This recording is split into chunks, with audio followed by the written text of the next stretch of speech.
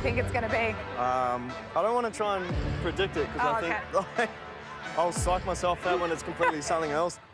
Wearing white aprons, but it's Sunday. I don't want to be in another elimination right now. I feel like I haven't had a win yet, and I haven't quite found my feet in the MasterChef kitchen. So I want to really have a chance to impress the judges, but I have no idea what they've got planned today. What do you reckon, John? What is it going to be? Oh my God. What is this? Oh, no. Ah! Oh my God, it's a service challenge. What? Oh, it is. Oh my God. You're joking. There are tables and chairs all set up. Oh, they're pretty. It's a service challenge, and the tables and chairs suspiciously look like some European bistro. It's French. What the? Chairs are kind of French. Oh, it is. There's nothing European about it here, so I'm screwed. Stand in front. Morning, everybody. Welcome back. Now, you've probably noticed one of us isn't here. Yeah. Unfortunately, Jock is ill. He's resting up at home, and we are going to soldier on. It's me and you. But in Jock's absence, we thought we'd invite someone very special to join us for a few days. He's a friend of the show and a legend of this very kitchen. He's one of Australia's best-known chefs. He's the creative director at Voudemont. Please welcome Shannon Bennett.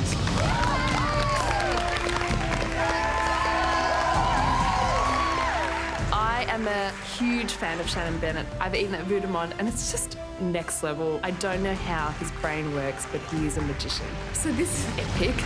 Oh my God. That's insane. You guys, how you going? Hey! How are you, mate? Good to see you. You too. Love the suit. Thanks for coming in.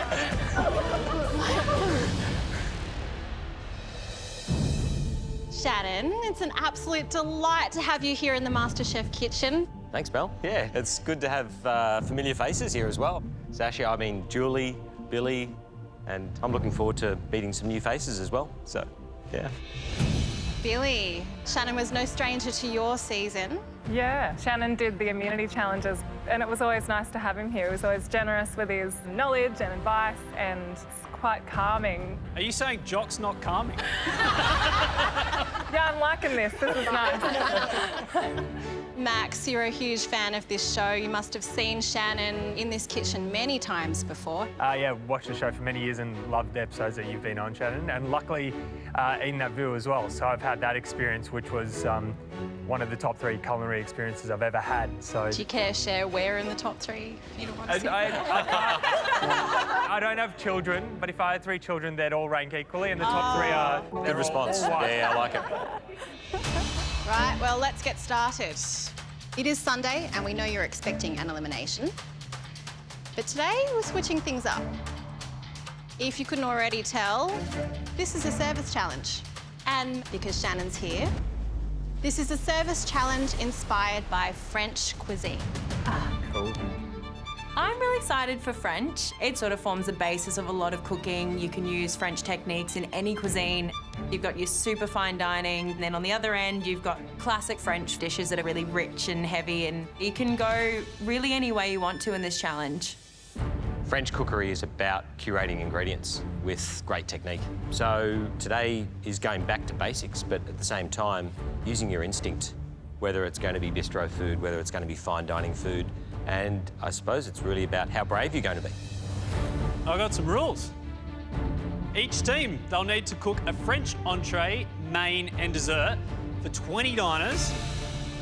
Those that cook the least impressive entree, main and dessert, regardless of what team you're on, they'll have to cook in tomorrow's mystery box in order to save yourself from elimination. Simply, if you win your course, you're safe. You guys will have 2 hours to prepare your elements until your service starts. Now, Tommy's ill today, recovering at home. So that means we've got uneven teams. 10 fans and 11 favourites. So one favourite will need to sit out this challenge. You guys need to organise yourselves into who's cooking what course, and you guys need to sit a person out. All right, what do you want to do, guys? Okay, first let's decide on who want to sit out. I've done a lot of cooking in the past week, so I'd be happy to sit out. Then entree, who's comfortable with entree? 4 on entree, 3 for mains. Choosing our teams all happens quite naturally, I think. So it's me, Sarah, Aldo. We need one more. We'll all get entree then, yeah. All of us have just gone into the spaces that we feel a lot more confident. So I will do main. Yeah. I'll do dessert. Dessert, yeah. So that's 3? Yeah. What do we do? Do we divide? No. I'll go Matty Boy on. Yeah, on entree. I might go with you guys on entree then. I'll go entree or no, not enough room? I've got no idea. I was leaning towards entree today, but that decision was made for me. Do a main, do a main. I just got sort of shuffled into mains. Seafood with bouillabaisse for main. A what? Bouillabaisse. It's not my style of cooking at all, so I'm terrified. Where are we going? You're main. And you're main with us. Yeah. Are you? Are you okay? Yeah. Are you confident? Okay, favourites. Who is sitting out? Jules? It's not hiding. And everybody else, you have full access to all of the ingredients in the pantry and the garden. Shannon will mentor you today and run the kitchen. Good luck, everyone. Your time starts now. Yeah! Come on, guys. Right, where are we planning? Where are we planning? Let's do it. Hand them down. Go down. Yeah. To draw the... Okay, I'm thinking steak tartare. Steak tartare. Yeah, steak tartare. Yep. On the entree team is Ali, Max, myself, and Jen. I feel it. I feel it probably. Steak tartare is finely diced raw beef, mixed through with fresh herbs, egg yolk. If they've got any truffles. Crispy potatoes. So we want it actually to be A crunchy, fat rectangle of potato with the steak tartare on top. I've only ever had steak tartare once in my life in a restaurant. I have no idea how to make it. Yeah, that's good. Give it a little, like... little line. Annotate it, annotate it. Annotate everything. French is all about the technique. So Finesse. So Yeah, with that in finesse. mind, fish, kind of like classic flavours, what are we thinking? Classic like salmon and a sauce. Yeah. Like Beurre sole, blanc. beurre blanc. Yeah. Like Yeah. on entrees, it is Christina, Aldo, Michael, and myself.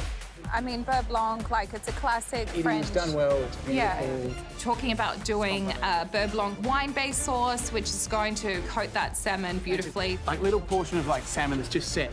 So it's not Yeah. like cooked through it all. It's just set and Yeah, like yeah. flaky. Quite a simple dish. It's about stripping it back and doing a few elements perfectly. So what do we do? What are we thinking? Okay, so we're thinking so- something like fish or meat? Mains team today is myself, Harry, and Kama. We're up against Sashi, Mindy, and Manoli. I don't think we need to go with fine dining. Home style kind of a Yeah. food, as much as they like with their finesse, but Totally. they still love their home style also. On paper, it looks pretty bad, and if I was a betting man, I think they'd be paying pretty well. What's that? Fish in a wrap? Fish in a... Oh, yeah, fish and Fish in a and papillon. Yeah, that one. so fish in a parcel. You happy to do that? Yeah. So the plan is to do a nice portion of fish, and we can wrap it. That's French, but I have no idea what we're going to be serving it with. And then we need a fresh... Yeah, I think we need something green, like a Pantry's maybe open, like, gang. Go for it. Oh my God! So what else? probably a zucchini or something. I'm gonna go start with the fish.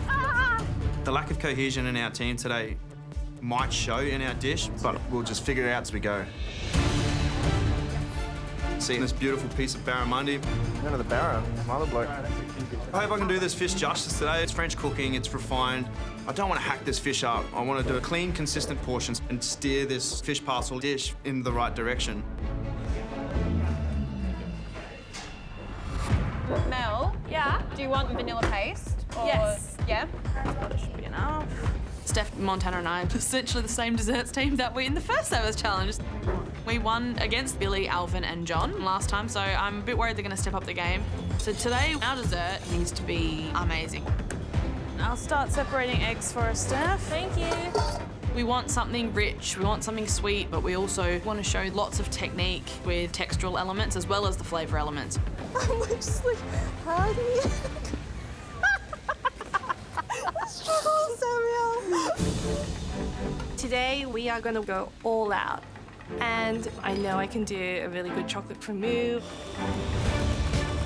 Yeah, we got it.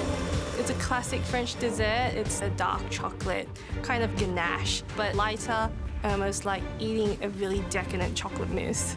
We want to share that we've got the skills to go against the favourites. Montana, Hello. what's on the menu? So, chocolate cremeux is like the focus. Yes. So, Steph's working on that at the moment. Okay, yep. We've got a cherry sorbet, a chocolate crumb, pistachio praline, and a tuile. And fresh cherries on the plate. Okay, that's a lot there. Why so many elements? So what? We sort of want to hit all the targets of, Yeah, you know, the fruitiness and the richness, and we want also playing with the texture elements. French cookery, one of the great things about it is the simplicity of one recipe done perfectly. Yeah. Yeah. But you want the chocolate to speak. Yeah, So sure. that there, you're going to a lot of work to make that beautiful and smooth and velvet-like. Yeah. And then you're going to interrupt that then with some crumb. I don't know, because we're going to sort of nest the sorbet in the crumb was the plan. I don't know. The cremeux is the hero. Just remember that. I think you've got too much on the plate. Yeah. Okay. Good luck. Thank you. So what do we think? I like a crunch in a dish. We're in two minds at the moment. We're sort of still convinced we need that crunch element, but at the end of the day, Shannon is one of the best chefs in Australia, and we need to produce the best dish possible to beat the favourites today.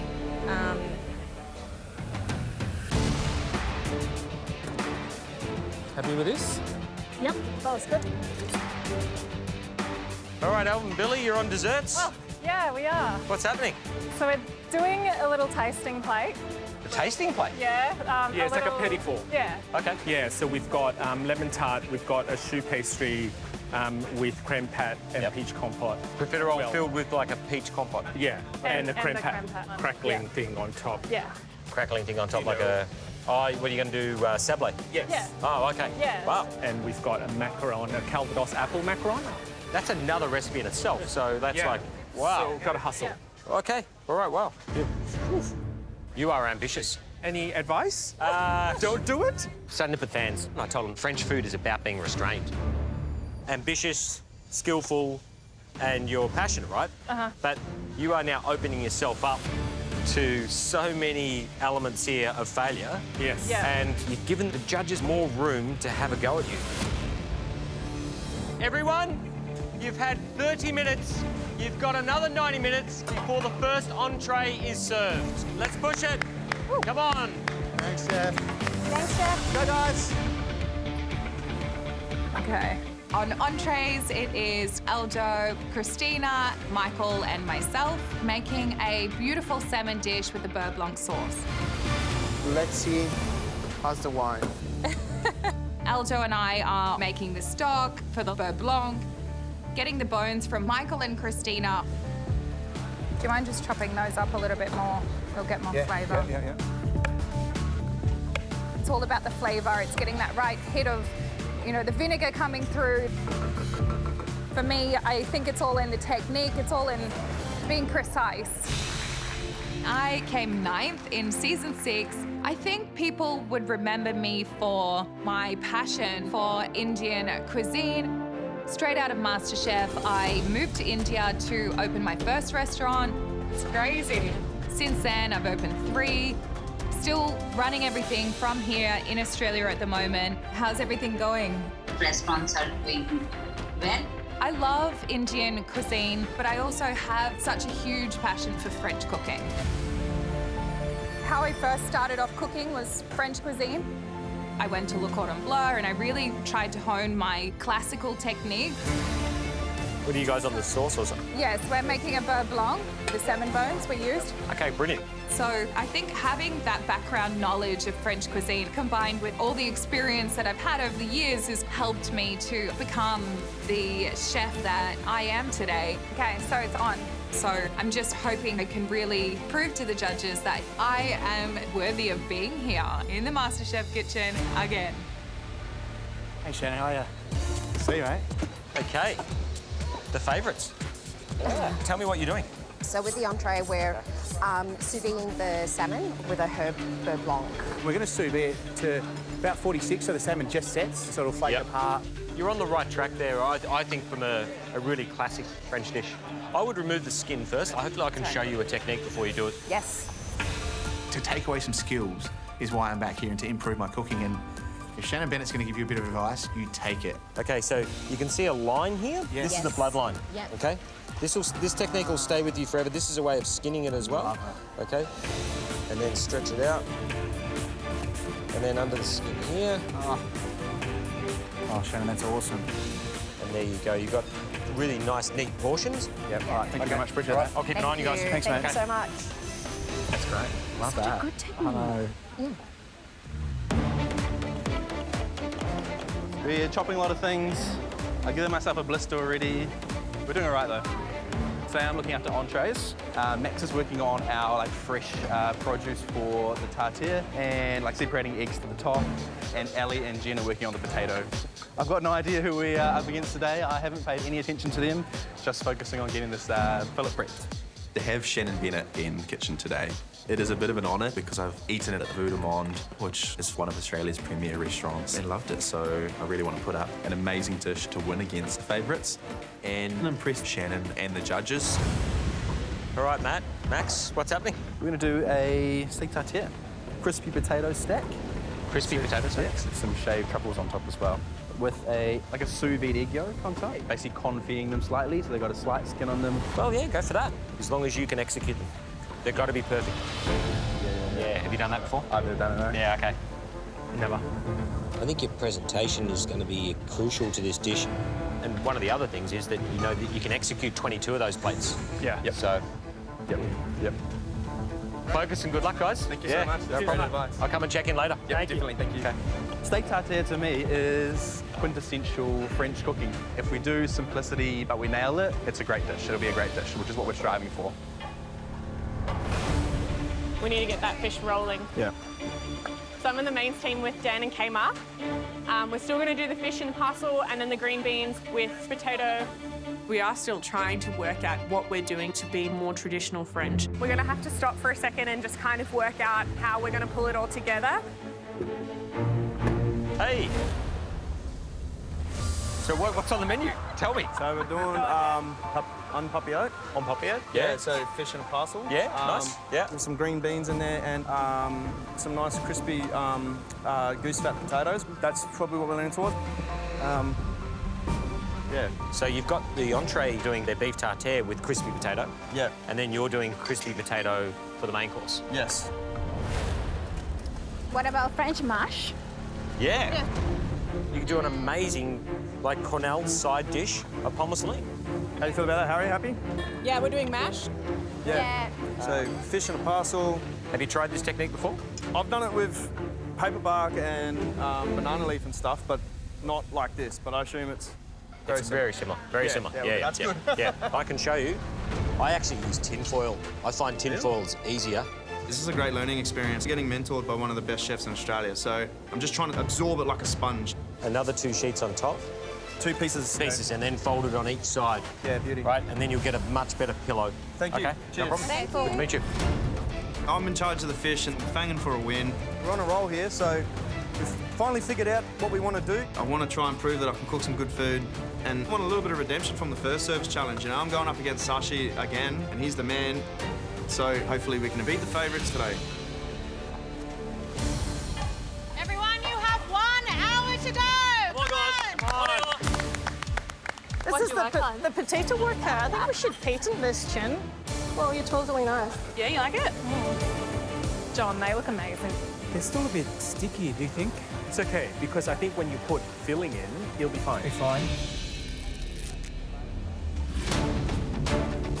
You know what's the good news? What? The lamb is boneless. Oh, wee. We are doing a dish called lamb navarin. Hopefully I pronounced it correctly. My French is, it's not that great. Yeah, so it's a lamb, more like a stew. It's a celebration of vegetables and meat. Mindy and Minolni are prepping all the vegetables and herbs to go in the pressure cooker together with the meat. And I am prepping the lamb. I love cooking with lamb shoulders. Yeah. Like all my biryanis and even my curries in the restaurant. Yeah. We use lamb shoulders. This dish is very rustic, where everything goes into one pot, slow cooked, maximizing the flavors within the time given. Put everything in the pressure cooker. Oh, how are you going? Nice to meet you. Yeah, good. Absolutely fangirling over Shannon Bennett. So embarrassing. Hello, lovely to meet you too. I'm a bit nervous. I don't want to be distracting you. You're on the main course. What are you doing? I am doing, and I might butcher the pronunciation, lamb navaran? Navaran? Yeah. Navaran? Yeah, okay, yeah. good. So normally a navaran, if you're cooking it at home, it's a one-pot dish where you put your carrots, your onions, your garlic, your turnips. It's basically a classic stew, but in a restaurant, it goes up one level. Huh. Okay, so pressure. Start.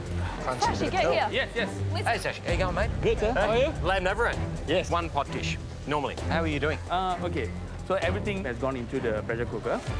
I don't know. I mean, what's the difference between this dish at home when I'm cooking it for a family, or you're cooking it for your family, and a restaurant? Everything we thought about doing this dish has just been changed. Pressure cooker's on, lamb's in, turnips in, sauce is happening, but we're gonna have to change this into a restaurant quality fine dining dish. Okay, guys, good luck. Thanks. All right, thank you. Shannon Bennett, he's the king of French food. If we don't listen to him, we're going down in a burning heap. Oh. Where am I going? Over here. All here. We're doing the main rustic style French stew, lamb navaran. Originally, we were just going to do a one-pot wonder, but Shannon suggested to elevate it to a French fine dining dish. They look gorgeous. Lamb's in the pressure cooker with the sauce, but instead of braising off the vegetables in with the lamb, we're actually going to keep them separate, letting the produce shine. All right, so we've got a bit of work to do. The sugar snap peas are going to be split. Yes.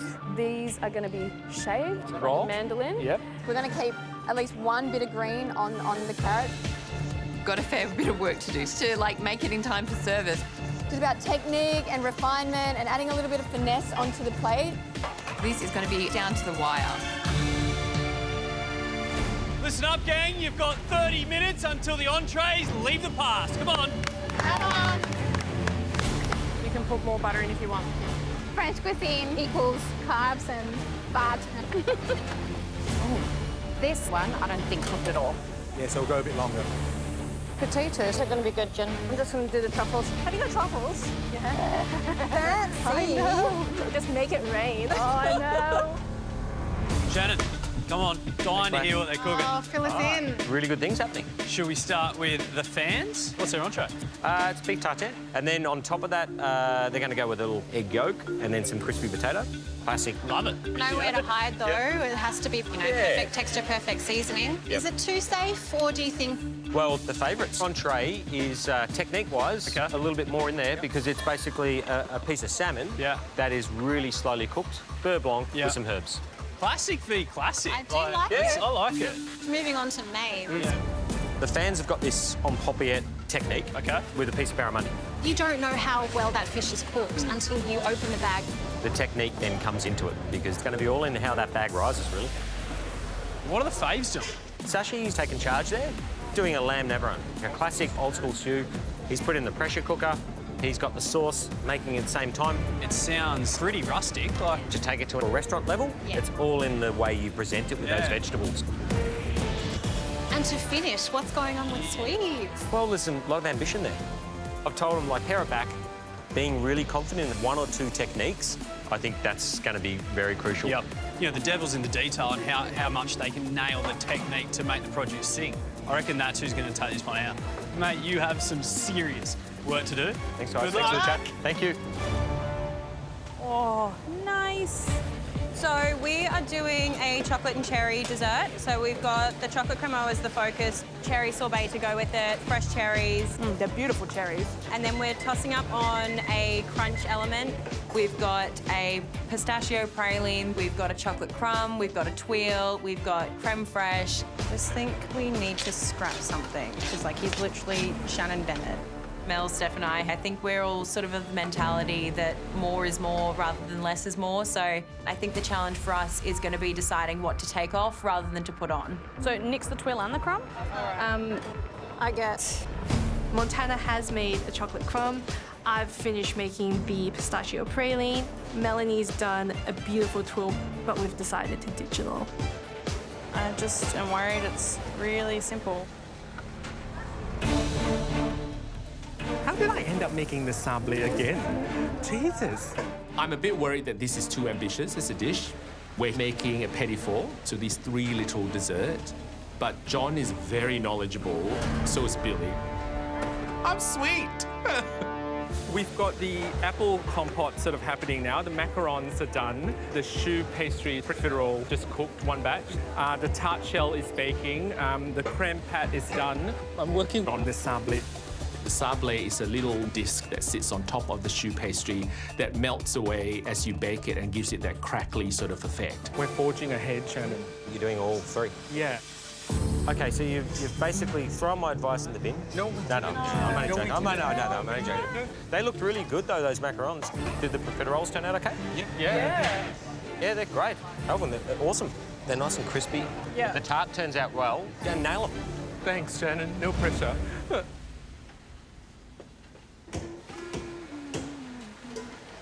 Have the people arrived yet? No. Are they late? Fans' favourites, the time has come. The diners have arrived. Yeah. Diners are coming in. We know it's getting close to service. Delicious. Oh, it's really good. Our steak tartare mixture is done, but the egg is missing at this point. Yep. Max has got the stressful job of dealing with the confit egg yolks. Sorry, quickly. Do we want the eggs to go to 63? No. Okay, No. they're at 57. They just need a skin. They just need a Have a skin. look at them. Have a look at them. All we need is a little skin on the outside. Sure. So that it's not a raw egg. Take them out now. Okay, done. I'm taking them out. Plating up, we're going to go for more classic tartare style, which is in a ring mould. And then you make the little nest. We're going to do a nest of potato, put the egg yolk on with the shaved truffle on top. Let's just get cracking. Max, I think you're good to go. I've become the egg man. I don't eat eggs. I don't like them. I overate them as a kid and I don't eat them anymore. Max, just quick. We just need to get the yolks on. Spoon into... Yep. Spoon into hands. And then on. Oh, that's going to be hard. Oh my God. If the egg yolk breaks, it takes away the whole experience from the diner. They're the ones that should be breaking through and mixing it through the mince. Okay. Come on. Oh my God. To break? Yeah. Let's go. I got it. Have another go. I've got to get this right. The egg yolk is actually the binding agent of the dish. You need to replate them. Yeah. We just really got to get these out. That one's broken. Do we have enough yolks? Have we got enough? We're running out. So this one's broken. Do you want me to just scrap it onto something else? There's no chance I'm serving steak tartare without the egg yolk on top. Come on. I need a bit of help. We're going to have to redo those whole dishes. It's those eggs that are going to do us in. But I'm running out of egg yolks at a very quick rate. And they're still not there. You don't have enough egg yolk? No, the yolks are all breaking. Do you want me to crack more yolks now? Definitely crack a few more. Yeah. Definitely. We want to see food flying off that pass in 5 minutes. Come on. Remember, we're doing it for Julie as well. Excellent. For Julie to stay out of the mystery box cook tomorrow, 2 teams have to win from the favourite. Mama Jules. Mama Jules. I want to win today. I don't want to be in the Elim cook. Go! Go team! Come on, guys. Thanks, Jules. Should we go on? Yeah. This is crunch time for our salmon dish. It's time to start pulling together the beurre blanc. Little. Please. Yeah? I'm a clean up the room. The key with this is really beautiful herby flavours coming through. So we want that last minute so they stay fresh, stay green. It's looking good, actually. Yep. It's looking It's really looking good. so good, Yeah. guys. I'm going to You taste did it. an amazing job. Wow, what a team. It's not split. No. We recommend finger limes just at the end for a this pasta. sauce, yeah. Rather than adding caviar, we've changed it up to add finger lime. I think it will elevate our dish and modernise it with that Australian touch, which is really cool. Good teamwork. Please, let's win now. Elder's also cooked fried capers, and we're just hoping that all of the salmon is cooked perfectly. Come on, Krivak machine, sous-vide machine, go. Still 2 minutes to go.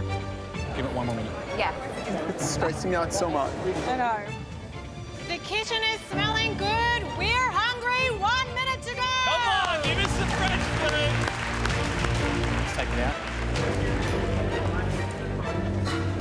It looks perfect. Yeah. Take off the potatoes. Just haven't got time, Max. We've just really got to get these out really under the pump now. We've got enough to redo it if we need. Give me 1 sec. So nervous. There we go, that one's good. They're holding. I don't know how they're holding. They are completely holding.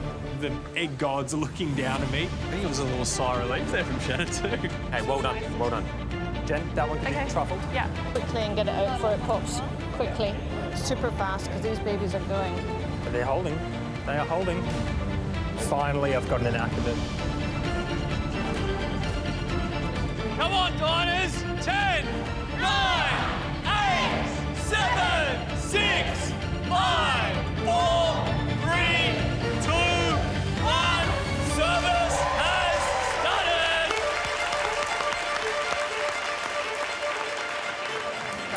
That's plenty, yeah. Plenty. All right, beautiful, guys. Service. Service, please. We're on a roll now, let's keep going.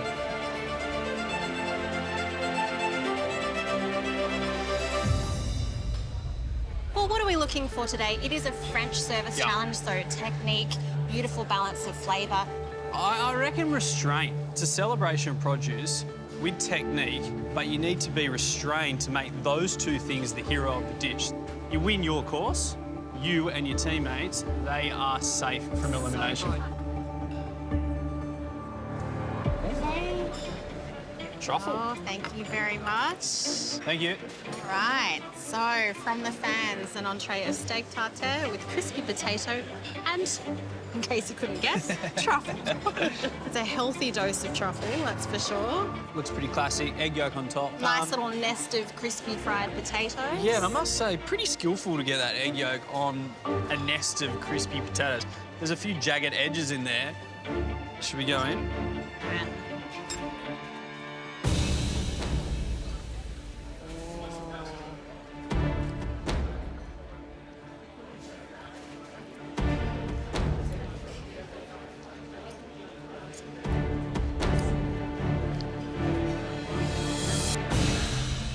I think, for me, the tartare mix is nice, but because of the egg yolk, it gets diluted so much. I think what the yolk gives in richness, it takes away in terms of seasoning.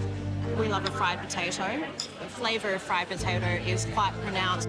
It's a good tartare without being an amazing tartare. I'll tell you what I did like, which I didn't think I was going to, was a truffle. I was wondering whether it was just going to be truffle for fun or truffle for flavour, and it gave a really nice umami hit.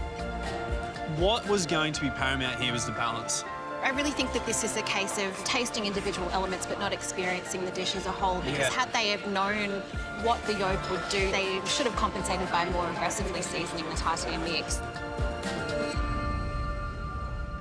Beautiful. That looks so good. Sprinkle of the capers as well. Aldo and Sarah have done an amazing job on the beurre blanc sauce. How's the next batch going? Good. Now the pressure's on to match it with that really beautiful flaky salmon.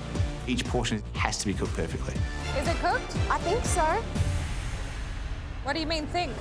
The problem with cooking fish at such a low temperature is it doesn't really change colour like it would if you cooked it in a hot pan. It sets. A few more capers? Yeah, yeah. I think I've got the feel, but there's a couple of pieces that are making me a little bit nervous. Service. My only concern is that the fish was under. Right, let's go. Yeah. Thank you. Come on, well done, Blue. Just give me a little bit more in here. What do we got? What do we got? Ooh. Thank you very much. Well, this is from the favourites, salmon with fine herb beurre blanc. I reckon it looks apart. Looks very, Simple. very Simple. nice. What about the smell? Yeah. Perfume from those fried capers. Yeah. Should It we looks dig in? French. She looks French. But how is the fish cooked?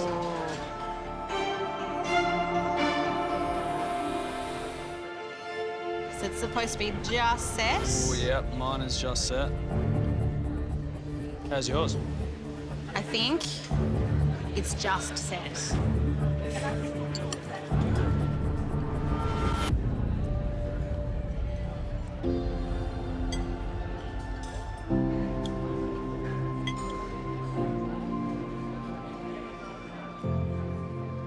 I'm enjoying this. He's nodding. You can't tell. What about that sauce? No, I think the beurre blanc is absolutely gorgeous. It's such a lovely lemony acidity about it. It's silky smooth, completely together, not a hint of a split in sight.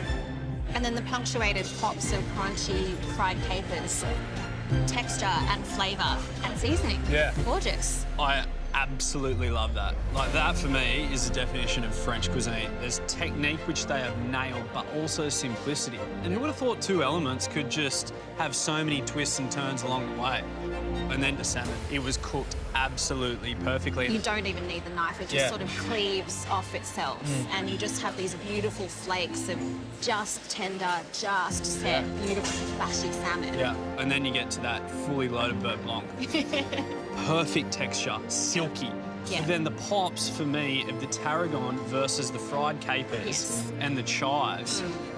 Massive punch of lemon. That's close to a perfect French dish in my It's opinion. very much an iron fist and a velvet glove because it's so elegant, so simple. And then when you dive into the details, the flavours are leaping off the page, definitely leaping out of the bowl. Yeah. That beurre blanc is perfect. The finger lime as well is so good. I think you've done really well. Thank you. I mean, and you hit the brief. Yeah. So, yeah, my fingers crossed for you. Okay? You couldn't have done any more. Well done. Were you happy? Did you like that? We'll let you know. You didn't lick the ball, though. Whatever happens, I feel really proud of what we've put up and we can just relax now. I feel for the others, there is a lot of pressure. It's not cooked. I think it's cooked. I think you'll be fine. I'm on the dessert tasting plate. I'm in charge of the lemon tart. I want the curd nicely set and the pastry thin and crisp and cooked all the way through. It's not going to be a bit blonde. Yeah. They're cooked? Yeah, the I'm bottom's just, cooked? That's just good. punching it down a little bit. Yeah. It's always the way in the MasterChef kitchen towards the end of the challenge. Something always goes wrong. I'm trusting you on this one. The creme pat's actually a little bit runny. The lemon thyme creme pat for the choux bun hasn't quite set properly. It's just not thick enough. I think there's a part of us that wants to prove that we can do something big and we are ambitious. But now I'm starting to worry that we're trying to achieve too much. They've got little cakes. They do? Yeah. I think they've also got a macaron, haven't they? They've also got macarons. There's a few big ones. I can see that the favourites have got 3 technical desserts. At the end of the day, we need to trust our instincts. Our dessert has morphed into something that was pretty complex to something that's very simple. We've only got the cremeux, the cherries, and the sorbet on our plate. Then it's the creme fraiche, blob in the centre, and then the cherries kind of stick to it from the outside, and that's how it holds in. With a simple dish like ours, everything has to be perfect. Yep, you go. Yep, that's it. I think we can all do them. Yeah. Happy? Yeah, done.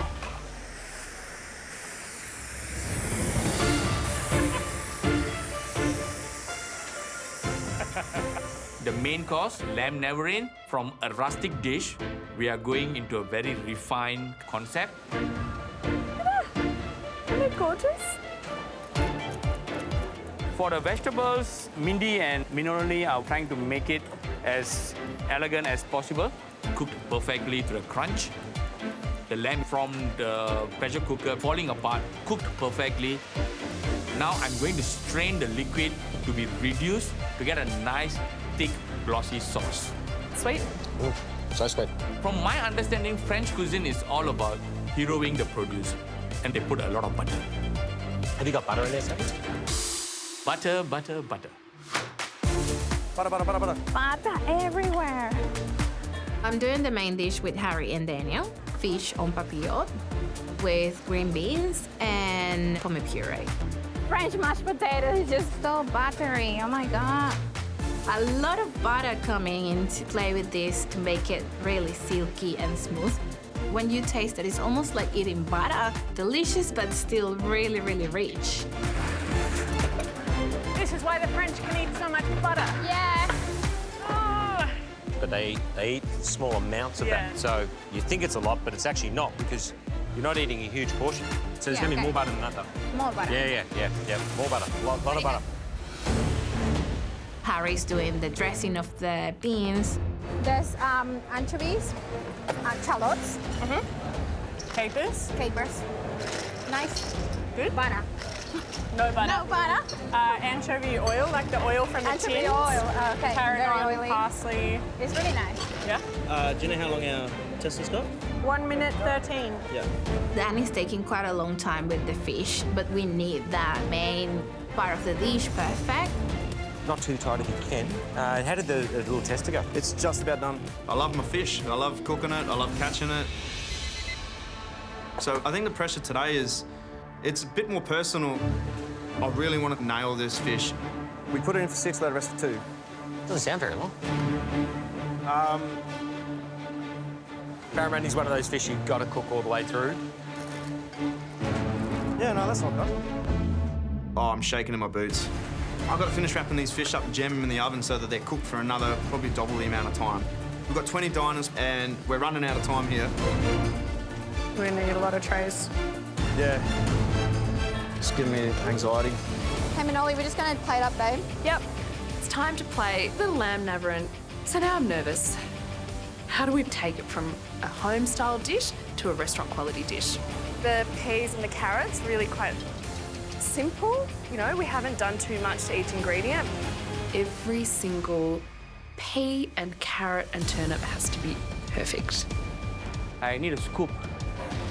This dish has become so refined, but the sauce needs to bring the whole dish together. The sauce, it needs to thicken a fair bit more. It should not be like a soup. It's a stew. It should be thick. Adding a bit of flour to thicken it. Then I'll strain it. I know that the sauce will take some time. So getting it done before service is going to be a big challenge for us. Nah. No? No. Hey, guys, start plating. Let's go. Okay. Service is beginning and our 2 sides are ready to go. The beans will be super crunchy and we're going to dress them in a really beautiful anchovy and tarragon sauce. This is just going to add some really bright acidity to the dish. That's nice. So the pomme puree is the most insanely delectable potatoes that you could ask for. It's awesome. That mesh looks so good. This is sick. Yo. Yeah, it's go time. But after the tester was undercooked, the fish is really, really down to the wire. It's always really nerve-wracking cooking something that you can't see how it's cooked until that final moment. Happy? It's cooked bang on. That's perfect. Is it? We are so relieved. Moist though. It's really good. Oh, it's in my timer. Now we need to pull the fish out of the parcel and place it on the plate next to the potato. You need them to be picked up quickly.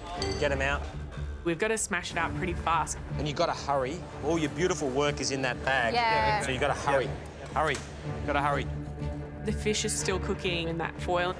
Service, please. Yeah. I've only done like 4. Maybe 6. They've got lots to do. We should probably get these off these hot trays, eh? You'd end up doing lamb or beef?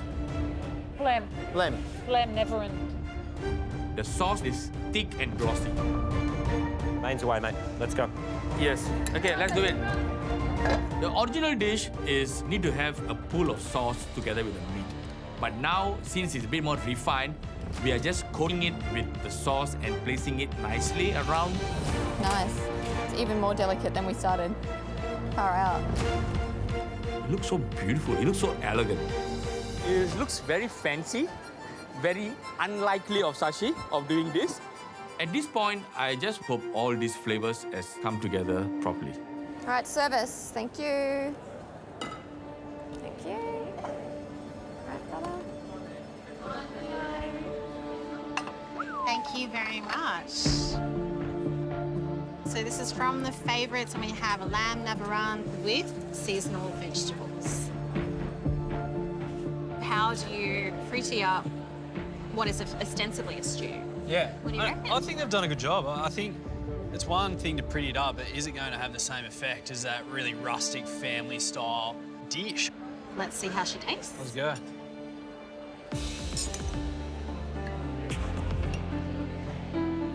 Oh, fat lamb's nice.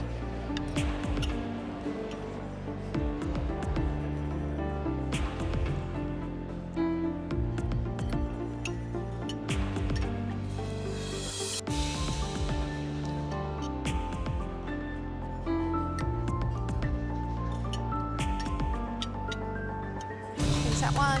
All right, let's get that sauce on the heat, yeah? Yep. The lamb is outstanding. Like, fall apart. Beautiful, gelatinous. The peas, beautiful amount of crunch. Same along with the carrots.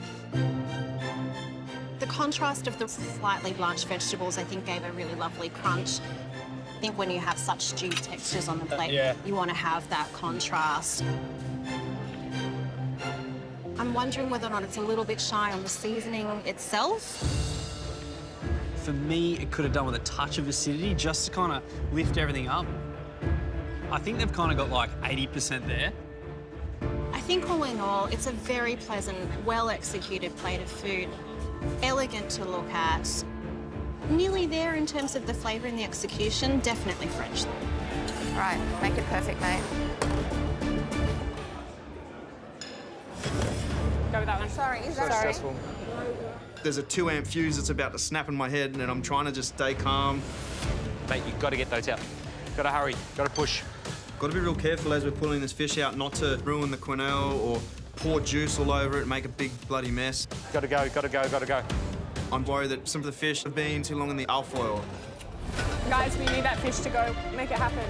If we serve up overcooked fish to the judges, we're going to be in trouble.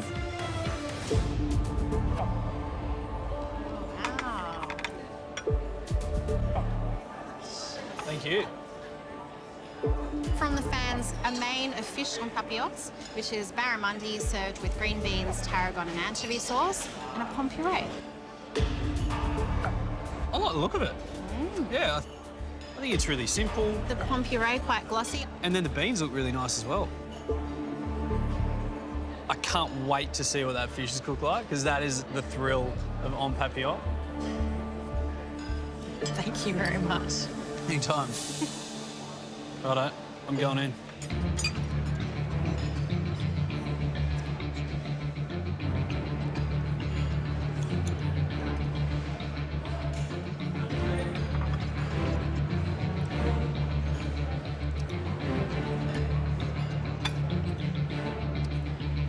Wow.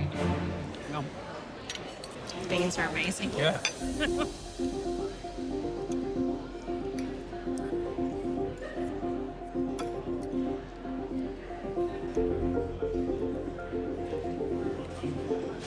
Puree's great. Silky as. Yeah. The right ratio of half butter, half potato. It just looks like freshly churned butter. I'm going to start with the two sidekicks because they were, like, unbelievable. That mash was silky, it was smooth, it was rich, it was also light. That may be the best puree I have ever eaten in the MasterChef kitchen. I'd agree, yeah. The texture, the richness, the seasoning, perfect. The beans, beautiful and al dente.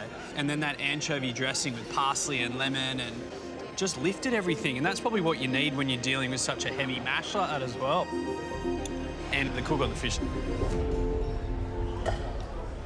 I could barely fault. Spot on. I love that, the lemon on top, really sharp. I think it's really well done. All in all, beautiful conception. Yeah. Very, very fresh. Well done, that was hard. That was really hard. That was the most stressful thing ever. Today, it's been a lot of pressure that I put on myself going up against the favourites. Thank you.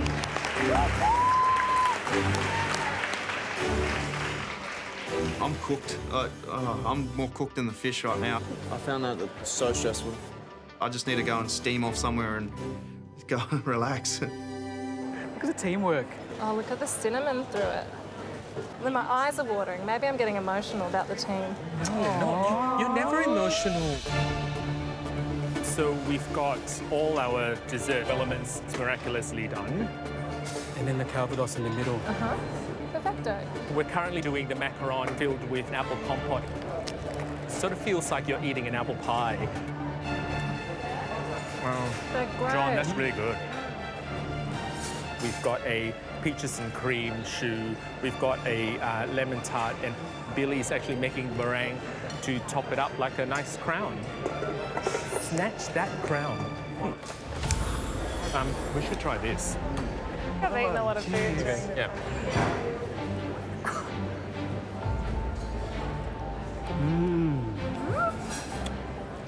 The favourites have done a lot. It's a bit intimidating. Oh, that peach. Yeah. Peaches and cream. Happy with that. We've literally nixed more elements than we are planning to put on the plate, and we really want to rely on the produce to speak for itself. It's the cremo fresh cherries, a little bit of creme fraiche, and a cherry sorbet. We had such a clear picture originally that it was really hard to pare that back. And I don't blame us for that, because that does take knowledge and restraint and experience to figure that out. They're so pretty, Steph. I'm really glad that in the end, we took Shannon's advice to focus on the simplicity of those ingredients. Really, all you've got to do now is just focus on those quenelles. Set yourself up, move along, you'll be fine. I'm really happy with the way that we hit the brief. The flavour is important, but it's also a bit of a play on temperature, because the cremo should be soft and room temperature. Is it soft enough? Is it too hard? It'll be okay by the time it goes out. The cherries will have a little bit of bite, and then the sorbet is this really vibrant, cutting, cold edge that the whole dessert is going to benefit from. Yeah, that's it. The components that we thought originally were necessary, they're not necessary. Even if we don't win, I can take that home and feel pretty awesome about it. But I think we sort of pulled it off, and it's beautiful. Service, please. There's a lot of technique in what you guys have done. A lot of technique. Thanks, Thank Shannon. you. Pulled it off. Service, please. Nice. It's nice, isn't it? God, I hope we win.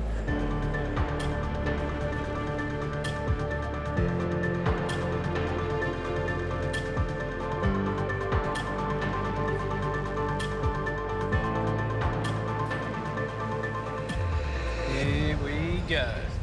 Wow. Thank you very much. Thank you.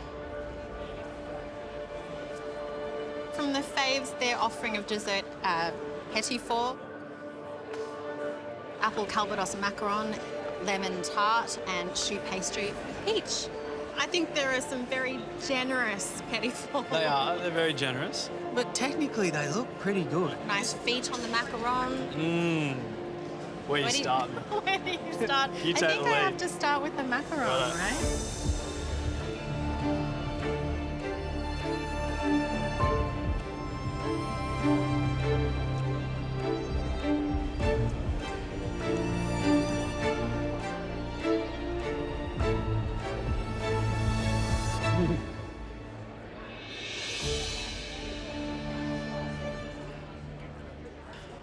They're one from one. They're very good. That is a very That good is like macaron. an apple pie Yeah. cloud. Yeah. Where are you going next? I think you leave the lemon to last, right? Right, lemon to last. You're driving the bus.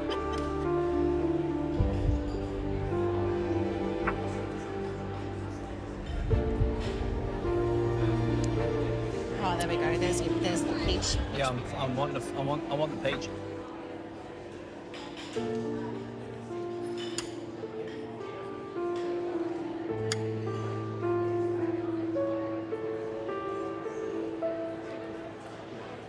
Oh, she likes it. She's got the giggles at me. She likes it.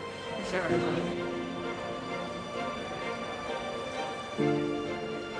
Wow. Let's start with the macaron, and you go because you've eaten a million over I your have time. eaten easily a million macaron in my life. The flavour and the texture was absolutely perfect. You had that gorgeous shell on the outside, that lovely almond chew on the inside, and filling beautifully balanced. And that chewiness that I love with macarons, it was unbelievable. That's a 10 out of 10. Okay, let's move on to the choux. Perfect choux. The crackling was gorgeous. It was light, it was airy, it had that beautiful hollow shell that you want, and then the filling was slightly off balance. I think I wanted more peach. Lemon Okay, lemon tart. Look at it, it's glossy, the texture was amazing, and then the meringue on top, absolutely perfect. Was light, it was airy, it was sweet enough without being too over the top and heavy. Underneath that curd, which is sharp, it fights the battle of being, you know, sweetness to acidity, absolutely spot on. But the base is just a touch blonde. And we're talking like, you know, if you were to score this out of 100, it would be like a 98. Yeah. There's those 2 points, which may or may not make the difference. The dessert from the fans is 3 elements. Can they get all of them absolutely perfect? Service, please. Right. Thank you very much. Okay, from the fans, chocolate cremo and cherries. Very, very elegant. Does it taste as good as it looks? Hope so.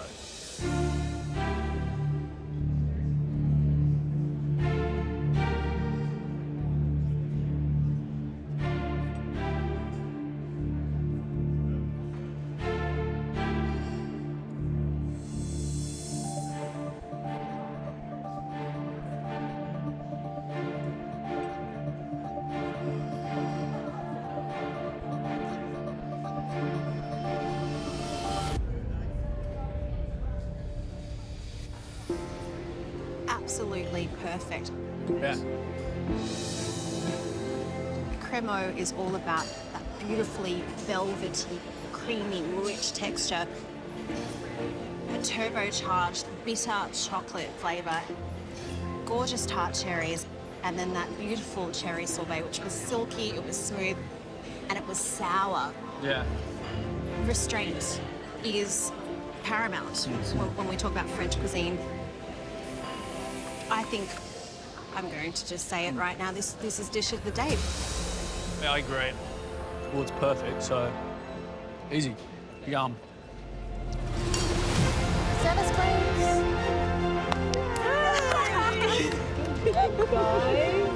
Those 3 girls have learnt a lesson that takes chefs years to learn. You know, you're always putting on way too many things, and there was talk of crumbs and twills, and I think there was a praline at some point. Wow. But they've stripped it all back, and they're just left with simplicity and perfection. You don't need to do anything else. When the produce is that good and your technique is that good, that's when French food is at its best. Oh my God. Well done, guys. Well done.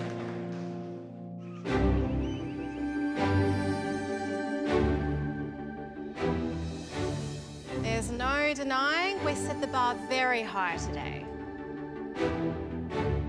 We threw you into the deep end with Shannon Bennett and a French service challenge. Shannon, how do you think they went today with this challenge? Brilliant.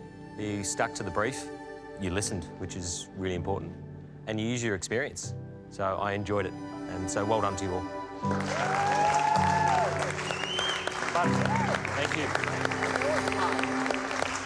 Righto, let's get down to business. You won your course. That means you're safe from the next elimination. So, we'll start with entrees. Fans, your entree, it was tasty. But once the egg was mixed through the tartare, actually threw out the seasoning and the balance of the dish. Favourites. Your salmon and beurre blanc. It was simple, but it was perfect. And that's why you guys won the entrees. Oh,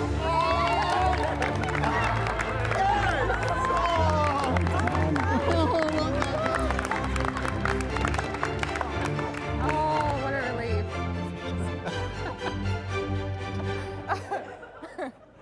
Moving on to the main course, and this was a tough one. Favourites. There were no great faults with your lamb. But even though it was executed well, the flavours didn't exactly jump off the page for us. Fans. The main star of your dish, the barramundi, was cooked beautifully. And the supporting acts, the green beans and potato puree, were absolute winners. And that's why you won the main course.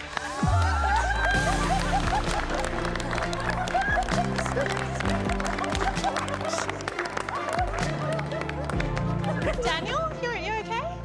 I've been fanging for a win, and that I did not expect that. So it was tough, eh? Like it pushed me a bit. I was trying to stay calm, but that's really out of my comfort zone, and it's like harder than nailing jelly to a tree. It was tricky. But I mean, I can't believe we managed to win, so I'm chuffed. Yeah, thank you. Well, well done, Daniel, because it was you're a great listener. And I think that's what got you through. So Thanks yeah, very well much. done, mate. Cheers. Righto, dessert.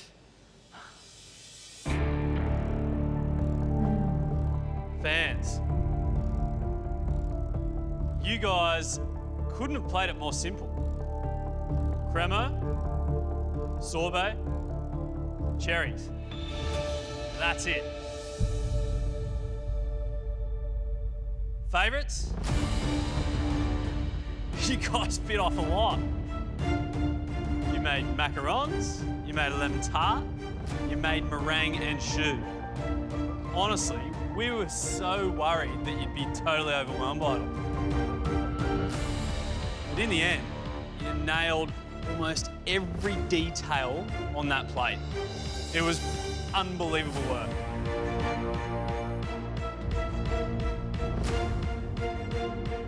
The fans put up the most restrained and delicious dish of the day. And that's why fans, you guys won the dessert.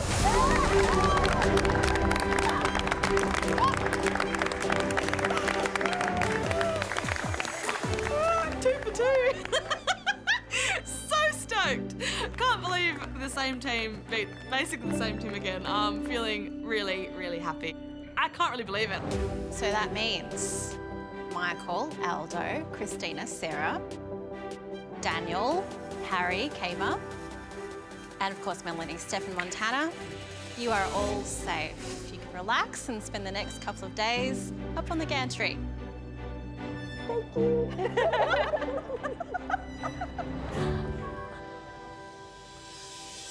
For everyone else, including unfortunately Julie, you'll be cooking in tomorrow's mystery box in order to save yourselves from competing in the next elimination. Good luck, go home, get some rest, and we'll see you tomorrow. Great stuff today, guys. Really good cooking. Thank you. We are disappointed. We thought we were in for a red-hot chance today. What a bummer. We had fun and we got to pick up and soldier on. Sorry, Julie. Oh, don't be silly. It's all good.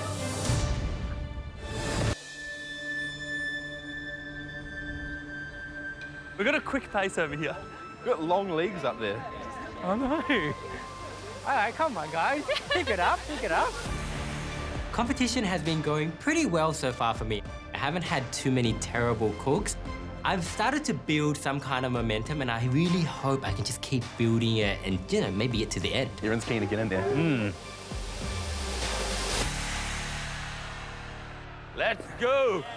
Yeah! Mystery balls. I'm going right to the center. Come on in, come on down, pick a bench. Now the race is on.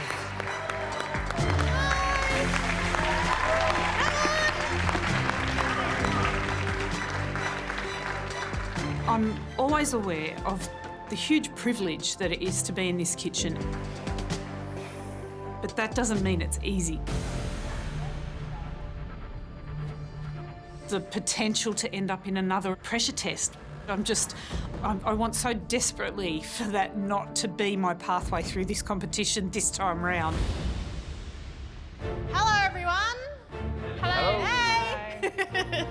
It's Mystery Box Day.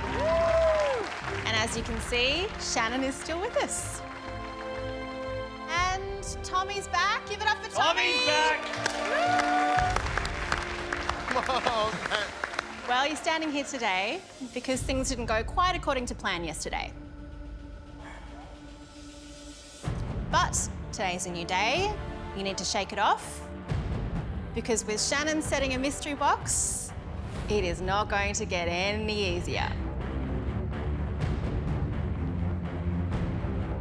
So Shannon, without giving too much away, what can you tell us about what they can expect? There's a couple of doozies in there. Oh. One or two. But everything else is sort of what I cook with on a weekly basis. It best represents my fridge at home. Look, I'm a little bit worried because Shannon's mystery box might not be ingredients that I'm used to. I would love to see fish sauce, lime, and chili in that mystery box. But I honestly doubt Shannon would put that in his mystery box, so who knows? What about you, Jen? What's always in your fridge? Whatever's on sale. The bargain hunter. That's a really practical thing, I think. Got to be smart. Billy, if you were to hazard a guess right now about what might be in Shannon's fridge, what would you guess? Duck, maybe? Maybe some nice cheeses? Yeah, I don't know, a bit of wine. Had to throw that in. So a pretty bougie fridge then. Yeah. Well, let's see if there's any duck, cheese or wine under there. You may lift your lids. Now. Oh. Oh, yeah. What's that? Jen, what's in front of the pawpaw? A lettuce? No, behind. I actually don't know. That's sweetbreads. There's a couple of surprised faces out there. What you see before you, as Shannon described, are the things that are usually in his fridge. Righto, Shannon, let's take a closer look, one by one. What do we got? All right, we've got iceberg lettuce hearts. Then we've got a little bit of chickpea miso, tarragon, kohlrabi. We've got a chicken leg, Brazil nut, spanner crab, papaya, or pawpaw, bit of debate. Of course, there's a little bit of turmeric there as well. And then the doozy for me is the veal sweetbreads. Sweetbreads. Sweetbreads. They're so delicious. Shannon's fridge has sort of a personality disorder. There's some weird stuff going on here. Kohlrabi, that's not an inhabitant of my fridge. And sweetbreads aren't either. Anyone looking at the sweetbreads? Ali, I kind of thought that might be the case. Have you cooked many in your time? No. Okay. What? Oh my God. Well, I look forward to it. Righto. Here's some rules. All you got to do is cook us a delicious dish using just at least one from Shannon's fridge box. The MasterChef pantry and the garden, they're closed, as you probably know by now. You can use those underbench staples at your disposal. And the 4 least impressive dishes will end up in tomorrow's pressure test, where someone will be going home. You've got 75 minutes. 75 minutes starts now.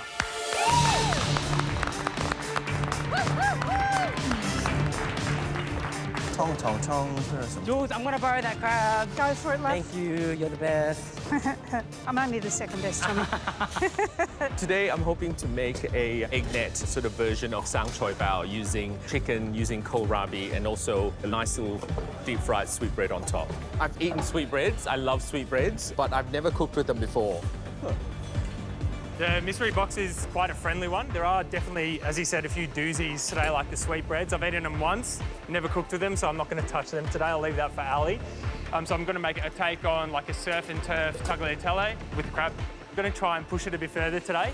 Try and get myself towards the top of the competition, hopefully, which will keep me safe. Today I'm going to cook a crab salad beignet. It's basically a fried choux pastry with a poached crab salad through some tarragon mayonnaise, maybe a bit of pickled kohlrabi on top. That's about it. 11 mystery boxes today, and the stakes have slightly changed because we're normally looking for the top dish to go through to immunity, but today we're looking for the 4 least impressive dishes to go through to the next round of the elimination. So it's going to be interesting to see if that kind of sways how people are going to cook. Yeah. You know every single ingredient in this mystery box, so you chose them. What are you hoping to see out there today? Look, if someone did a confit chicken leg and served it with a kohlrabi remoulade, I could sit down and have lunch. Yeah. Nice, Yep. very nice. Yep. I think there are so many great ingredients in that mystery box. You only need to pick one and use the underbench and produce something super delicious. A little bit off the back of yesterday, simple things done really, really well. It's probably the name of the game today.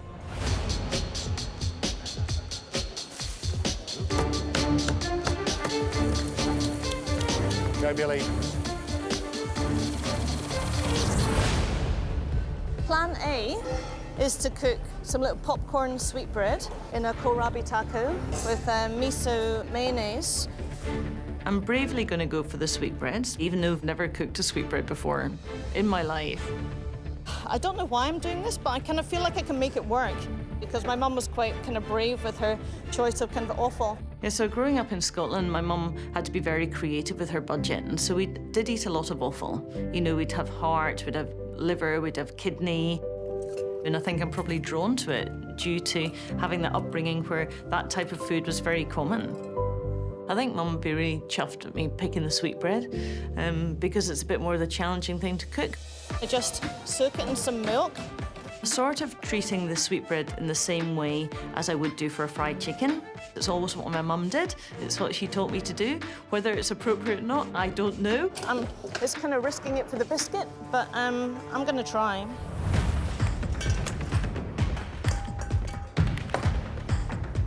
Back in the kitchen and I'm loving it. Look, mystery boxes are so fun. Like, you know, you get to think on the fly, and right now I'm just thinking on the fly and I'm just cooking what I love to cook most. Today I'm making a crab and chicken broth with some turmeric oil, maybe on top. Pickled kohlrabi, definitely never made this dish before, but you know, there's always a first. Tommy, it smells great, man. So I'm doing a daikon and miso steak with a jus. Gonna exercise some restraint today. I'm excited. I'm doing a dish very similar to a crab rasam. We call it nandu rasam in my language. So the main component for that is crab, turmeric and pepper. I'm gonna make a broth out of it, serve it with the chicken, a bit of papaya and maybe kohlrabi salad maybe. Our dear friend Shannon has gifted you the ingredients. All you got to gift us is a delicious dish. 1 hour to go. Go, guys. Come on.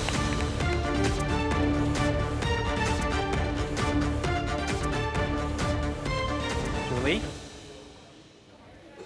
I tried not to scare you then. No, thank you, thank you. It's How are quite you, good. Julie? Yeah, good, thank you. What are you cooking? I'm doing a chicken sausage, like inside it's skinned chicken. Like a roulade? Yeah. Yeah, nice. And then kohlrabi remoulade. We were just that was basically the dish that Shannon said he wants to see. Oh, really? Yeah. Oh, God. I think the only thing that could go wrong is just overcooking the chicken. Yep. So have you only got one? Yeah. You've only got one? We only got one leg. Oh. High risk, high reward. Sounds delicious, Julie. Good luck. Cheers. When Shannon says, This is essentially what I wanted to do. Oh, the pressure is so enormous. I have so much admiration for Shannon Bennett as a chef and as a human being. He's such a nice guy. And I just want for him to love my dish. So I get started, first of all, on my little chicken roulade. Julie, that's awesome. I think that one of the variables in this dish and one of the pressure points is the poaching of the chicken. This is one of those kinds of cooking where it's all wrapped up and you can't kind of check it and then go back to it. You've got to leave it in the pot and hope that when you take it out, it's cooked enough, but not cooked so much that when you put it back into the pan, you dry it right out. John, what are you making? Still going in my head. Being back here today in this kitchen, it means the world to me. After MasterChef, I continued flying and I also started a chocolate business. The business kicked off really well, but then the pandemic hit. I stopped flying and I had to put my business aside. It's been really hard. So a couple of years ago, I started working with my partner, Dave. What needs to be done? Dave's actually a drag queen, and we started a business during the pandemic, doing costumes and basically just making wigs for drag queens, for cancer patients, for people with alopecia. And when they wear our wigs, they're a new person, and that gives me so much joy. But coming back to this competition has reaffirmed my passion for food. And my dream is actually getting my food business up and running full-time again. So it's very important to do well in this challenge. It's too hot. When I made this dish before, it's been a hit. My friends and family loved it. Should I roast it all? I'll roast it all. But today, I'm using ingredients that I haven't used before. I'm actually really nervous. I know this dish, it's very experimental. Hey, John. Hey, how are you? Good. Hey, John. How are you? Hey, Shannon. I'm good, mate. Yeah. What I'm doing today is a ajo blanco. Oh, right. I'll be serving that with the roasted kohlrabi, which I've got a miso glaze through that. So I want to get it sort of nice and soft with a nice char on the outside as well. Is there enough in the dish? Like you've just got like a creamy soup. Yep. With some baked kohlrabi. Kohlrabi, yeah. That's it. I'm worried about how much flavour is going to be in this thing, and I think that's kind of what you're getting at as well. Okay. Like, I'm interested to see how much flavour you can get in the soup. And then you've got your kohlrabi, which, I mean, it doesn't have a heap of flavour going on. And I get the miso over the top. Yep. I'm just trying to figure out how you're going to make us go, like, oh, that's delicious. Because that's the name of the game, right? Yep, definitely. Yeah. How's that going to happen, you reckon? Like, where is the odd, delicious moment going to happen for us? Have you made this before or something like this before? I've done it with an almond base. Okay. Okay. Yeah, and I believe it works. Pretty good. Okay. Yeah. Good luck, John. I don't want to risk being in the bottom four and going home because I'm not ready to go home. Gosh, it's so hot. But I'm just going to keep going and make sure that the flavours that I've got on my plate are the flavours that I love. Yum. I'm not used to standing still. You're doing well. In one spot. Breathe. Enjoy it. Edit. I know. How is everything going so far? This crab picking is giving me hell, absolute hell. No shells in there. Just double checking and I found a little crab shell, and that's why you double check. Okay. The crab, turmeric and pepper. Broth is good. I'm just gonna add a bit of butter. It will have a nice gloss to it later. The bottom four going to the pressure test. That's quite a few of us, so I want to avoid that at all costs. I need to push myself hard today. I need to push myself to my limits because I need to show the judges what I've got. So today, this box is quite savoury forward, but I want to take a bit of a risk. Are you doing pawpaw sorbet? Parfait. Parfait. Yeah, yum. Yeah. So I've decided to do dessert, putting a spin on something unknown and challenging myself. Hey, Jen. Hello. How you going? Good. That's good. What are you going to make? You going sweet? Actually, yeah, I'm doing dessert today. I know. I haven't really cooked much dessert on MasterChef. I would say none. Have you cooked any? No, I don't think so. I'm interested to hear what dessert you're going to do, because there's a bit of a... You've set a high bar with the savoury. Yeah, so I'm thinking some sort of parfait today. I really, really like Parfait? pawpaw. I've had a really yummy pawpaw gelato in the past. OK. And definitely want to use the kohlrabi. I love kohlrabi. And I'm thinking I'm going to marinate in the miso and make it like a toffee kohlrabi. So like a toffee apple, that toffee kohlrabi as one of the elements. OK. There's a lot of firsts here because I've never had kohlrabi in a dessert. Have you? Neither. Yeah, I haven't, so I'm going to have to do some testing. And play around. You've never had kohlrabi? No. Wow. I thought you would have done this. Like, when you said it, I'm like, she's done this before with the kohlrabi. I can imagine She's going to teach us something. There's a lot of obscure ingredients going into the one dish. Yep. It's going to be interesting to see how all these, you know, ingredients go together. Hopefully it works. This time call isn't a doozy. 45 minutes to go.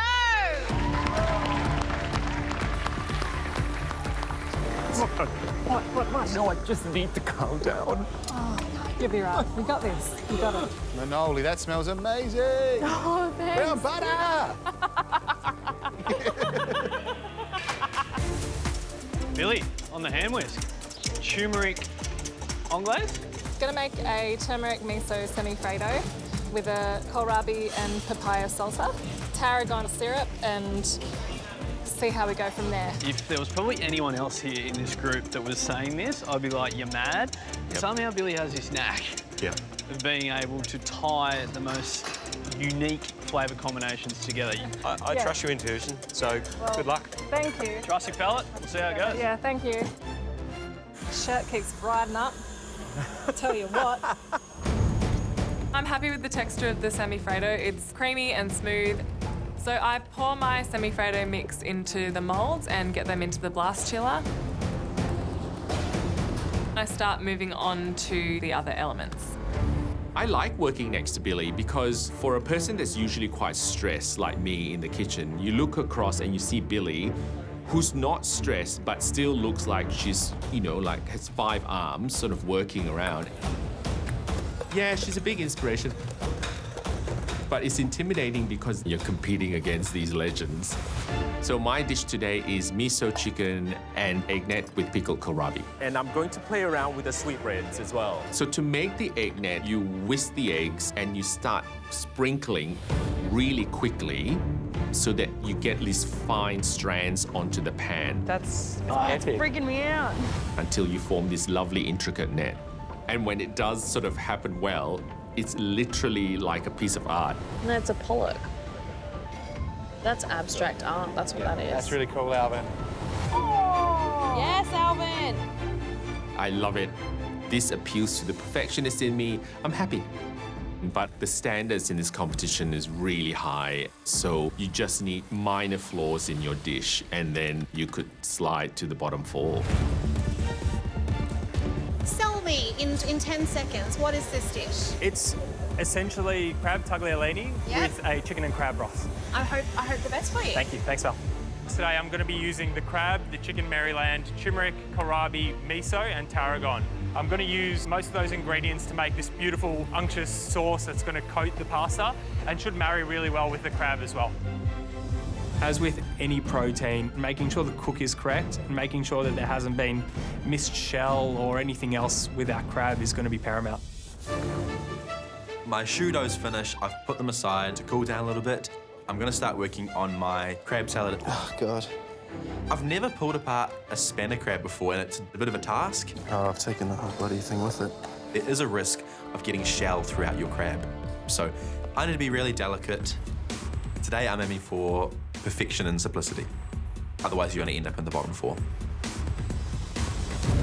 I generally cook my chicken roulade in the pot for 8 to 10 minutes, and so today I go with 9. Thanks for the hack, Julie, with the tea towel. I like that, the tea towel to weigh it down. Oh, yeah. It's great. Keep it in the water. Going well? So the chicken's bubbling away in the pot, and now I've got to make this kohlrabi remoulade. I guess the way I would describe a remoulade is kind of like coleslaw. Crispy raw vegetable with a mayonnaise dressing. And I'm going to put tarragon through it to tie the dish together. Mayonnaise is generally an emulsion where you drip the oil in slowly and whisk and whisk and whisk. Well, ain't nobody got time for that. My method is you put everything in together, you blitz it with the stick mixer and it emulsifies in seconds. Tarragon mayo made there. I keep tasting the mayo, I keep adding tiny little bits of more things until I am really, really happy with the way it tastes. So now I just need to brown this chicken. I like what I see. You've only got 30 minutes to go, though. Come on! Still developing. That's all I need to know. Yes. Whee. Star of the ingredients today is going to be pawpaw and turmeric. I've made parfaits in the past, but never a turmeric pawpaw flavoured one. It's quite an interesting flavour combination. It's not something I would just go out and do. It's only because that's the ingredients I've been given. This is definitely a very creative cook. I'm doing a fair bit of experimenting just to see if things actually work.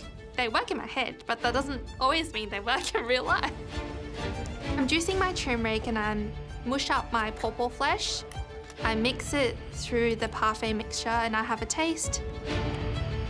I can taste a tiny hum of turmeric. I don't know if I like it or not, but I do know that this parfait doesn't have a lot of taste right now. So I'm going to put more flavour in this. Otherwise, I'm going to have a parfait that tastes like nothing. I'm actually a little bit freaked out. Time is just disappearing. I need to get my parfait into the freezer. God knows if it's going to sound time. I'm having a little bit of a panic attack inside. I'm thinking, have I bitten off more than I can chew? I'm juicing more turmeric, mashing it all up into the parfait. I taste again. It definitely tastes like turmeric. I just don't know if I like it. There's no time to go backtrack. I have less than 30 minutes, so I'm going to just have to run with this. Now I need to get my parfait into the freezer. I don't know if it's going to set in time, but I need to get cracking onto my second main element, which is my sablé biscuit. Okay, so today's all about a bottom four, not a top four. So who are we worried about? We've got a whisper here because they're pretty close to us. Jen? Wow. Concept or delivery? Both. Wow, okay. Jen's basically taken all the ingredients and tried to put them into a dessert, which she's never done before. She's got a turmeric and papaya parfait, miso kohlrabi. Yes, like a toffee apple. Yeah, toffee apple. And then a Brazil nut biscuit. That's a lot. Yep. And then probably John. Oh, John. Yeah. Oh, okay. John's doing this milk cream Brazil nut chilled soup, and then he's going to do a miso kohlrabi and a tarragon oil. Okay. Okay, so not sticking to his strengths. No, I thought he would have gone pastry for sure. Yeah. He's got it in his mind that he's cooked this dish before, and it's going to be great. Look, honestly, I'm just hoping it's going to taste great. John, what are you making? Ajo blanco. So I'm reducing down my milk and my cream. Chicken skin taken off? Chicken skin I'm going to use as a texture element on top. And I'm going to use some of the chickpea miso. It's good? Yeah. I've never seen them before. What's it taste like? Like miso. It's good. Interesting. So my Brazil nut's ready. It's beautifully roasted. I blitz some and I put it into the milk. I just want to infuse that nutty flavour into the milk and let that steep. I taste it and it's missing a few sort of flavour profiles that I was actually after with this Ajo Blanco. It's quite sweet, so I needed to balance all the other elements to make sure that they're not as sweet. And I'm hoping I can pull it off, get this right. Go, John. It's time to check the chicken.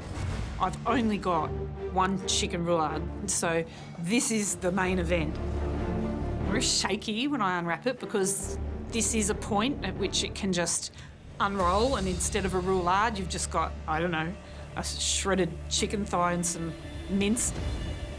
I look at it. That looks awesome, Jules. And I'm really happy with it. So I'm just going to brown it and make sure it's cooked all the way through. I am hovering over this little roulade. It looks so good. Just turning it very, very regularly. I want the outside to be perfectly evenly browned. Smelling good in here, isn't it? Oh, smells so good down this end.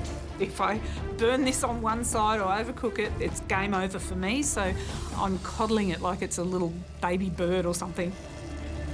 Julie's the master. Whoa, she long. Yeah, good boy. Look at the colour she has on her jus. Holy manoli. I would eat it. Go, Alvin. It's time to fix your problems and focus. You have 15 minutes to go. Go, Tommy, go, Tosh. The sweetbreads are already prepped. I've got the oil on in the deep fryer. I'm ready to start doing my sweetbread test. No, it should be cooked all the way through. Yes, but like just set. Just? Yeah, so you don't want to overcook them because they'll go a bit dry. Yeah. But you do want to cook them through, yeah. You got time to do a tester? I get on really well with Michael, and I really trust his opinion. He's very knowledgeable. He said just cooked. Just to set it. They need to be cooked perfectly, so I don't want to end up in the bottom four. Yum. Sweetbreads are sick. If you need a taste tester, Ali, you got a couple up here. This is a very stressful cook for my first dessert. I've got my sablays in the oven. I know I've rushed the process. I don't have time to dwell on that. Hurry up, Jen. Like, hurry up, don't think, just do. Jen. Hello. I was told there's a lot going on your bench and it certainly seems that way. How are you going with it all? I had a little bit of a panic moment like 10 minutes ago thinking I wasn't going to have enough time to do everything. Have a strategy just in case you need to pare it back? Yes, so I'm trying to create just a few more elements. More? Just in case I have to drop my parfait. I got it in the blast freezer quite late. I had a look at it and I'm a little bit worried it's not going to freeze in time. Okay, you only need one ingredient out of the box to produce a great dish and keep yourself out of the bottom four. That's all you're aiming for today, right? Focus on that. Yeah, for sure. Thank you, Mel. Mel's advice that take a step back, think about what's going on your plate. I think she's right. She's convinced me to drop the toffee kohlrabi element. Goodbye, toffee kohlrabi. Not happening.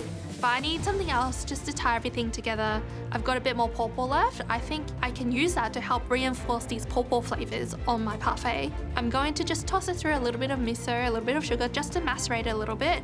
And I think that would just be a really nice, savory, sweet refresher.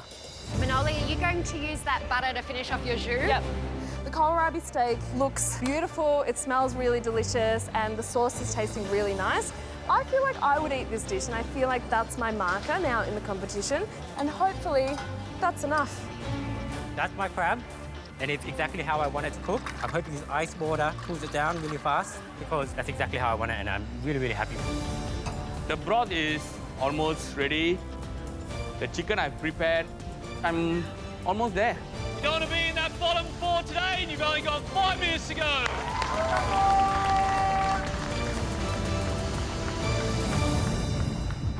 Spanner crab's taken a while, so it's a little bit more time pressure.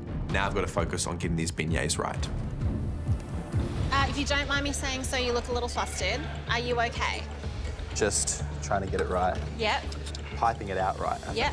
If the pastry isn't perfect, we don't have a dish. Exactly. You can't just serve the crab salad without, you know, that beautiful element. So, yeah, that's it. It's leaving it a little bit slim to do too much of a test, so I've just got to hope the beignets come out perfect. I take the roulade out of the pan, I cut into the chicken. It's not overcooked, it's not dry. It's just right. I feel like I've cooked a good dish, but what matters is how happy the judges are. I don't want to end up in the bottom four. Start thinking about your final touches. 3 minutes to go. Come on, 3 minutes. It's so stressful. We're down to like the last minute, praying to the parfait gods. Oh, please set my parfaits. I look down, they're set, which is wonderful. Ooh. So I'm grabbing a little bit of everything and just chucking in my mouth. I've got a lot going on. Original cooking. It's an interesting, weird flavor combo. Let's put it this way. I know it's not terrible. There's nothing else I can do. It's in their hands now. Very happy with the cook on my egg net and my sweetbreads. But the standards in this competition is really high. It's really easy to be the bottom four. And I'm hoping that this dish will beat the rest of the favorites. Yeah, latte, go, keep going. What's this called, Aldo? That's keep tossing. The sauce is really well reduced. The pasta looks beautiful. The crab's done and I've just got to finish it. I'm confident that this dish has gone the way I wanted it to. If that gets me through, that's good enough. Everything's sort of worked out how I wanted it to. The semi-Fredo's really smooth. Tarragon sauce has worked well. Bit of a strange dessert, I guess, but yeah, I'm happy with it. Come on, guys, bring it on. The dish that I've got now is basically what I imagined from the beginning. Go, John. All the flavours work well together. I've got the beautiful creamy al blanco. I love the flavour that the miso put into the kohlrabi. And then I've finished it off with the sweet and salty praline. I know this dish has quite a strong flavour. It is a bit of a risk. I'm just hoping that the judges will love the dish. And here we go! 10, 9, 8, 7, 6, 5, 4, 3, 2, 1.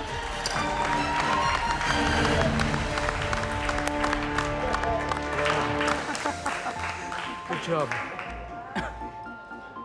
I'm relieved that that's over.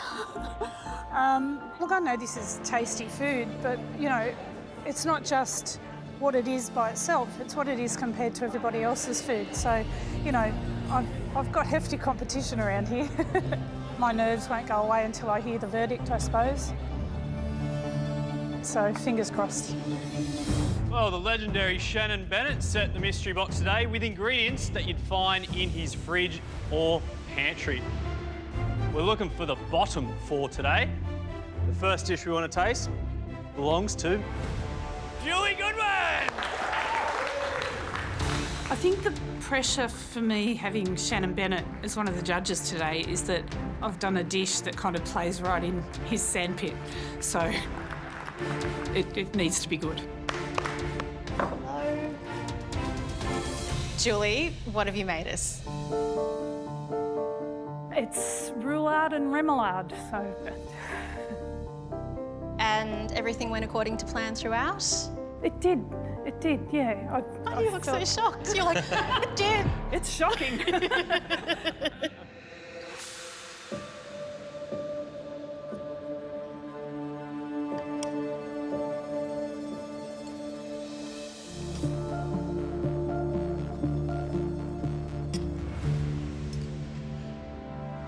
Come on, Julie, you had to know that was good.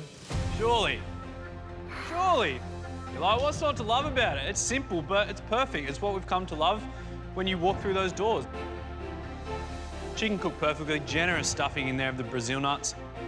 And then the remoulade, it was perfectly done. It wasn't just thick with mayonnaise. It was delicious. It had a great crunch. And the whole thing that you loved about chicken and tarragon, it's sung throughout the whole dish. It's so pleasing to see a roulade when the skin is brown all the way around it. The meat is really succulent, perfectly seasoned. Lovely contrast of textures and perfume with the nuts and the tarragon within. Julie, you've shown that you do rustic simple well, but now you also show us with a dish like this that displays such technique that you also do refined and simple well as well. So you should be so pleased with that.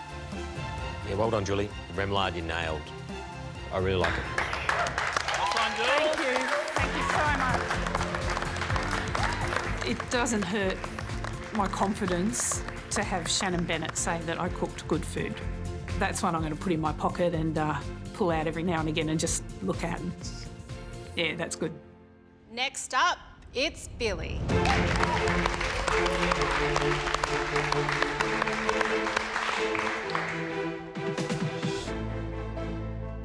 Billy, what's the dish, please? I did a turmeric and miso semi-Fredo with a papaya kohlrabi salsa. In terms of execution, how are you feeling today? Yeah, all right.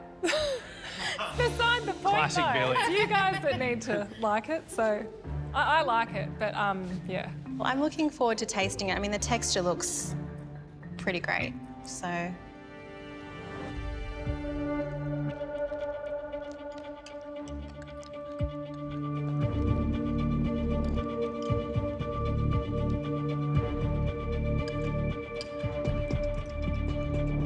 Billy, you managed to traverse sweet, savoury, salty in a really harmonious way. You were constantly discovering something new and different as you had a little bit more of it. From the surprise, sauce in the centre, just to the way that the texture of the pawpaw really played against the velvety smoothness of the parfait.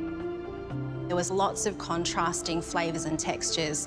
It's tantamount to a really balanced and considered plate of food, and it looked gorgeous. Thank you. Texture of the parfait, like you're the parfait wizard, it's like spot on. Good hit of turmeric in there, but not too much. For me, the success is the fight between the turmeric, but also that pawpaw puree. It was really well done. The turmeric was the first thing that hit me. It was like, yeah, OK, it's defined what it is, and the texture was great. And then the caramel, that little praline hit is just so welcome in that dish. And the biscuit is just nice and delicate. I really enjoyed it. It'd sit nicely in a really good East meets West sort of bistro. You've come through with the goods. Like, well done. Thank you. Thank you.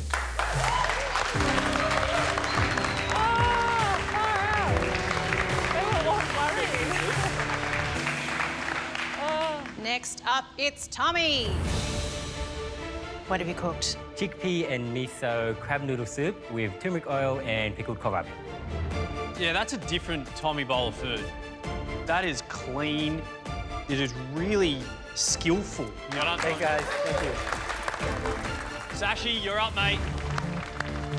I've made a turmeric salted grilled chicken with crab broth and also some pickled papaya, lightly pickled kohlrabi. Wow, Sashi, that's beautiful. Great techniques in there. Great dish. You ready, Manoli? Miso kohlrabi steak with a chicken jus and lightly pickled kohlrabi. Flavour-wise, it was spot on. It was delicious. All three elements played such a nice role. All good stuff. Next up, it's Jen. Yeah, Jen. I think I've plated up a yummy dessert. I know I'm trying to tie together some weird and funky ingredients. I'm just a little bit stressed because I have no idea how great it tastes. Jen, what's the dish, please? I've made a turmeric pawpaw parfait with a little bit of miso pawpaw in the center, a Brazil nut sablé dusted with some salted Brazil nut snow.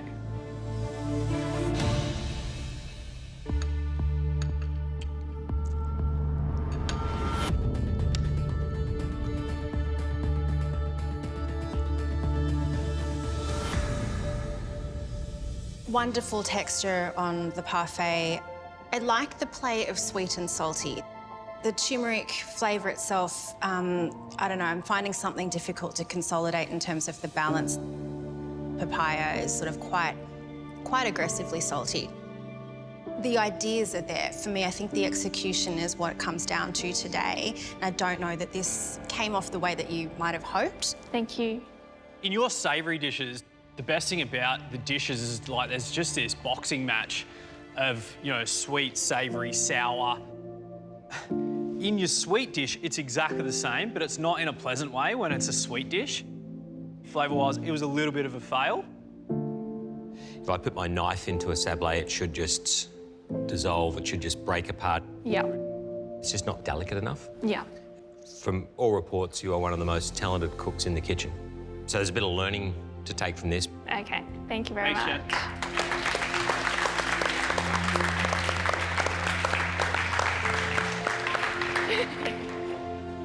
Next up, it's Ali. I think I've got a quirky little dish with my kohlrabi taco and popcorn sweetbreads, pickled papaya with miso mayonnaise. I've cooked with something I've never cooked with, and hopefully I've got it right. Picked a great day for dark lipstick, huh? Nailed it.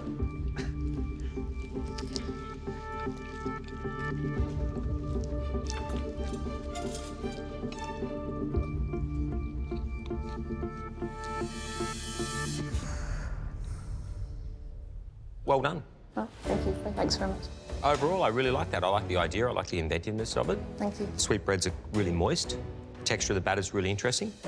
I think from someone who hasn't cooked sweetbreads before, it's really brave to take that on. The composition was on point. Sweetbreads cooked absolutely perfectly. For your first time, you've nailed it. You should do it more often. Then the papaya was the lift that it needed. You should be really proud of yourself. Thank you so much. I love to be appreciated for my thoughtfulness, my creativity. It's who I am. It's, you know, at my very core. So for people to see that in my food is really, it's a big one for me. Yay! Next up, we'll go with Matt.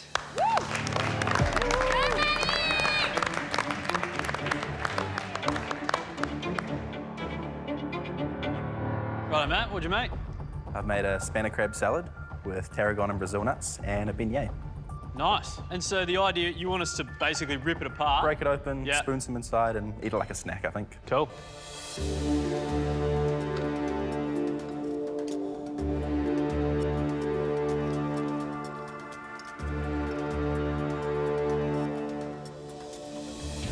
Matt, the spanner crab mix was lovely. I really enjoyed it. Hint of tarragon in there.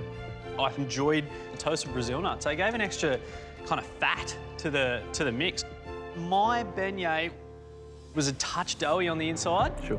Because once you load you know, which you've given us a nice crab portion, load it up, the beignet just gets a bit lost. The mix could save you. The beignet might put you into the bottom 4. Thank you.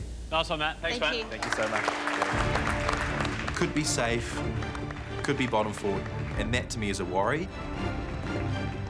Max. I've made crab tagliolini with a crab and chicken broth. The sauce has a lovely flavour. It's rich and buttery with the fragrance of tarragon just to lift everything. I think you should be pretty happy with that.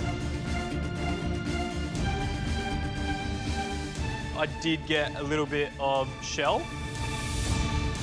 which is a shame because you've produced a delicious bowl of food. Will 2 little flecks of crab shell be what puts you into the bottom 4? Wait and see. Yeah, thank you. Nice one, mate. Alvin. I made a miso chicken and sweetbread egg net with pickled kohlrabi. I commend you for the bravery in that dish because egg nets aren't easy to make. It was a little bit plasticky, the egg net. The sweetbread was a little bit dry, a little bit overcooked. So the techniques are there, but you've made a few errors. Next up, we'd like to taste a dish from John.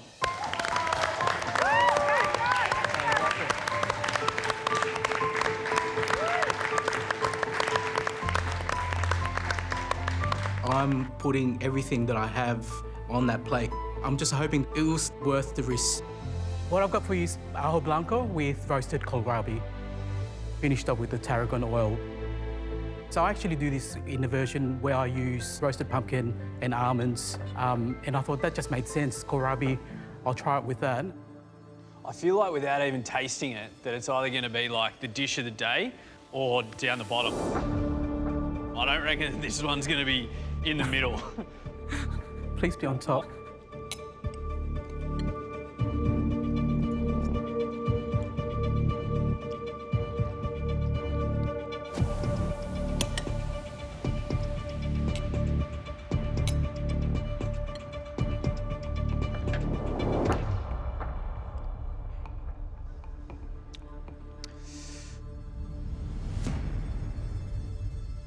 When you cook at your best, you're one of the most talented guys here.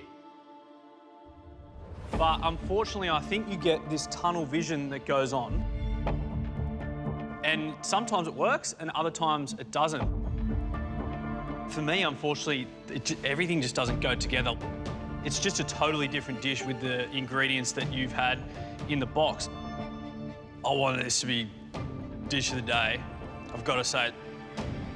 For me, it's probably going to be down the bottom. I think that's a dangerous game to play when you start substituting from a dish that you know works to what might work in a situation where you have limited ingredients. I felt like the sweet elements kind of were a little bit too overpowering. It didn't quite come off today. Yeah, sorry, John, it just doesn't gel for me. Good on you for trying. Thanks, John. Thank you.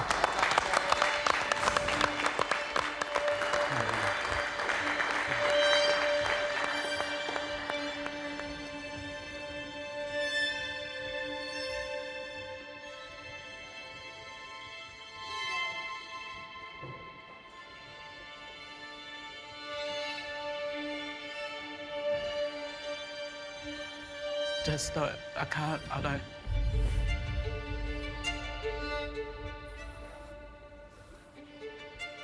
Just stay here for a second. I'm over it.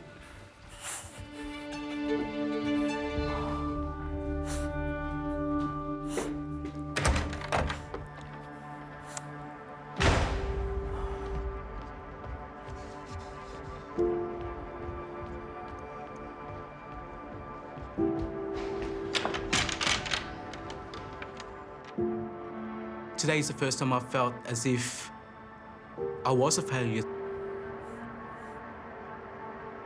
I just feel like, I still feel like I don't belong in this competition. John. Come and sit down and talk to me. Come on. Take a breath in and count to 3.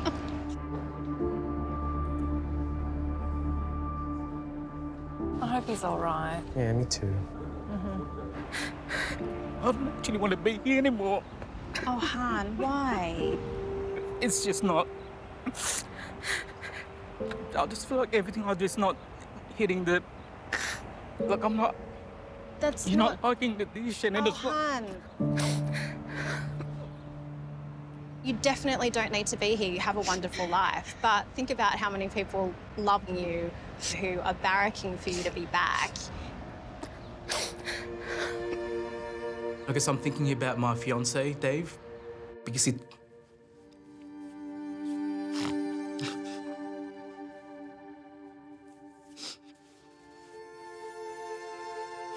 loves my food. Have you stopped to entertain the thought that the best of what you can do is still yet to come in this kitchen? You're still here. Always tells me, just don't give up. Yeah, I'll definitely have a lot more to show. If I walk out of the kitchen, I know that I'll regret it.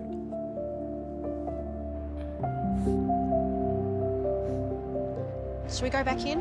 I started a business after my season, and with this whole COVID difficult road of trying to keep that business, I just couldn't. And I think this competition will sort of help me realise that dream again. You can do it. You can. Thanks, Mum. I think I just need this to sort of push me that I can do it. I can get to the end.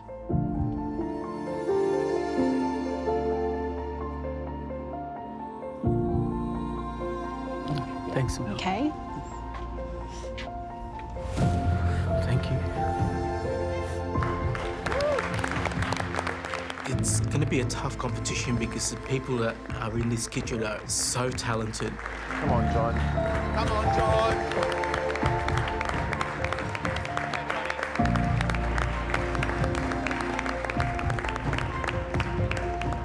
I want to move on, and I actually want to make everyone around me that loves me proud.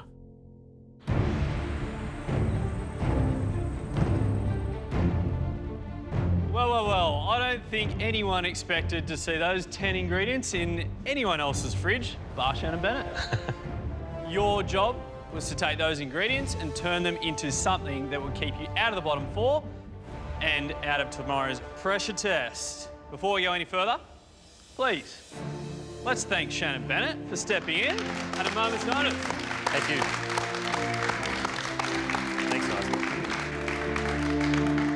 Okay, now for the tough part. If I call your name, you're in the bottom 4.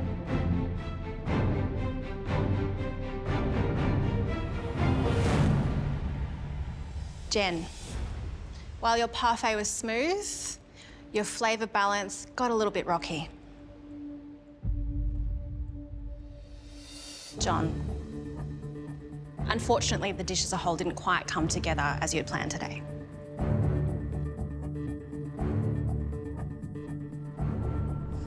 Alvin.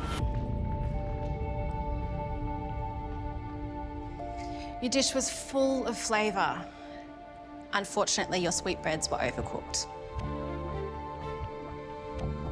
The fourth place in tomorrow's elimination is between two fans. Matt and Max. Matt, your crab salad was great, but the beignets were a little bland. Max, your pasta was safe and tasty, but there was shell in the bowl. And I'm sorry, Max, you're in tomorrow's pressure test. John, Jen, Alvin and Max, I'm sorry, but tomorrow you'll be cooking for your place in the competition. Go home, clear your heads, and come back fresh and ready to tackle whatever is waiting for you back in this kitchen. Good night. See you guys. I expected it. It's completely fine. I'm just more happy that it was a good dish. Thanks, Al. I'm just gonna go home and just reflect on what's happened today and just be ready to face elimination and just do what I love doing, and that's cooking.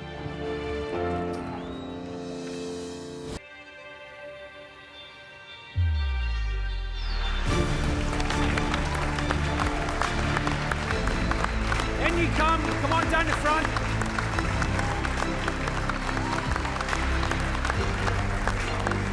Grab a box, any box. Morning, everybody. Good morning. Did you miss me? Yeah. Bit of a warm reception now, isn't it? Well, even if you didn't, it's great to be back. And what a day to be here. Because, of course, today is a pressure test. So you got a 1 in 4 chance today of going home. John, Mel tells me you had a tough day yesterday. Yeah, but I think I've put that behind me now. I just need to bring what I know what to do, and that's cook good food. Great attitude. Yeah. Especially coming into a pressure test on a day like this. Lose your cool today, could be your last day here. Today's pressure test has been set by a man who is no stranger to this kitchen. Over the past 7 years, he's set a number of pressure tests here. But he's also cooked in them. In fact, he stood opposite us more times than any of you. He is responsible for some of the most memorable dishes ever presented in this competition. Hot damn. From the forbidden fruit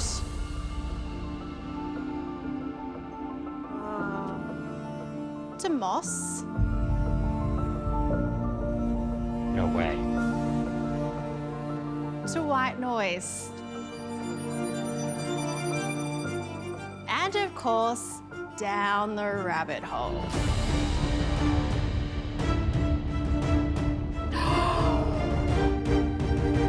From Koi in Sydney, please welcome Reynold Panorama!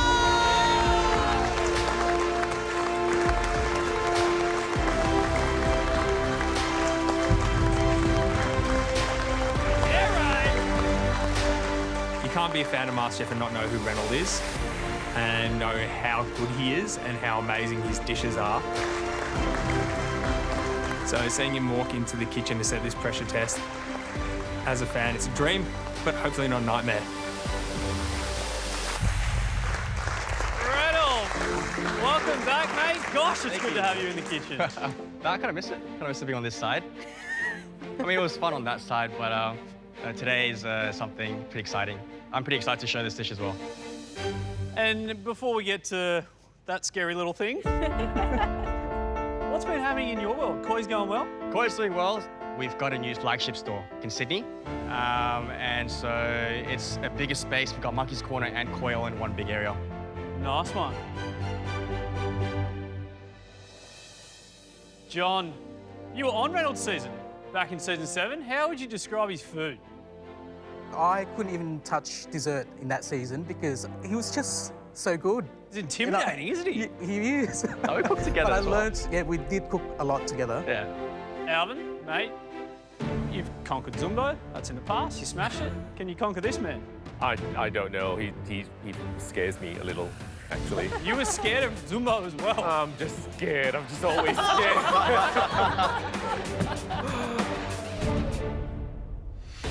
Well, Reynolds, mate, how would you describe what's going on under there? It's pretty hard, even for myself.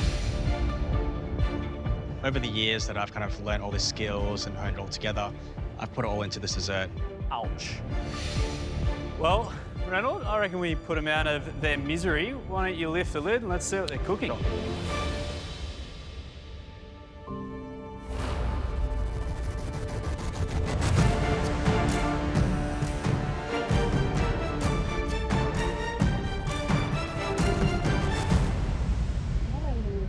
What is that?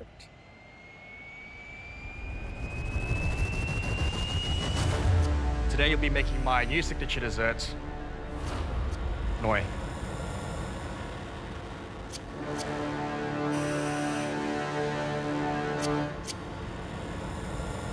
So happy that I'm up on the pantry today. I do not want to be anywhere near Reynolds desserts unless I'm eating them. First waffles, now this. Come on. Looks amazing. Talk us through it. There's a lot of components that's from a lot of signature desserts that I've done. The apples from the moss, the twigs from the rabbit hole, and also the muscovado twirls. That's from Martin Ben's. And also I use the same recipe for the coating and everything, the technique of it all for the snitch. You're just going to look at it? Get in there.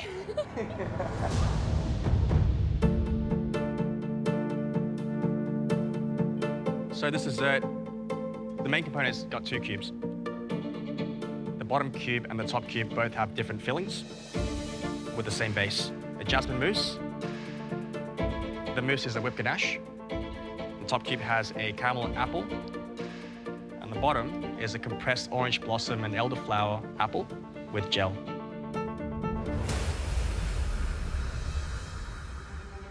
I'm taking my time to really taste each element individually to memorize the flavors. The cubes have fennel, elderflower, and orange blossom. All these floral notes that accentuate the crispness of green apple. And I love it. Reynolds, there are so many components here. I guess that's a pressure point itself, but what else are the main pressure points to look out for in this dish? The twigs. These ones are probably the hardest ones to do. A bit more natural almost. If it's too thick, it'll be too heavy to even stand up. Leaves, pressure? The leaves are actually pretty hard. So this was in my pressure test that I got booted out on. I decided to use it in this dish because it's really delicious. So you want to make sure it's heated up nicely and you've got to make sure you work fast and shape it as organic as possible. There are a lot of different elements going into this dish, and how they play together is going to be key. I want to make sure I can do this dish aesthetic justice as well. Okay, cooks, here are the rules. You will have 4 hours to recreate Reynolds Noi. The recipe and all of the ingredients are at your benches. And of course, the dish that least resembles Reynolds will send its maker home. Reynolds, would you like to do the honours? Sure. Guys, good luck. Stay focused. Wish you all the best. And your time starts now.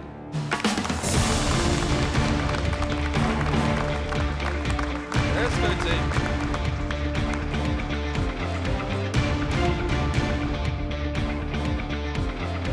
How many pages? So many pages. The recipe today is full on, so I'm nervous about everything. Go, Alan. I'm actually feeling good. Yesterday was a bit of a rough day for me. I just need to push through. I know I can cook, and that's what I'm going to show you today. Reynolds and I are different cooks, so I cooked with instinct and he's all about precision. So looking at his recipes so far, it's all, to the gram, to the millimeter. This is the second pressure test, so if there's anything I learned is to sort of keep calm and not break down. Just hope that I can sort of do this. Go on, then. Come on, Alvin. Any sort of complex recipe, you just need to tackle one component at a time. The first thing up is the jasmine whipped ganache, and that is almost the bulk of the dessert because it is the filling of the 2 cubes. So it's all about bringing the milk and cream to temperature and then steeping the jasmine leaves in there for the right amount of time. It needs to be there, it can't be muted.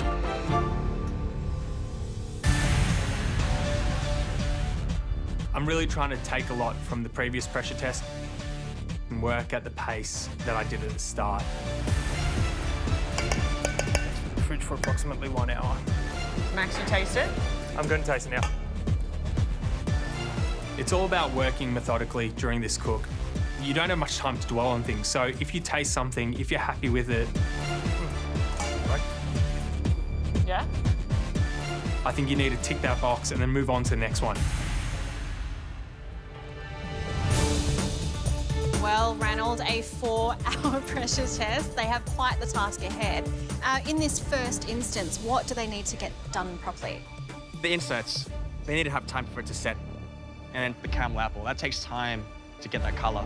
If you burn it, you got to do it again, and that's just going to set you back. I think Wow, so we could see someone, or a few of them, fall well behind with the first step if they mess up. Yeah. It's my first ever pressure test. So my game plan today is tackle one thing at a time, do it well, and just focus on that. I'm working on the jasmine whipped ganache. How's it taste, Jen? Not very strong. Oh. Was it stronger than most? You could taste it. Yeah. I'm not tasting any jasmine tea at all. All I get is white chocolate, so I'm a little bit worried. How's your jasmine mousse? Mine has no flavour. Your what? Jasmine mousse. I pressed the leaves really, really hard. And it had a bit of flavour. Although my strategy today is to follow this recipe exactly, it's still important to trust our instincts, especially when it comes down to flavour. So instead of redoing the whole batch, I quickly take a small portion back out and add more tea leaves, re-infuse it. You know, we really have to extract flavour here. Stir it, Jen. Get a spoon in there. Good job, girl. I didn't really want to make mistakes in the cook, but, it's still early days. There's still lots of time, and it's more important that I do it right rather than leave it to the end and regret my decision about not redoing it. Better? But if I'm putting it through the whole thing, it needs more. Yeah. Hi, John. Hey, Jock, how are you? I'm very well, pal. How are you? Welcome back. Got a couple of things on the go. How are you feeling? No, it's actually out of control. So I've got basically the ganache inside the fridge. I've got my apple caramel. And then I've got the blossom apple inserts that's ready to go once this is done. And I think that's the key with this, just follow the recipe. Well, it looks as if you're working ahead a little bit, plus paying plenty of attention here. Yeah, so far so good. Yeah, thank you. Mate. The caramelized apple is basically your toffee apple flavour. And that's actually going to go inside the whipped jasmine ganache used in the cube. And you have to be careful with the temperature because if you take it too far, it can be quite bitter and you don't want that in the caramel at all. I finished my jasmine cream ganache and I've popped it away to keep chilling in the freezer. I'm so happy that I made that decision to go back and push more jasmine tea flavour into the cream. Good job, Jen. Go, Jen. I'm only halfway with the apples. I need to get moving. I'm just going to try and multitask a bit more, keep one eye on the caramel, the other eye on my chopping apples. Something burning? Jen, how's your caramel? Still has 30 degrees to go. Jen, move your caramel onto the smaller burner. Jen, how's Jen. things? It's going okay. I'm trying to dice these apples, but I'm not keeping up with the rate of caramelizations. What temperature do you need to get that to? 160. And it's only at 1:15. Oh no. It's pretty dark. Yeah, it's pretty dark. It's pretty dark. Stressing me out. I'm a little bit worried about how dark it looks. What's it smell like? Potentially over. 1 hour down, 3 hours to go. Come on, guys. Let's go!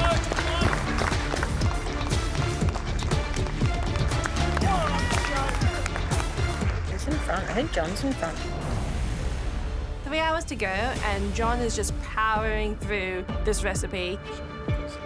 Max and Alvin look like they're about the same place, and Jen is starting to slip behind slightly as she's had to do a couple of elements again.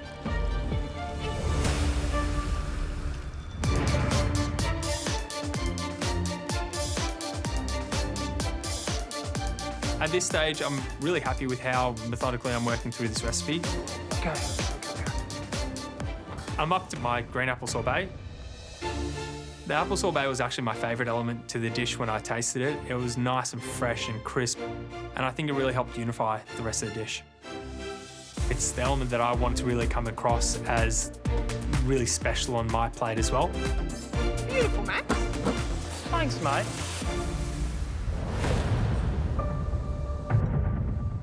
How are you going, Jen? Good, I think I'm slowly catching up, so... Yeah, you are. It's good. Yeah. I've redone my caramelized apples, and now I just have to finish off the blossom apple inserts for my cubes. Hopefully, it's gonna be okay and I won't make any more mistakes.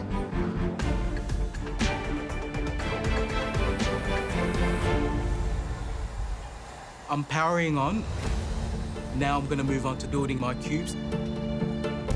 Food is an art form for Reynolds, and the cubes was the main focus, so I want to get this right. I'm making sure that these ganache cubes are perfect, so I slowly work my ganache with a palette knife.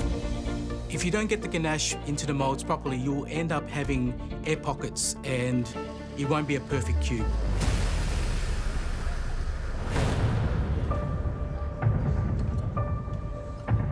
Reynolds been circling me today. You're making me nervous standing. Oh, sorry. It's good and it's bad because I know that if I'm in trouble, he's there and I can ask. But at the same time, I can't help but feel he's just looking at this bumbling idiot trying to sort of cook his dessert. Actually push out, because I can see there's air pockets in there. Just give it a good push. Just really, yeah. If not, when you unmold it, you'll get little gaps. Yeah, so okay. try to push out as much air as possible, okay? Yeah. Dessert isn't one of my strengths, so techniques aside, I just hope that I can at least bank on my flavors resembling Reynolds dessert. That looks beautiful, Alvin. Great work. Alvin. I blitzed through my sorbet. I'm finally ticking more stuff off that checklist. I think everything is slowly starting to come together. But yeah, I just have to really motor, pick up the pace.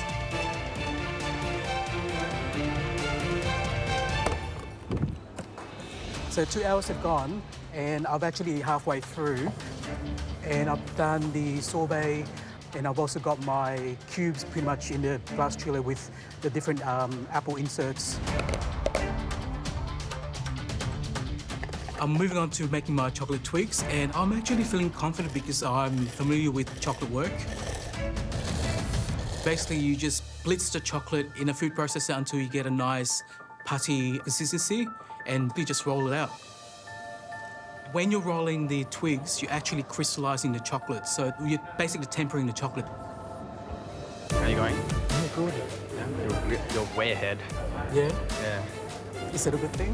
Very good, yeah. Just make sure that everything is like done well. Yeah. How many you need, John? I'm just going to do a few just in case they break. That's very cool, John. Working with chocolate is all about confidence. Chocolate can definitely smell fear. If you're scared of it, chocolate won't work with you. Apparently, I need to get this into what is? Hey, Christina. Yes. What's putty? Putty, it's like Play-Doh. Thank you. Like clay. Yeah. Is it like Play-Doh? Yes, yeah. This is taking me back to creche, like when I last would have played with Play-Doh. Oh, wow. But this is whole different stakes. This competition's really important for me, especially after last season getting so close to getting an apron. And I actually realised how badly I wanted to be here, and I don't want to let that go yet.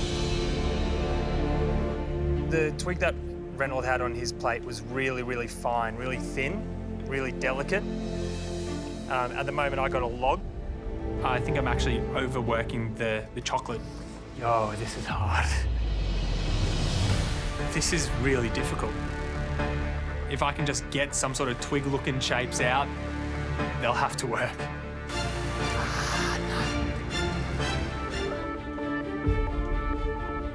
These chocolate twigs, I think they've stumped most of the contestants.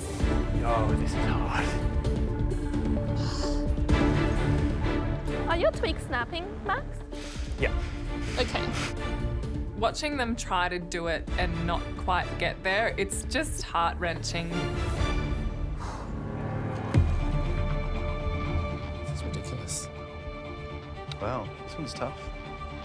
These chocolate twigs are a real sticking point for Reynolds. If they don't come out perfect, I could be going home. But finally, somehow I'm working this. Happy. The chocolate's actually obeying my hand. And they look okay. How is that? Yeah, Max, that looks really good.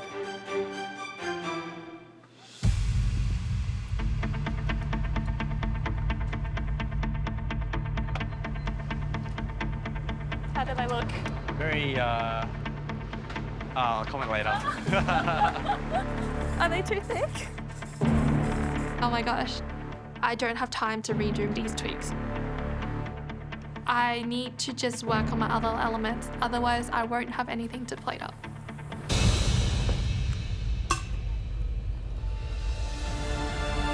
Hey, Max. Max. Hey, Josh. Why do you shake the egg before you crack it? I just like having a boogie. Now, I've heard it's supposed to let you separate the egg whites and the yolks easier. Throw some salt over your shoulders, shake your eggs, hope for the best. Where are you at right now? Madness. Yeah. I've never heard that before. Yeah, so you're making the twill, I'm guessing? I'm correct, yes. The leaves are such an important part of this dish. It's the only element that gives you a bit of crunch, so you got to watch out for that as well. Yeah. Oh, Max, you got Cheers. this, mate. Thanks, guys.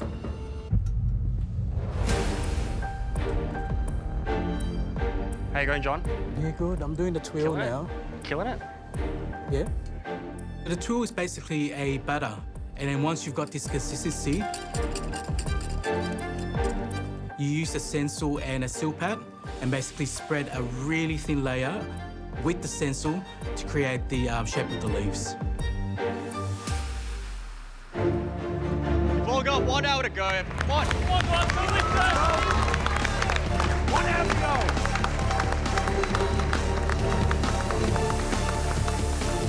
I'm really feeling the time pressure now. I need to bring out multitasking Jen. So while my twills are baking, I need to coat my little cubes now. My fingers are trembling. Don't overthink it. These cubes need to be set.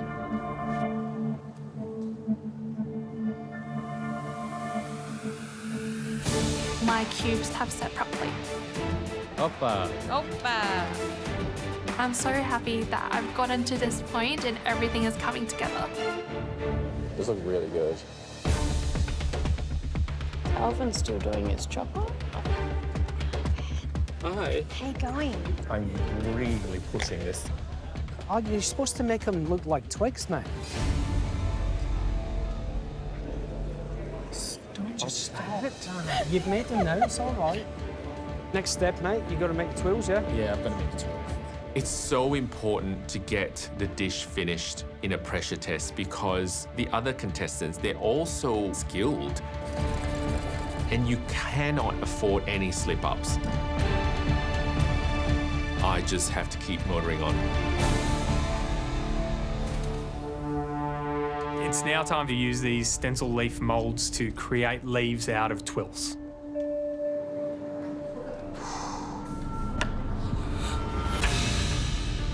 God, John. Great, mate. Oh, it's cracked. So fiddly. This is not an easy process. Twills will snap at the lightest pressure.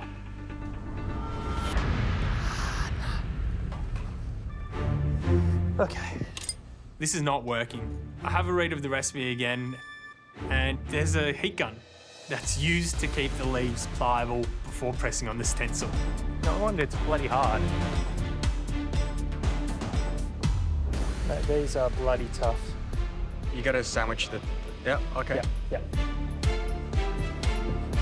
The leaves has taken me longer than I would have liked.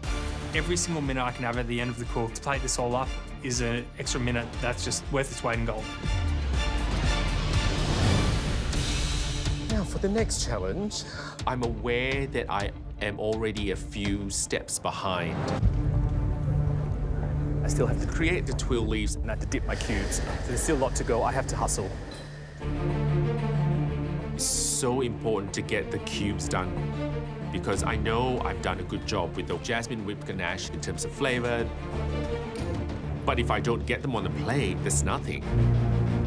This is the main part of the dish, so they need to be perfection.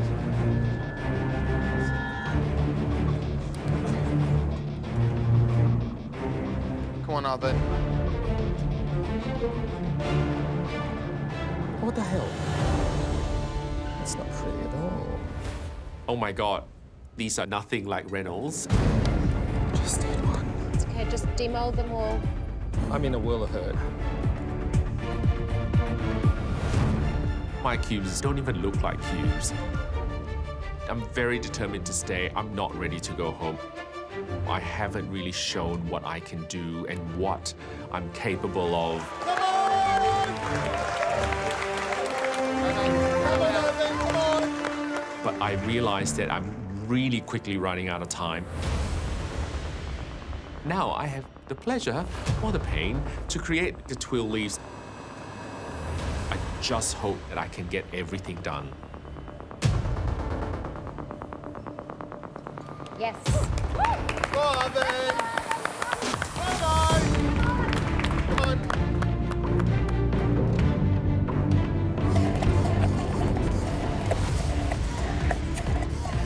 John, what you got left? That's it. All done? Yep. Beautiful. Well done, mate. Come on. All my elements are ready to go. I'm ready to plate. Ladies and gentlemen, you have 15 minutes to go. Let's go, come on! Come on.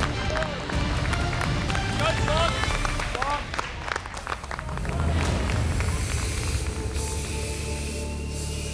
In these final moments, I can't hear words, it's literally just noise.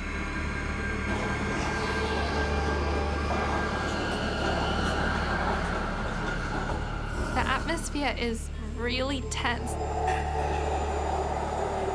There's so many machine sounds, but quiet at the same time.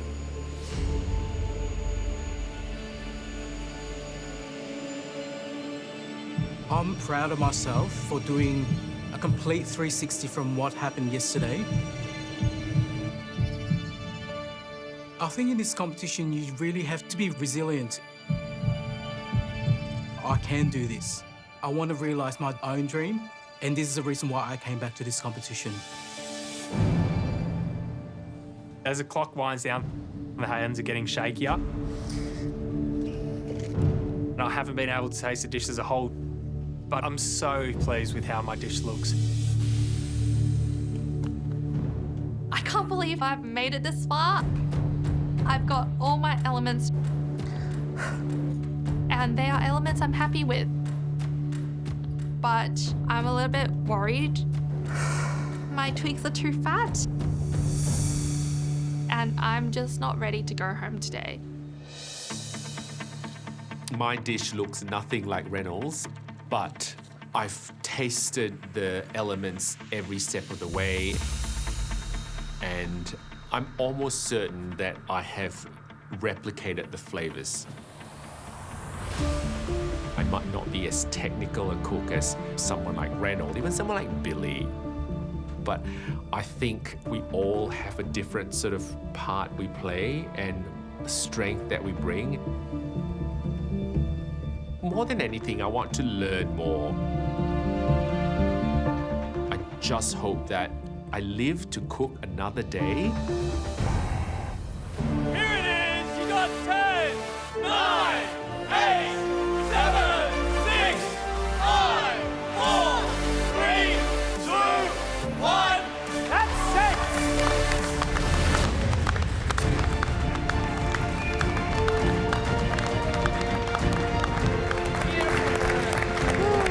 Good job, guys. Seeing Reynolds walk in, I knew exactly what I was in for. I just want to have fun. But it all turned out well, so I'm very happy. I'm just seeing what the others have created, and yeah, mine's very Alvin. So, you know, we'll see what they say in there.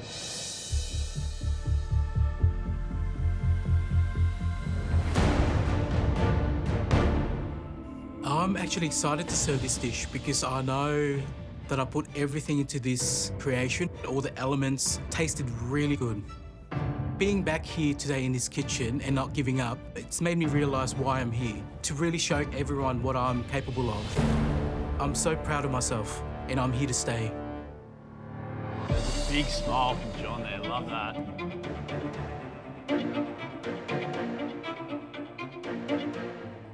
John, one thing to do. Do you want to spoon some sorbet on? Actually, Randall told me how to pronounce, so I hope I still remember it. No pressure, man. No? Oh, you still got it. Good stuff. Beauty, John. Thanks, mate. Thank you, We'll taste. John. Enjoy. Cheers.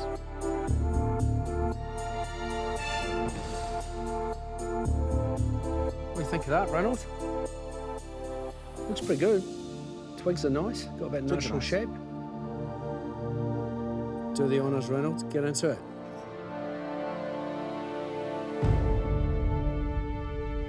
Nailed it. I mean, from here you can see the shell is... It's very thin. Yeah, it's thin. It's good. It's really good.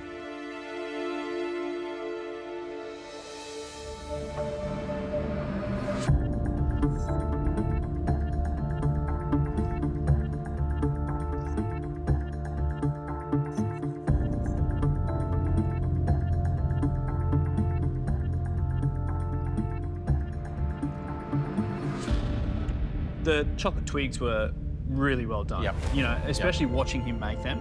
It was pretty easy for him, to be honest. And you said it was one of the hardest elements to get right. Beautiful, fine work with the chocolate around the outside. The twigs were beautiful and crunchy, crisp. The inside of the caramel apple is actually quite nice. The apple's like fully compressed. Sorbet's really nice and bright, really refreshing. I'm really heartened by how John took on this challenge today as being a really positive thing. When you're presented with a dish that looks like that after 4 hours in this crazy place, I think John has to be commended. For sure.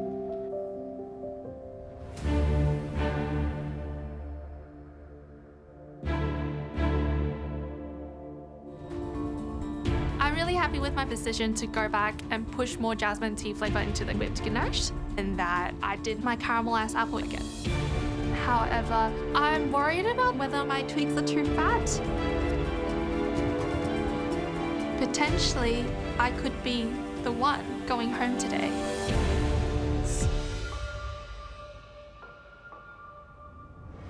First pressure test out of the way. Yeah, I can't believe it. I've done it and made it through. Despite remaking everything that you did, you still got a finished complete dish up. I'm really proud. I would never thought something this beautiful could be given birth to by my hands. All right, why don't you stick the sorbet on it and then we'll taste it. Yes.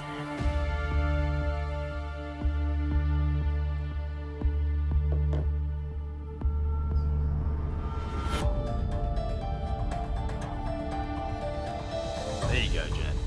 Thanks, Jen. We'll taste Thank it you so now. much. Nice Thanks one, a lot. Jen. Thank you.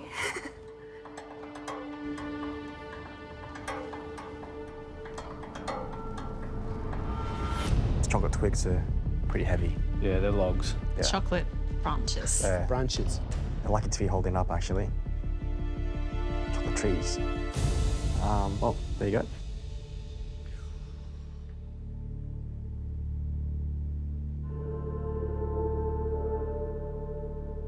But the inside's quite nice. Yeah.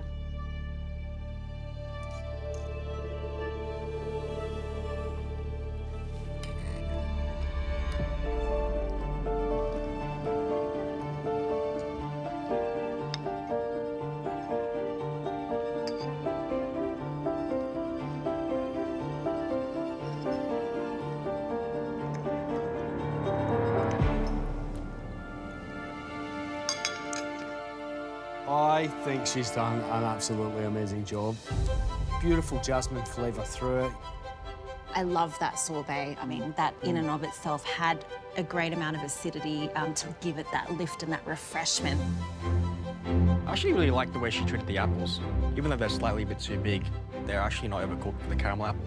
The flavour's there, you can taste the caramelization.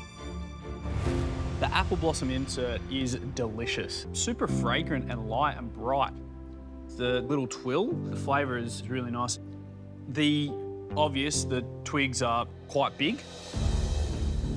Things, though, like the twigs being a little bit too thick, yes, it's a cosmetic thing, but it's also about balance of flavour. The chocolate's quite bitter, and so when you get a little bit of that, you really only need a small amount of it. I think all in all, a really, really great effort. In a pressure test, if you've got 1 in 4 chance, nobody's safe at the end of the day. But if I look at it from a flavour perspective, I'm super happy with. So it's not perfect, but I still think she's in a strong position.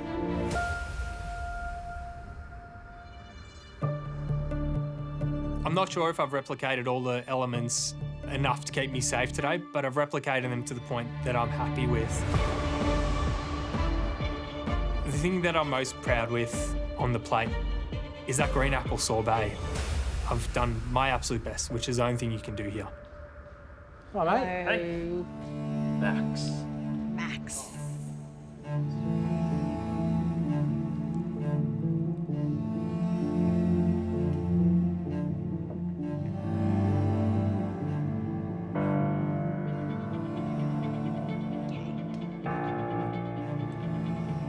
Take a seat. And breathe. So at the end of back-to-back pressure tests, are you feeling more confident or less confident? Yeah, it's a good question. So it looks, I'm really happy with how I did. There's obviously a bit of polish that comes with being a professional and doing it countless times. Flavour-wise, I was trying to reference back to what I tried before the cook, and I'm really happy with the flavours. Great. Thanks, Max. Thank you. I quite like the plating on this one, actually. It's nice and compact. Yeah. Everything's there. Yeah. Should we break tuck into it? it? Right. I think we should, yeah. Okay.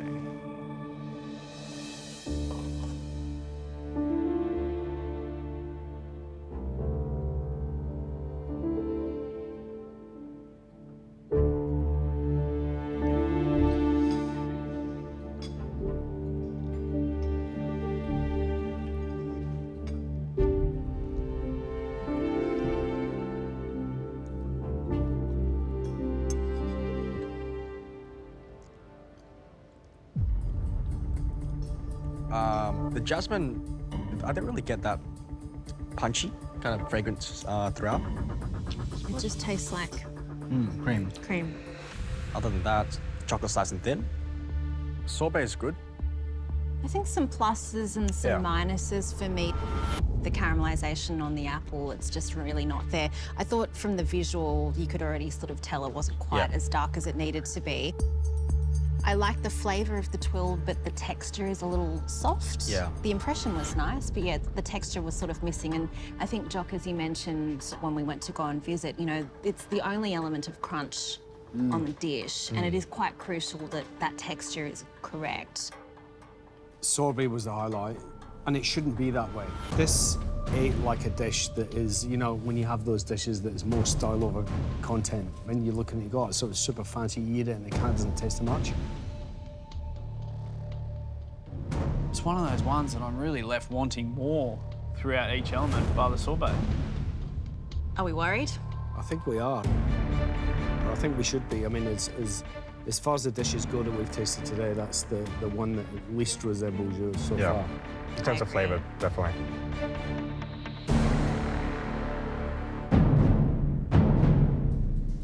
You got this, Alvin. I'm not happy. It's such a visual dish. You know, people have been sent home for less.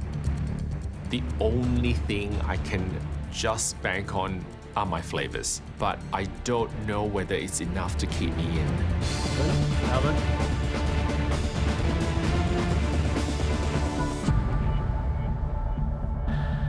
Do you want to put the sorbet on, and then we'll taste?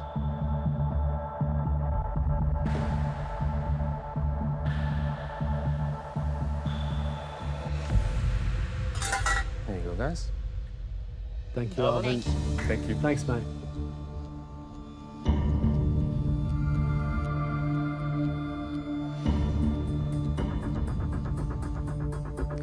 Okay, let's call a spade a spade. She does not look like yours.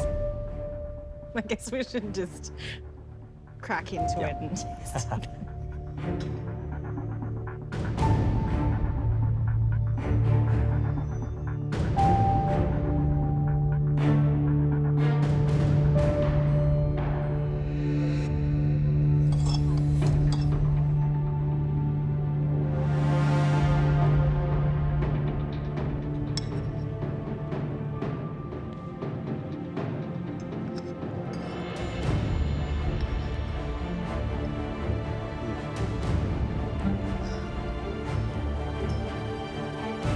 I'm genuinely surprised. It's delicious. It really is. It's not meant to be a subtle dessert. It's meant to be... You're not subtle. The flavour's meant to be like, you know, floral, fragrance. It's supposed to taste the jasmine, taste the blossom, the caramel, and then get that hit of refreshing apple. That's what he did. The texture of the apple within each disc had that really nice sort of, you know, crunch to it. Beautiful caramelization in the caramelized apple, beautiful freshness in the other cube. And also the texture of the jasmine mousse. It was light and it was airy. The sorbet, the texture and the flavour was the closest to yours. Flavours are amazing. It just looked shocking. It didn't look anything like yours.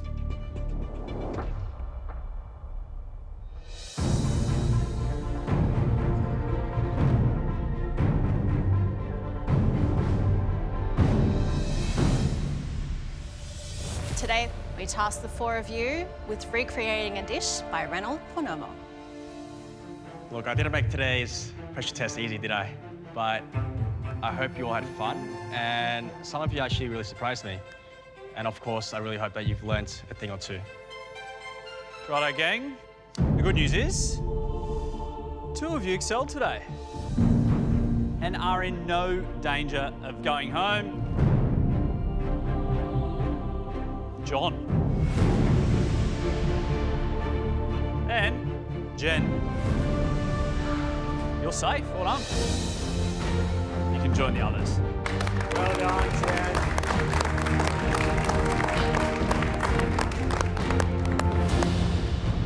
Alvin, Max, obviously it comes down to you two. Alvin, your dish looked nothing like Reynolds. But today, you proved that looks can be deceiving because it tasted delicious. Max, although it looked very much like Reynolds' dish, there wasn't enough finesse involved. Both dishes left us wanting in different ways. But when it came to this, we all agreed that taste trumps appearance. And that's why I'm sorry, Max, you're going home.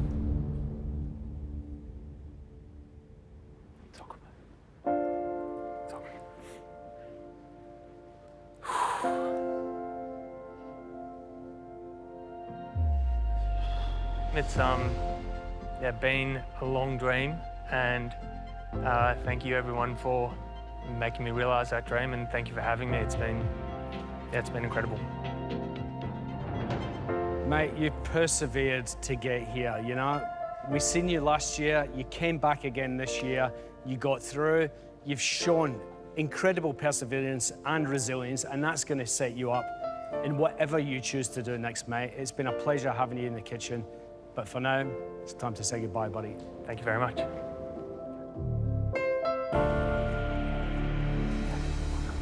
I'm devastated to be leaving this early.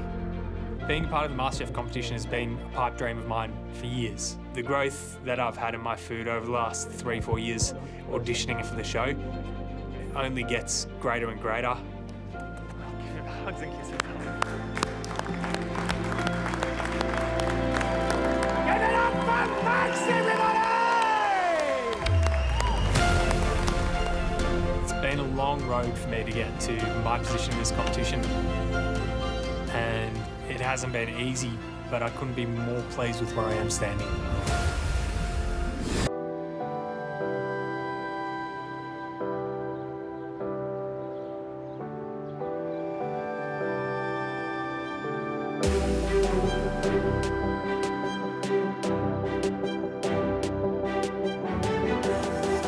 Oh, wow, look at this.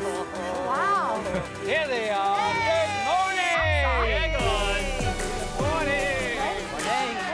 It is vibing in the garden today. Woo! We're ready for a fun day. Morning. Good morning. So summery. Good morning, everyone. Morning. As you can see, we're set up here in the beautiful, sunny MasterChef garden. Hey, this looks fun. Oh my God. That's cool. Wow. And in the MasterChef kitchen. What does that mean? I'm so confused. It's a service challenge. Wow. Oh my God. Unfortunately, Manoli can't be with us today. That leaves us with 11 favourites and 9 fans. So to make things fair, one of the favourites, you'll need to volunteer to join the fans today. Who's it going to be? Volunteer? Surely we're not that bad. Come on. I'll do it. Yes, Billy! Hi. Nice. Okay, Billy, jump on over. Oh, all right.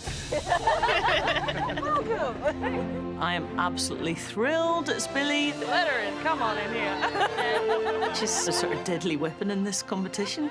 So I'm really looking forward to working with her. Righto, gang. It's a big challenge. And a big challenge needs a big guest chef. Now, this guy has cooked all over the world. He's a great friend of ours and a MasterChef favourite.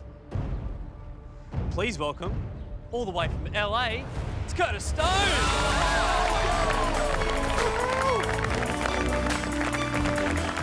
Oh my God, I can't believe it. We just had Reynolds and now we have Curtis.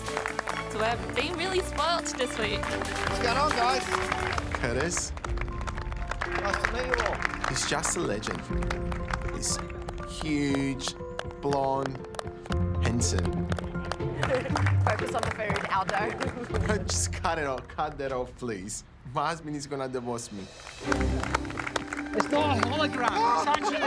You're real. How are you, mate? See you, mate. You too. You too. It's good to be able to touch you and feel you, and you're here in the flesh. What's been happening in the last 2 years? Lots. Opening restaurants, closing restaurants, opening restaurants. You know, it's just been a whirlwind, but I'm happy to be back to meet lots of you and see lots of familiar faces again. It's awesome. Well, you've had a sneaky little hand in this challenge. I have. Curtis has chosen the 2 ingredients that are under these cloches. Yep. Okay. So, Jen, we'll start with you, because you smashed a pressure test yesterday. Okay. Which cloche do you guys want to take? Any picks? You go, feel it. Feel it, Jen. The one on the right. One on the right. Today, you'll be heroing pork. You know, one of the best things about cooking pork is all Coles brand fresh pork is 100% Aussie grown and South Store free. So you can feel good about cooking it. All right, favourites. Are you ready to find out what your ingredient is? Oh, yeah. Yes, please. Okay. I tried to talk them out of this, guys, but... Oh, what? You can cook with snails, can't you? Favourites, today you'll be heroing chicken. Oh, yeah, we love a good cookie. Yeah. Julie, you've got a smile on your face. It's probably my most used protein. I love it. Yeah, it is the ultimate all-rounder. And of course, my favourite thing is that all Coles brand fresh chicken is 100% Aussie grown and RSPCA approved. All right, you now have your ingredients, so now it's time for some rules. Half of your team will be cooking flavour-filled fast food out here. And the other half will be cooking fine dining fancy food in the MasterChef kitchen. That's brilliant. That's good. You will be competing against the other team that's cooking the same style of food. It's fast food versus fast food, and fancy food versus fancy food. If you beat the other team, you're into tomorrow's immunity challenge. You'll be cooking for 80 diners plus us. Fast food cooks. You'll need to prepare 2 different dishes for the diners. Fancy food cooks, you'll concentrate all your energy into just one world-class dish. Okay. It'll be a staggered start, but all cooks will have 2.5 hours to prepare your fast or fancy dishes. You can use whatever you would like from the beautiful MasterChef kitchen garden and pantry. But all of your dishes must hero your chosen ingredient. That's pork for the fans and chicken for the favourites. Guys, be creative, work fast and have fun. Are you ready? Yeah. Good, because your time starts now. Oh, let's go. All right, let's do it. Chicken. Chicken. Split it up here, yeah? It's going to be fun. I'm on the fast food team for the fans. Street food. So, what are you guys thinking? We can go sliders, we can go Mexican, we can go south. The hardest thing about today's challenge, doing 2 fast food dishes for 40 people, heroing pork. Let's just do a bunch of ribs. So like a sticky barbecue pork ribs. We're going ribs. Yeah, oh, yum. Yeah. The boys are going to take one dish and us girls are going to take the other. Thai flavours, Thai food. Yes? Yeah, Like a Lab. Yep. Lab is like a really awesome, yummy, diced meat Thai salad. limes, lots of yummy acidity. You serve it in lettuce. Dude, that's my favorite. I love that. That sounds fantastic. Sounds sick. Entry. Let's go. Entry, go. Guys. Woo! Yay, Harry! Yeah! Oh, watch out! Great team, guys. We're going to have a lot of fun today. It's got to be tasty. Want to be crowd-pleasing. What do we reckon? Finger licking good. Fried chicken. Oh, fried chicken. Wings. Yeah. Chicken wings, yeah. Korean style? Great, let's do it. Yummy. What about some kind of a kebab shawarma. Yes. Oh, yeah. And I think a really good marinated chicken, Yes. really charred, lots Perfect. of caramelization, lots of spices. There's a lot of strengths in this team for fast food. Yeah, anything that goes with the lemony, minty. Yeah. Mindy, Julie and I are going to work on chicken shawarma, and Alvin and John are going to work on spicy Korean chicken wings. Ooh, nice. Yeah, we trust you. Wow, well, let's go. Ready to go. Well, this should be pretty fun. 2 different styles of cooking today, 2 favourite proteins to work with. Fast food to me has got to like appeal to all the senses, right? It's Yeah. got to be crunchy and salty and sweet. It's got to have a little bit of everything, Yeah. which makes it quite an exciting thing to be able to cook, actually. Yeah. Just hope that they pick the right dish for the amount of time that they've got, especially the fast food guys, because they've got to bring 2, you know? Right. Thank you, gentlemen. Run! So I hope they choose the dishes wisely today. Watch out, lettuce coming through. We'll move all of the pork here. Have we got dried chilies? Wait, can you grab me a bowl, Jen? A bowl, okay, how big? Then we need to count ribs. Matt and I are working on the sticky pork ribs today. 30, you reckon? 3/8, 24, 240. The biggest challenge today is we've got to cook for 44 people. We've got 2.5 hours to whip up a lot of ribs. 45 times 5, what's that, 225? Sorry, I've missed all of that. I have no idea what you're saying. I asked the commerce teacher here to do the math for me because I couldn't figure it out myself.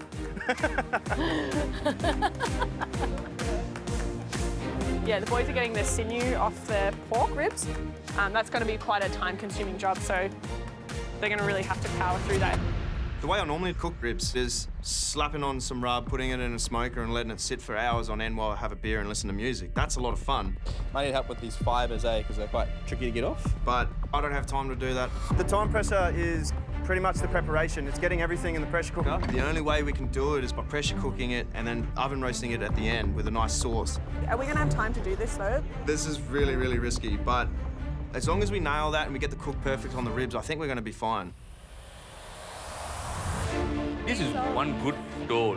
This will be really light and fluffy, so it's not going to make people feel heavy. Mindy's working on the flatbread, and Julie and I are working on a beautiful shawarma, marinated chicken for the fast food service challenge.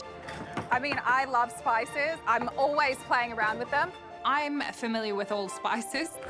Nice colours going on in there, isn't there? I've been learning from the most incredible cooks and chefs in India for the past 8 years. This is what I love to do, so I was straight away like, I need to do the marinade, it's my thing. So my marinade, I'm going for smoked paprika, Kashmiri chili, olive oil. I've got cumin seeds, lemon zest, and a bit of oregano. So going for a bit of those flavours. Woo, it is getting hot today. I know, it's... Hey, Sarah. Hi. How you Oh, hey, Sarah. Good, how are you? Good to see you. Yeah, good to see you too. We did a challenge together my season. I remember. I remember. I have to admit, I had a bit of a crush on him last time. Did we win? Of course we won. Okay, we won. Okay, you have good luck. I was in a relationship. But I'm single now. Now, speaking of this challenge at hand today, this looks very promising. I love, the tones going on here. What are you making today? So we're making a chicken shawarma, so really strongly marinated chicken. You want to pick it up in one hand, not have to use any cutlery of any sort. Talk to us about the spices going on in your marinade. Yeah, so I want a little bit of a kick. So I want a bit of that chilliness, coming through. Some smoked paprika going on in there, citrus, bit of garlic that I've kept kind of chunky so that as it sits, it'll, kind of flavour the oil. Did you get the kick? Did you toast the spice before you put it in? So these are whole spices, so I didn't want to toast, whole spices don't need to be toasted. Yeah. Interesting strategy. I'm a bit taken aback by the judges' comments why I'm not toasting my spices. Thank you. Right. Thanks. When you're known for something, there's really high expectations. You really do have to bring it. So you just said, did I toast off the spices? Ground spices you don't need to toast off. I mean, because he said it, I don't know. You know, if I'm really confident and then the flavour doesn't come through beautifully, then I don't know. I am so unsure of myself right now. Curtis tasted my marinade and he just said that I toast off the spices. But ground spices you don't need to toast off. In my restaurant, I never doubt myself like I am in this MasterChef kitchen. Whenever there's a comment or feedback, there's obviously, you know, he's looking for something. So I'm gonna add some tempered spices on top as well. I'm going to roast off some black peppercorns and cumin seeds. I really want to go to the immunity cook because there's so many bloody pins out there. And if I go into an elimination, I'm pretty screwed. So I need to win it. Fast cooks, you've had 1 hour and 90 minutes to go. Let's go.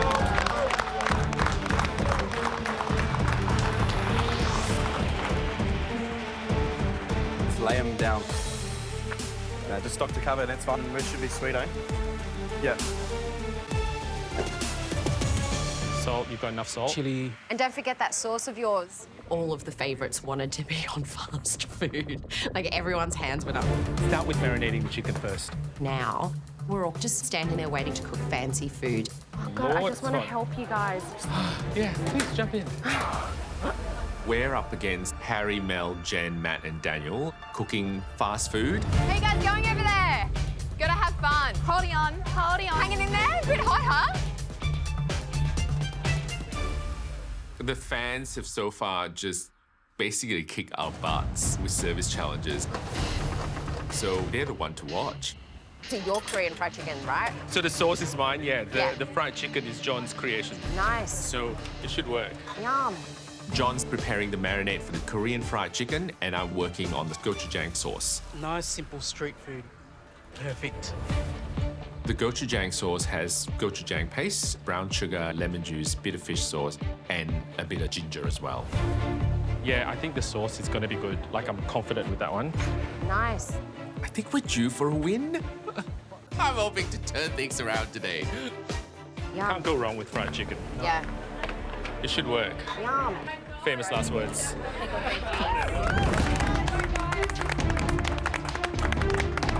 I don't even know what I'm doing. I have no idea. I'm lost. The boys are cooking their ribs. Are you good to still cook the pork? Yeah. I'm doing the pork lard with Mel and Jen. We've only been given 2.5 hours to cook for 40 people. So to save time, I'm going to use mince pork for the lard. It's a bit risky the way that we're doing it, especially for somebody like Mel. She knows that stuff like the back of her hand. Hey, Harry. Hello. Harry. Curtis. How are you, Harry? Nice to meet you. Nice to meet Shake you. your hands, but you know, Inquiring little- minds wish to know. Yes. What are you cooking? The girls are going to be tackling some pork lard, and the boys are going to do some southern-style barbecue pork ribs. Wonderful. Yeah. What cut of pork are you using for the lard? We're just going to use the mince. We're going Bobby Basic. We're going to use the mince. So you're not going to hand chop to create. You're just going to go straight into with mince. Yeah. What I don't like about lard Yes. is when the protein is dry and it's dried out, because you get that kind of squeaky feeling. You want to see you honour the protein today. Yeah. I like this double-handed stirring that Jen's got going over here. Yeah, she's a boss. She's in focus mode. Sounds fantastic. Best of luck. All right. Good luck. Thanks, guys. Curtis and Mel, they're worried we're going to serve up some squeaky lard, which would mean that the pork is too dry. It's really beautiful fresh mince, but it's quite low on the fat quantity. How are we going to add more fat to it? What do we want to do? Yeah, I'm coming. I've got to think of how I'm going to make sure that the mince doesn't dry up. Fast food cooks, you've got 1 hour till service, and that means fancy food cooks, your 2.5 hours starts now.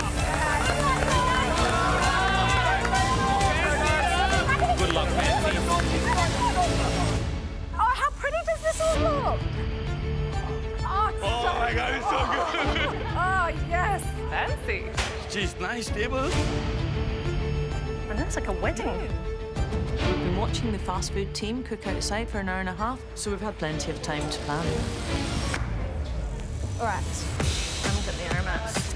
Okay, come, let's go. Yeah, we're going to need 14, 15 chickens. Oh, my God. So what am I? I'm grabbing the bed? Kaffir lime.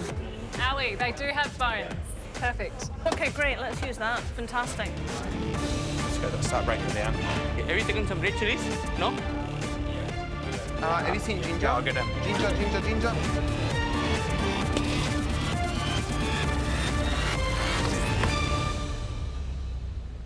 I'm with the fans today, which is changing it up a little bit. We're making pork belly. We're doing it with a spiced carrot and apricot puree. Belly's a good choice for fine dining because it's decadent. We're going to have to make sure the pork is moist and the crackling on the top is cracked.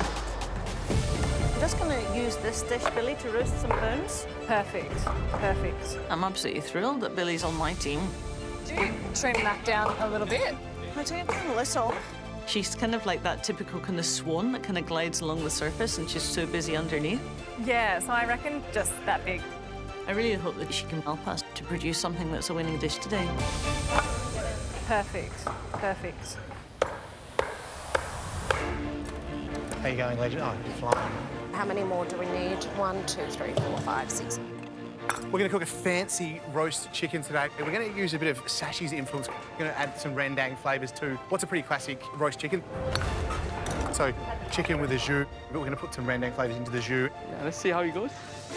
Curtis said to make it a bit interesting and a bit creative, so we're sort of East meets West, and we've got a bit of a mix here in our group. We've got sort of cultures going on everywhere. If we can get it right, I think we've got a very good chance of cooking for immunity tomorrow.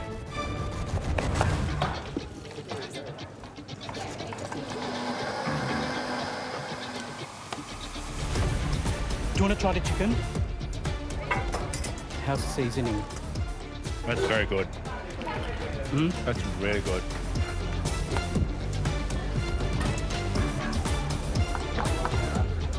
You want these for topping, yeah?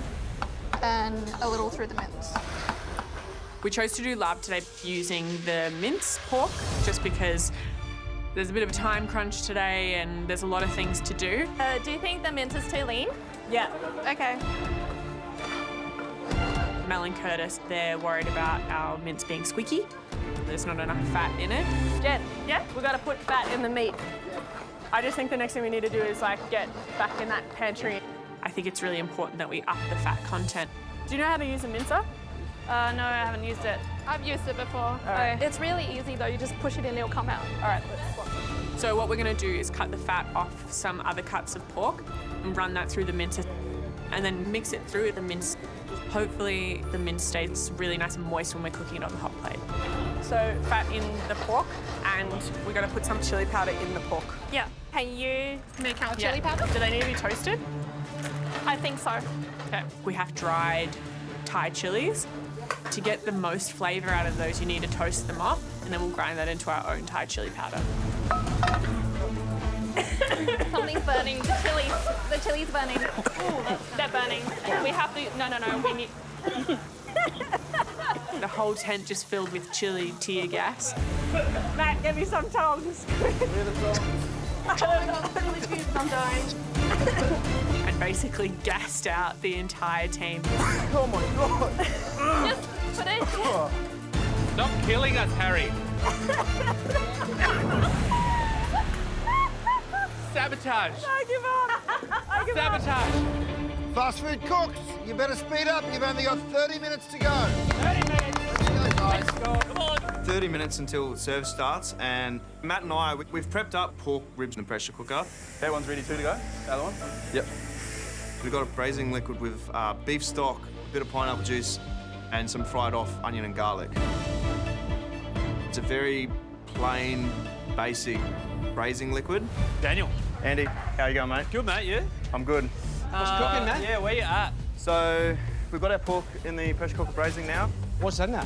Just pork ribs, we've got some stock, some onion, just sort of a braising liquid, basic, and then So you got no aromats or anything in there? Yeah, so we've got onion and garlic in there at the moment, but no other herbs. Oh, really? Yeah. No spices, no nothing, just onion and garlic? Yep. Once they're done, we're going to pull them out and use that liquid in here. We're going to reduce it, make a barbecue sauce. And what kind of stock? A beef stock. Oh, you don't want it to taste like pork anymore? Beef stock? Beef stock. Yeah. I'm confused. Did you rub it with spices or not? No. Nothing? We want that sort of sauce to come from the glaze at the end. For us, you've kind of missed the trick massively by not putting a gnarly rub on the ribs before they go in. So you have to make sure that this glaze is the most loaded glaze that you've ever made in your life. Because otherwise, it's going to be so mellow. Yeah. And fast food, it ain't mellow. This competition really does things to your brain. How do we work on this glaze? What about, so You don't make those mistakes at home, but when you're under this pump and you've got 40 people coming to eat and 4 of those people are going to judge you critically on something. Let's put some of the Emirates and stuff in there. You miss such important little steps that make all the difference. We don't want it too beefy, so we want the pork to still sing. So do we try not to use much of this, and then we can get this on the rib now, really reduce it. We're going to try our best to really have a crack at this and, you know, have a shot at immunity. That's what we want.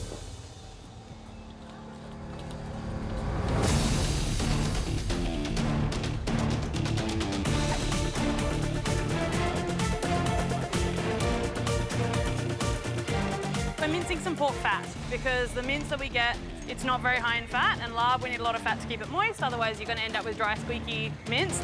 Normally, lean mince meat of any kind is pretty good for you, but lard's not sort of supposed to be super healthy. It's supposed to taste really good, and that means a bit of extra fat's needed.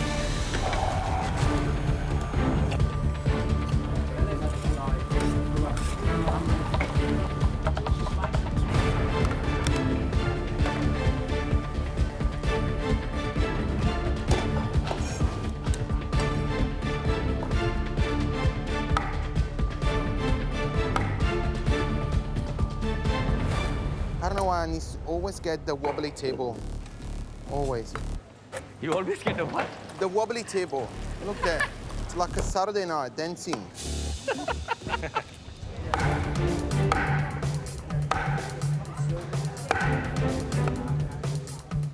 Hey, Michael. Hello, Mel, how are you? Good, thank you. Talk to us about fancy chicken. We're going to do a classic roast chicken with a bit of elements of all of us in our team. So we're going to do the classic roast chicken, which Christina and Aldo and I sort of know, and then we're going to add some of Tommy and Tashi's funk and flavour and spice. So we're going to do a rendang jus to go with it. So roast chicken, rendang jus, carrot puree. And talk to me about the crown then. How are you going to make that unbelievable? Just, well, cook it perfectly, really. You know, chicken breast is obviously a pressure point because it is easy to dry out. So brush the skin with some clarified butter to get nice and golden, and then just cook it perfectly. Nothing under the skin, no rendang sauce. We've got a lot going on. Okay, so the aromats are in the jus. The jus is going around the chicken, but not through the chicken itself. Yes. Is it fancy enough? Is that fancy enough? I don't know. I guess that's a pressure point. It's a huge pressure point. You're going to have to actually nail that. Billy! Hey, Billy, are you angry? Like, what's going on? Is it you angry because you're over there, not here? Do you wish you were back here? Have you made a bad decision? No, I'm sorry. I just have to get this done. Get it all out, honey. Actually, really satisfying. It really is. Listen, it sounds good. The pressure's on you, I think, on this one. I feel it, yeah. All right, good luck. Simple is great as long as it's perfect. Yes. Easy, right? Good luck, guys. Thanks. Jock's a little bit concerned about the chicken being fancy enough. Is there enough of that rendang flavour throughout the chicken? Jock said, because we're not putting any of the flavours of the rendang into the chicken, he's a bit worried about that. So we could put the rendang paste underneath. Put a little bit in the butter. Yeah, we mix it into a butter. We make a compound butter with the rendang paste, and then we put under the skin. Yep. Just a little bit of extra flavour. Yep. Fine, easy. Split some butter in with some rendang paste. We already got it. Yeah. Rendang, compound butter, flavour bomb under the skin. Fancy? Just enough to get a layer in, right? Perfectly cooked chicken, perfect rendang sauce. I mean, it makes perfect sense. Ali, Hi. fancy food. Yeah. Yeah? Hi, What are you Kate. gonna Sorry. We are going with the pork belly. Yep. We're going to roast it with a salt crust on. Okay. Just get that really nice and crispy. Ali, are you planning on scoring the pork belly? Well, we weren't going to. We're just going to pierce it and then salt crust and kind of. What do you think? Do you think it'd be draw the score out? To me, the most incredible thing about slow-cooked pork belly Yeah. is the crispy skin, as long as you can get it. So whatever your little tricks and secrets are to get that crispy Yeah. skin, use them. Yeah. Okay. Because if it's not crisp, it kind of ruins the whole It dish. does, It yeah. sounds wonderful, but that one little thing can change everything. Yeah. Just Yeah, make we'll sure weigh that. you have Yeah. enough pork, make sure it's crispy. I think the dish sounds really simple, but quite interesting as well. Yeah. So if you pull it off, it should be spot on. Excellent, thank you. Score the pork. Score the pork, right? I think we'll score the pork. Hey? I think we'll score the pork. Do you think? Yeah. If the skin is not crisp, it's not going to be great. So if he's saying score the pork, we're going to do that. Takes a while. Okay. Pork is going to probably take an hour and a half to cook, and it needs to rest. Salt, star anise, cinnamon, coriander seeds all blitzed in. Just get the oven ready. We need to get the pork scored, covered in salt, and in the oven.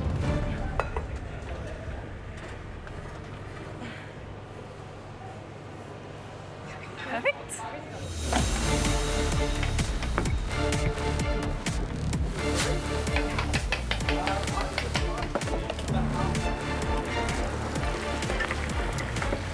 Oh, the pork's done? Yep. There's no rub on this meat. The braising liquid's pretty plain, but the pork is practically cooked, so we can't really impart any flavour in the meat anymore. How soft are they? They're pretty soft. Yeah, I reckon they're good. We're gonna have to layer and build up as much flavour to make this the most kick-ass barbecue sauce we can. I'm just reducing the pork glaze down so it's nice and sticky.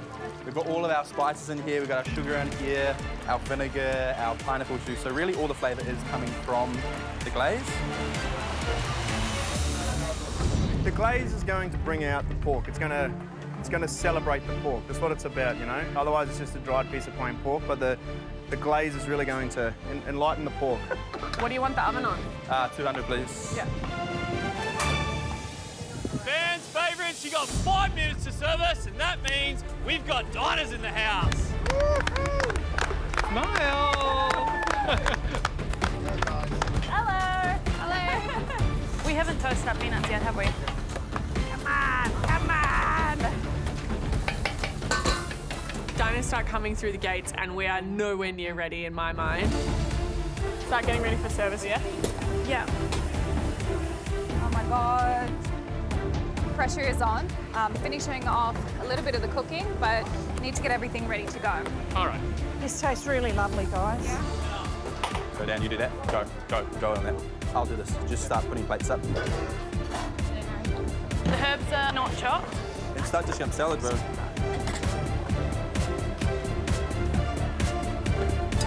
Come on, girls, look at that. That food looks good, it smells good. Crispy, sticky, delicious chicken wings. It is hot. It's a chicken shawarma. Chicken. Fluffy, light flatbread. Beautiful. Beautiful garlic sauce. It's got grilled chicken in there. So is this half the chicken? Loads and loads of flavour. Look at this. They're beautiful. Do that. I'll do the sesame. I hope your plating service starts in 1 minute. Ooh, 1 minute. Come on. Wait, where are all the herbs for the toppings? Yeah. We are really, really not in the best place to be going into service right now. Has, can you grab the iceberg lettuce? Let's go. Doesn't matter, let's go. Righto, diners, here's where you earn your lunch. 10, 9, 8, 7, 6, 5, 4, 3, 2, 1. Let's go. Dinner time. Yeah, well, we've only got one. Come on and help us do this. Wait, we've only got one cook. More salad? Come on, guys. Hustle. Yep, mate. Hi. So this is our chicken shawarma. Mel's doing more lettuce cups. We don't have enough, so can you help me do this as well? Service has started and we are nowhere near ready. Come on, guys, hustle. The place needs to start actually going, so... Yeah. We are really not in the best place to be going into service right now. The place needs to start actually going, so Yeah. you gotta move. Yeah.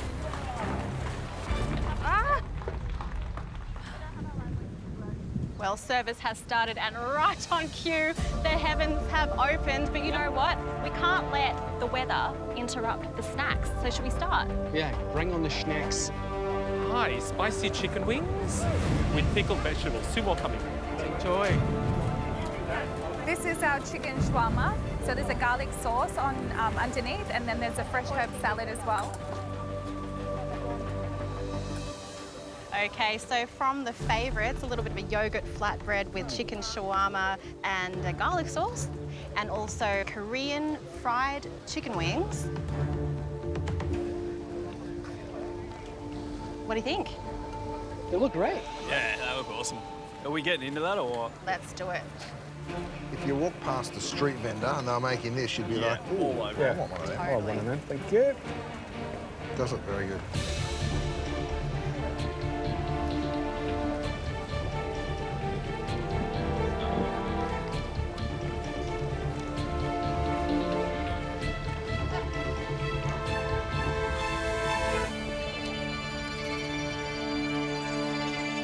So, shawarma, the flatbread, actually, it's perfect. It's soft, pillowy. The garlic sauce is really good. And the chicken is tender and juicy as. The garlic sauce being not too strong means you can really liberally slather it in there. Yeah. And it's absolutely perfectly balanced with garlic. I dug it. Hard. The chicken's good. I would have liked a little bit more spice. I agree. I think spice level-wise, I think it could have had a little bit more flavour. So the wings, they're crispy, the coating is great. Yeah, it is crunchy and gnarly, and that grabs onto that sauce. The sauce had a nice gochujang sweetness about it. I think the flavour of these wings is really quite good. It's a really pleasant mouthful of food. Mm. Oh my God. Oh my God. Do you want me to start plating? Yeah. We have to hustle, but because things have been so frantic, Are you ready? we just don't have time to make this dish pretty. Just keep making. Just keep making. We got this. I'm hoping that because it's fast food, then it won't matter so much. Okay, that's ready. With the love, the texture of the meat is really awesome. I don't think it's dry. Just watch the portion on the salad, yeah? As in more or less? Less? Okay. I think that the boys are done with their ribs. It's all good. We're nearly there.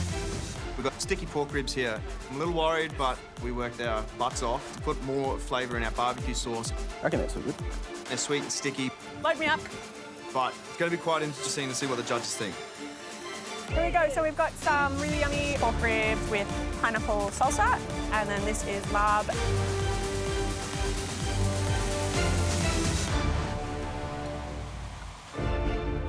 Okay, so here we go, the dishes from the fans. We have a pork larp with a little side salad and sticky pork ribs with char-grilled pineapple. It looks great, but is it style over substance? I think we should just dig straight in.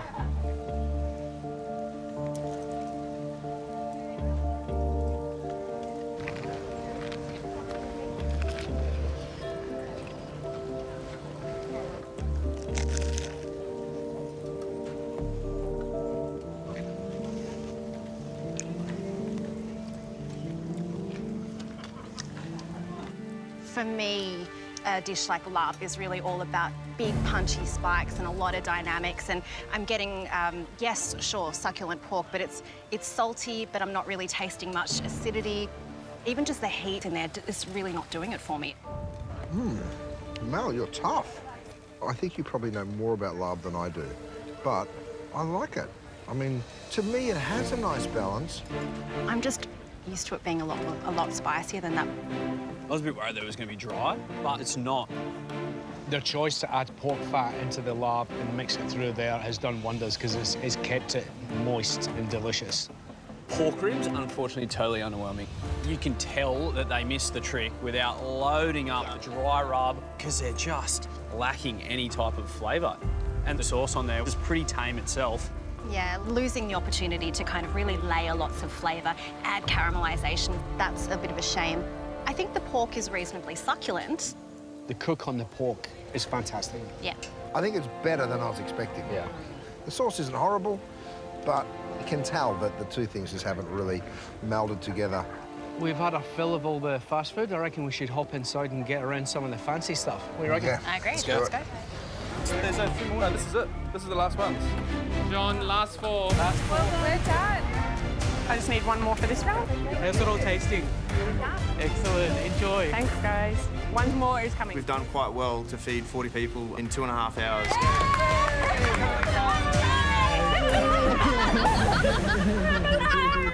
But I don't know if this is going to be good enough for us to all have a shot at immunity. Once that chicken's cooked, we can do a plate up. Okay, yeah. How far off the sauce, Tash? Let me reduce, like I'm straining now. Christina, can you strain me that one? Yeah.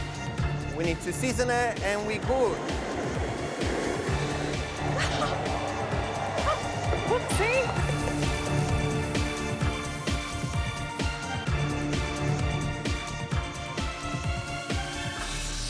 The street food stalls are closed. Our diners are ready for fancy food. 15 minutes to go.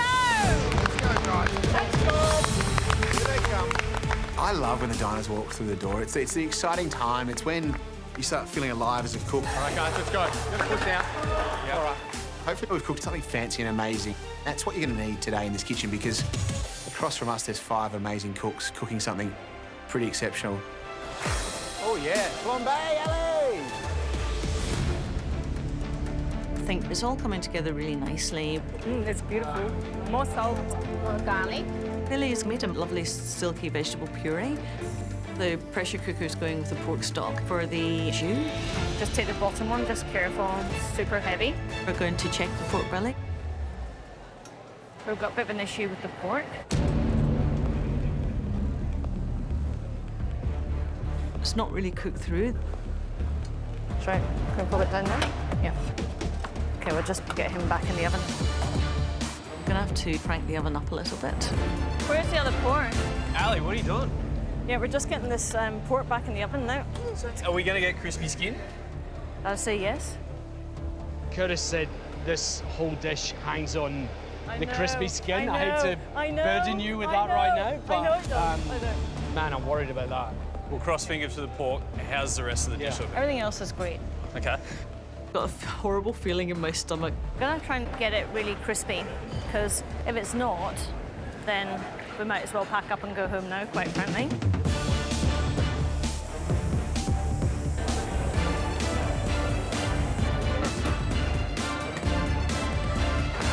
You want to try this? Yeah, how is it? Good. The puree's done, the rendang jus is done. I can get a chicken out. I was not sure about the cook on the chicken. Yeah, take one out and you take just what's good. Final touches on your fancy dishes. You have just 5 minutes left.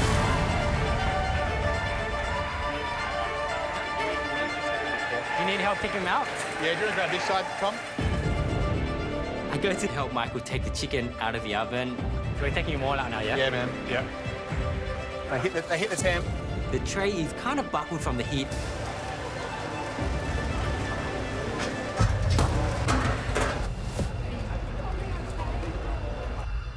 The chicken has dropped on the floor. Tommy, how many did you lose? Did they hit the floor or not? No. How many did you lose? Oh my God. That one hit the floor, this one hit the floor. I've completely stuffed up this whole challenge for our team. So we got 36 here. Lucky for Tommy, I think I've done a couple of extra chickens. 36 and 8, it's 40, 44. Yeah, it's going to be tight. Heads up, everybody! 1 minute to go! Let's start carving chicken. She looks crunchy. Are you happy with that? Yeah, I think we're going to have to be. It's all coming together really nicely. We've got the charred apricot and spiced carrot puree on the plate. Oh my God. Good prepping on that. And a spiced jus. With the fennel? I am a little bit worried about the pork.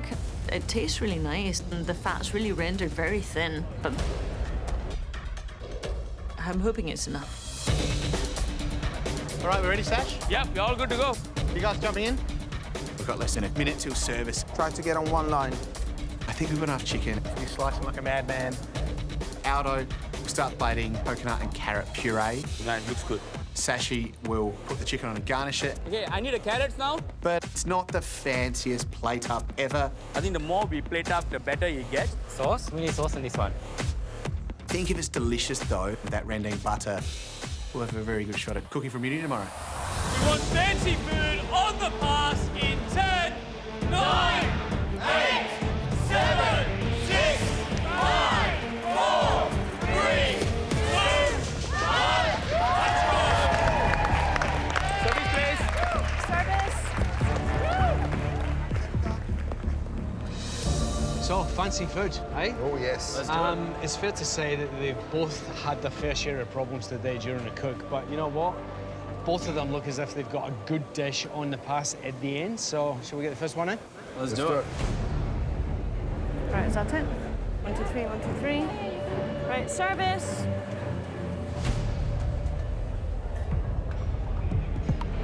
Hello. Thank you. Thank you. Thank you. Thank you.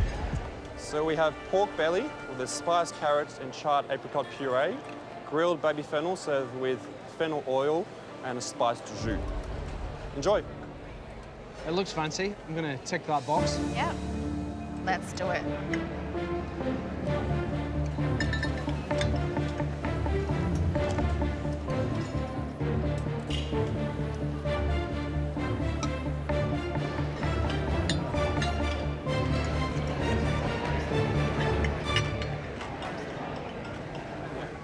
That sauce has like got so much power. It is full on, but in a good way. And the puree is silky smooth, isn't it? I mean, it's really velvety. It's just delicious. But the pork belly, there's no getting around it. It is chewy. By stacking the trays on top of each other, it just didn't get the heat through the pork for long enough. That's right. And then the skin suffered. But bones of a great dish. Carrots, Christina. More chicken. Service, please. Okay, good. Nice.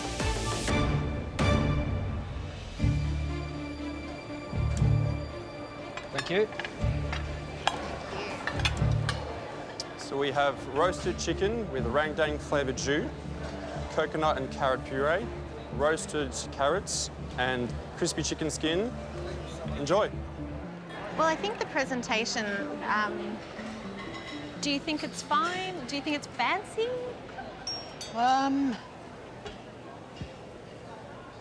Yes and no.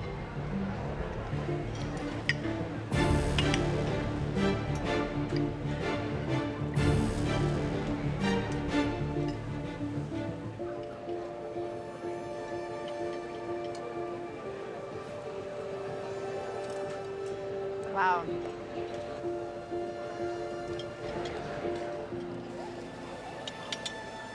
It might not look super fancy, but in terms of flavours and how it's cooked, that's, you know, any fine dining standard, for sure.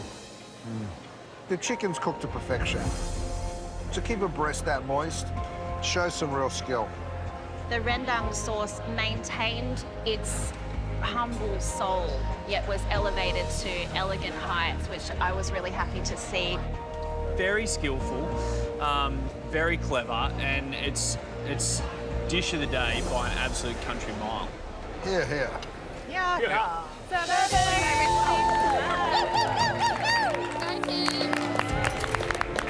Service, please. Chicken man. We had 2 extra, so we're all right. So many of you still. Sorry. Sorry. It's all right, I'll go.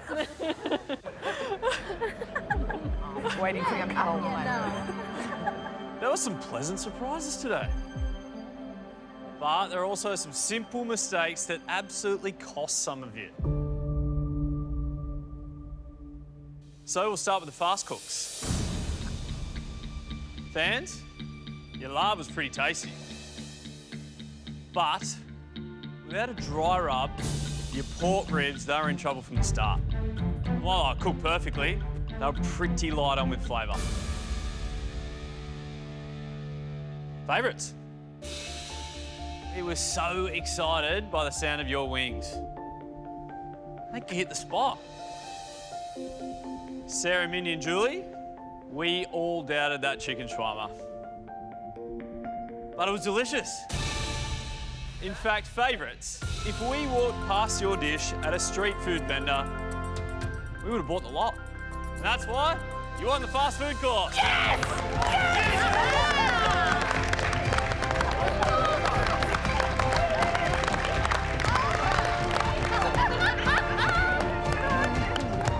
I'm going to replay that over and over and over again, Jules.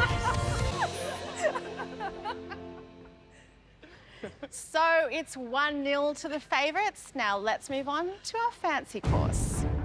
Fans, Your plate looks every part an elegant fine dining dish, but your pork was chewy.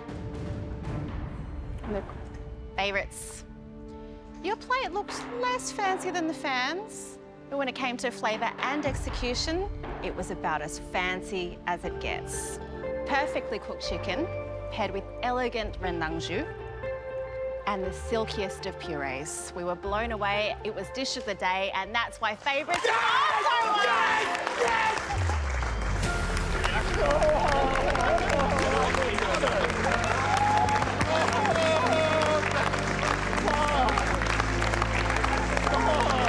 All right, you'll be back here tomorrow to battle it out amongst yourselves for that all-important immunity from Sunday night's elimination. The good news is, Curtis is going to be here too.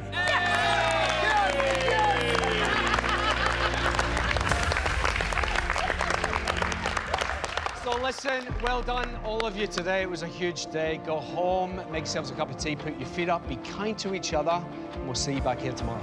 See ya. Great job, guys.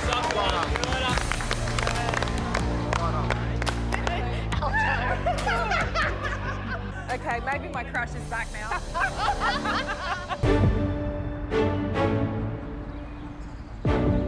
We get to cook for immunity today. Yay! It's a good day. It's a good day. All right, what is it going to be?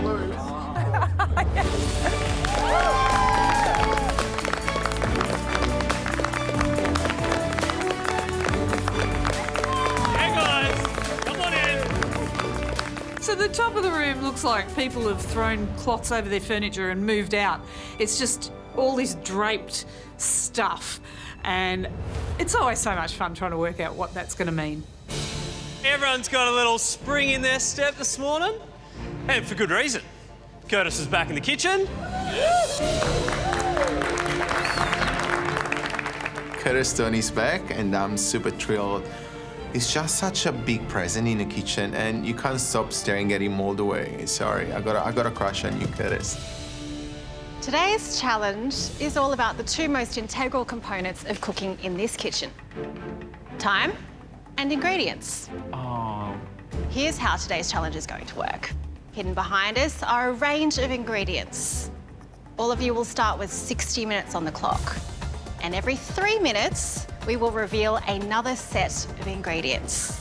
Every 3 minutes, so 11, 30 minutes is small. As we reveal them, your pantry grows. You can start cooking whenever you like, but you can only use the ingredients that we have already revealed. And you get whatever amount of time is on the clock when you start. As your pantry increases, your time decreases. It's simple. This is my kind of challenge, if I'm really honest. After a hard day at work, I don't often cook anything that takes more than about 20 minutes for dinner at night. So I love this. I'm the kind of person that wants more ingredients rather than time. But of course, there's a catch. Yeah. The first ingredient that we're going to reveal today has been chosen by none other than Curtis. And it must be used in your finished dish. Curtis, any clues to what's under there? Oh, this is one of my favourite ingredients to cook with. You don't have to cook with it. You can serve it raw. It's a very versatile ingredient, and I think you're going to love it. Your 60 minutes starts when Curtis reveals the first ingredient. It must be used in your dish, and we're going to taste all of your dishes. Of course, the best dish wins immunity from Sunday. Curtis, do you want to do the honours? I'd love to. All right, guys, don't forget. As soon as Curtis reveals the first ingredient, the clock starts. You've got 60 minutes from that point, and then each ingredient that gets revealed, the time ticks down. Clear? Yep. Okay. Curtis, you ready? I sure am. Your first ingredient is apples. Apples are versatile ingredients. You know, you could use them for sweet, and you could also use them for savory in a really interesting way. No tigers, just apples? No, thanks. But just apples. What is anybody gonna do with just apples? We have no unabandoned pantry, so you can't just serve them an apple with nothing else. At 57 minutes, you have Modi apples and the underbench pantry. So, Tommy and Sarah. Oh, he's gone as well! John's in the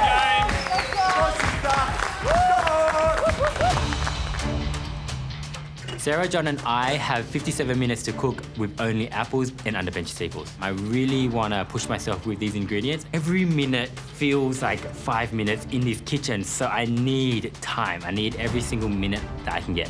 Today I'm making a play on a Vietnamese dessert called a bánh rang. It's like a baked flan, so an over-baked flan, so you can't really, don't make me say it, but you can't really stuff it up, can you? Or maybe, who knows? I haven't cooked many desserts in MasterChef, and there's a reason why. I'm not very good at it. I think this dish, you know, has a little bit of comfortability in being Vietnamese that helps me kind of cook the dessert. I'm not as scared, but who knows? I reckon I could do a nice chilled glass of apple juice in under 2 minutes. Time is definitely more important to me right now. I need to think smart and choose a dish that's going to be flavoursome, highlight your skills. So I'm going to make an invisible apple gâteau, but 57 minutes is still tough. I'm still sort of thinking what I'm going to actually put into the dish. Try and do like an apple pie, maybe. Are you ready? Yes. Yes. You now have 54 minutes and Ha, booze. Good enough for me. a selection of spirits and liqueurs. Right now, I could do with a shot of Frangelico. That's just screaming Italian to me. But it's a tick, but it's not a full tick all the other boxes. Save me a glass! I am making apple and butterscotch. So some stewed apples sitting on a butterscotch sort of custard, and then some other sort of appley bits that I'm just gonna start thinking about what I want to do. I can do this in time. It's all about pushing myself, so I will push myself today. Juicy, sweet, bit tart. I think I've been described the same way. Juicy, sweet, little bit tart. What are you hoping for? Savoury, something, Savoury. maybe pork. Spices. Spices. It is, in fact, my favourite. Pork. Okay, I'm going. Only one taker? 51 minutes. Speck, pancetta, pork mince. We've got some fillet, some chops, shoulder. Just need one more thing. That's it. One more.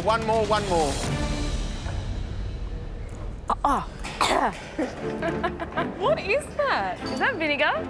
No, Calvados. I only had it to settle my nerves.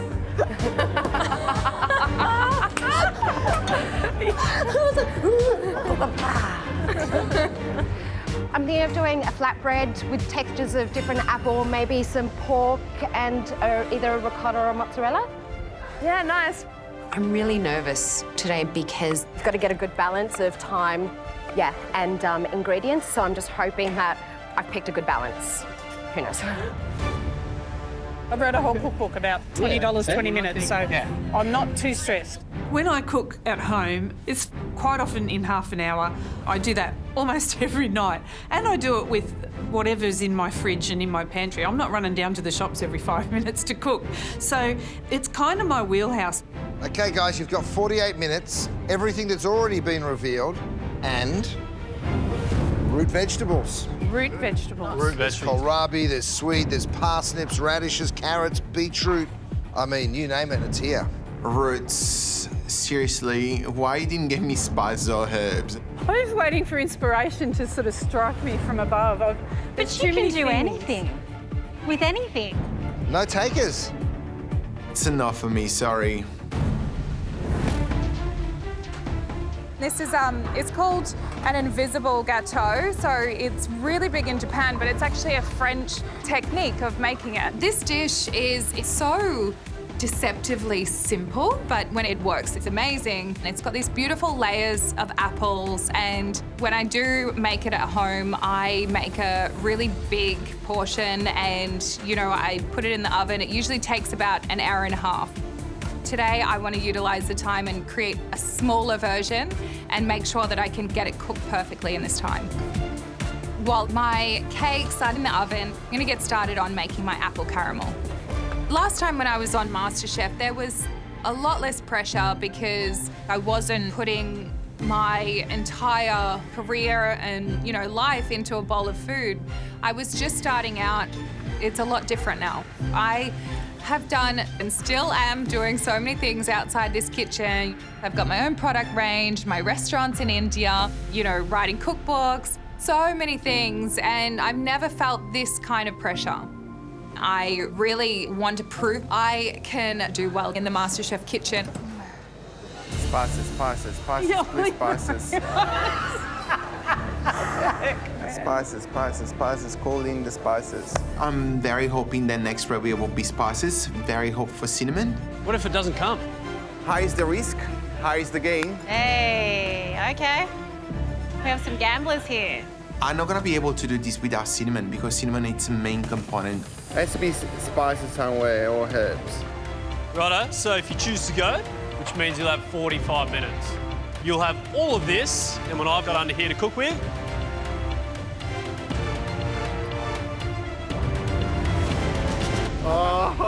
Aromatics, chili, ginger, garlic, and onions. Aromatics? Why there is no cinnamon in these aromatic boxes? Come on, give me cinnamon. I need it. There we go. All right, game on. I'm so excited. Finally, some of my favorite ingredients, I'm in. All right, let's do it. Chili, garlic, ginger, they're like the holy grail of food for me. Like I use them in absolutely everything. I'm really hoping that I can bring those together with, of course, apple and just bring a beautiful dish up today. I'm going to do a pork pancake with apple num dim. Not a lot of time, so I really need to get a hurry on. I've got a lot to do, so I'm just trying to get the processes all happening really quick. I want that chance at immunity this week. Are you not getting a little bit of FOMO? These guys have been cooking for 15 minutes already. It's a lot of time to stuff something up 15 minutes,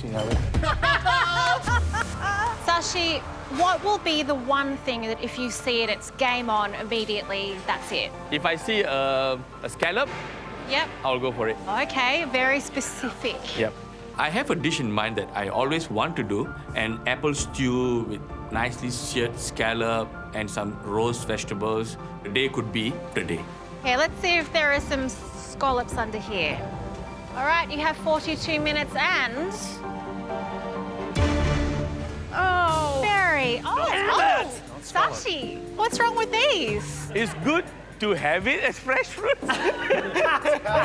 No berries for me. So that's a big fat no. What can I do with them with pork? No. That was rubbish, Mel. It's not Good what they Lord. want. Okay, It's just not what they want. No, not at all. Okay, but they're just not scallops. How has he not gone? There are so many things there. And they're coming up to 40 minutes. I can't believe it. That's wild. Keep breathing, Jules. I waited all this time. I feel a stitch up coming on. What if the last few are just all really boring? It's got stripes on it, so it must be good, right? Flavor Town. Surely. Come on. Surely. Shallots, pineapple, fish sauce. Surely. Rice wine vinegar, galangal. Palm sugar, coconut. No? Come on, Sashi. Yes. Sashi's gone. Sashi's in. You might as well name that box Sashi's box. Wow, this is my alley. When I saw the sweet and sour, like you got fish sauce, you have tamarind, you got galangal, you got ginger, peanuts. Quickly, I came up with another idea. I'm gonna whip up nice Thai version of a curry, Thai red curry. I've got less than 40 minutes, and I'm going to make more like a pork red curry.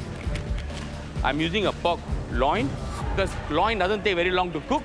Make a paste out of all the aromats, make a curry, and the apple will go into the sauce as a puree. It's a big risk, a curry in 39 minutes, but this is my strength.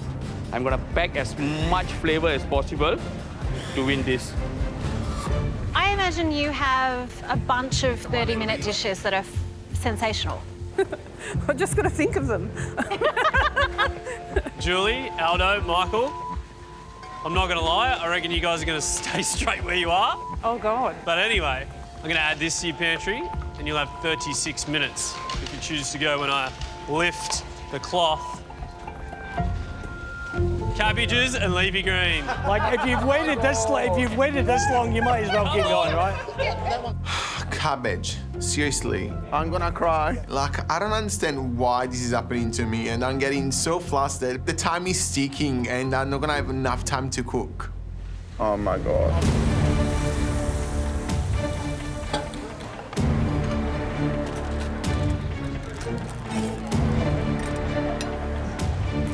Okay, guys, here it is. Your 10th ingredient is citrus. Lemons, limes, grapefruits, pomelos, and of course, beautiful oranges. Finger limes there as well. I'm still waiting for cinnamon, but now I got 33 minutes left to cook. I gotta go, I gotta run. Oh! Aldo's in. I'm shocked. That 3 minutes might be very useful, Aldo. He's not getting cinnamon, I There's think. no cinnamon out there. He's got design. I've sacrificed time for an ingredient that it didn't come along, and I do regret it a little bit. Waiting for a sign from God, but it didn't happen. He just abandoned me today, so I gotta move. There's only just over 30 minutes left and Michael and Julie are still hanging out over there. They are nuts. I mean, I don't know what they're hoping for, but I think they're hoping for seafood. Okay, you two, you have waited Good luck, mate. for this moment. You now have 30 minutes and seafood. The scallops are there. The scallops are there. Sashi! Yes! Your scallops are here. How you going, Jules? Good, love. What are you making? I'm just doing seared scallops with apple slaw and crispy prosciutto. Oh, perfect. What are you doing? Scallop ceviche. Oh, Use the apple nice. juice to cure it, Yeah. and then just some pickled apple and some crispy kohlrabi bits and stuff like that through it as well. Beautiful. Seeing Julie's doing scallops and bacon, it's a perfect combination. So not only have I got to cook a good dish in 30 minutes, I've got to do one that beats Julie Goodwin. I've only got 30 minutes to cook, so I've got to get cracking. I just need to start that ceviche curing liquid. That's the most important step for this entire dish. We got a scallop off on the back bench. Julie and I stuck out the end and decided on scallops. Michael's an extremely different cook to me. He's really clever, really creative, and the way he puts flavours together is something that I find really inspirational. So I know that Michael and I won't end up doing the same kind of dish. They will be very different scallop dishes. All right, they're all cooking now, some with a lot more time than others. So all the way down to the end of the 30 minutes. Yep. Of course, they must use the Modi apples. They're one of my favourite apples. They're great for eating and cooking. They're 100% Aussie grown and they're exclusive to Coles. I, for one, am very excited to see what these guys have chosen to Me cook too. with. Oh, yeah. Let's go and check them out. Tommy. Hey, how you going? We're From good, mate. bench, 57 minutes, just under an hour you had. Yep. What are you making? I'm making a fun play on a Vietnamese dessert called bánh gang, which looks kind of like, it's kind of like an overbaked flan. Yep. So you overcook the crap out of it. Okay. And then it gives you this really nice texture and little bubbles inside it. I was actually really surprised that you went so early, to be honest. Yeah, I wanted to kind of change things up. I don't want to, just keep doing savoury. I want to kind of see if I can test myself with sweet. Can't wait to try it. I still haven't got my flan into the oven. I'm worried about the cook in time because it usually takes me about 25 minutes to cook a bánh gang, and I'm just putting it in now, and I really need it to set. No matter when you started, you've only got 20 minutes to go. 20 minutes, guys.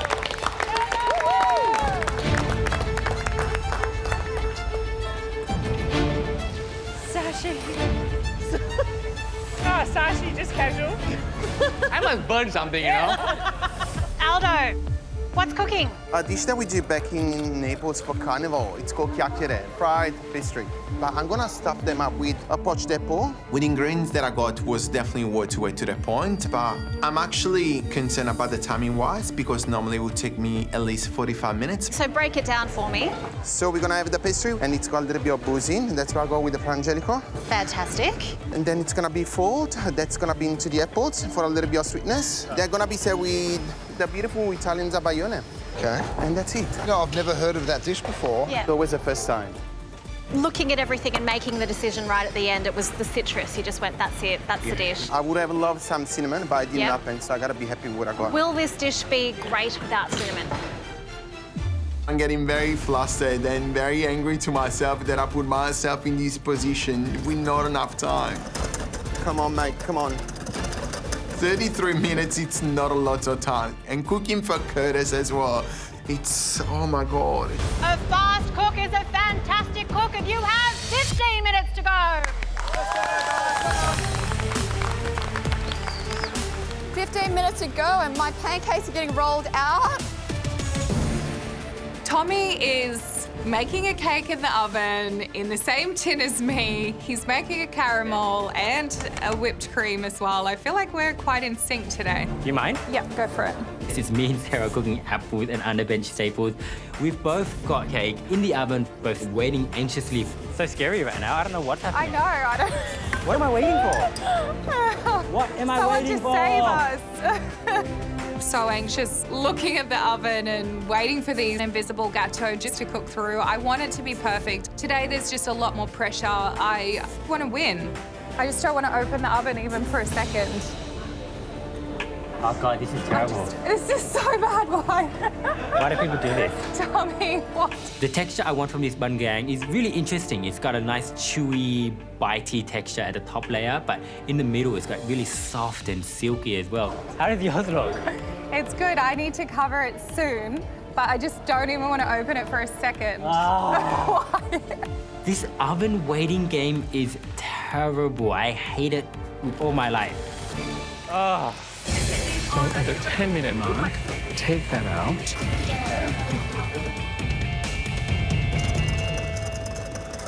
Come on, mate, come on. Michael, you Hey, Mel. dug your Curtis. heels in, you waited till the end. Are you happy? I am. Look, I love apple and scallop. I think it's a great flavour combination. Yeah. It's a classic. I love ceviche, so I'm going to use the apple juice as a bit of a curing and seasoning for the ceviche rather than lime. I've got a little bit of lime in there just to brighten up a little bit. Yep. Some chilli. It's definitely sort of a Southeast Asia meets South America ceviche. Why, are you glad you waited? I am. I think, like, this kitchen's all about pushing ourselves, right? And having a bit of fun and you know, I like cooking for you, Curtis, and I want to make sure I impress you, so extra pressure for me. Okay, well, I'll just go. No, I always want to impress you, Mel. Got 12 minutes to go, and I've sliced my scallops. I've made my little ceviche curing liquid. They're going to go into that in about 1 minute. I've sliced some apples and some daikon that are going to go with it as well. I'm just going to pickle half of them, and then I just need to work out my garnish just to bring it all together in 12 minutes. What am I doing?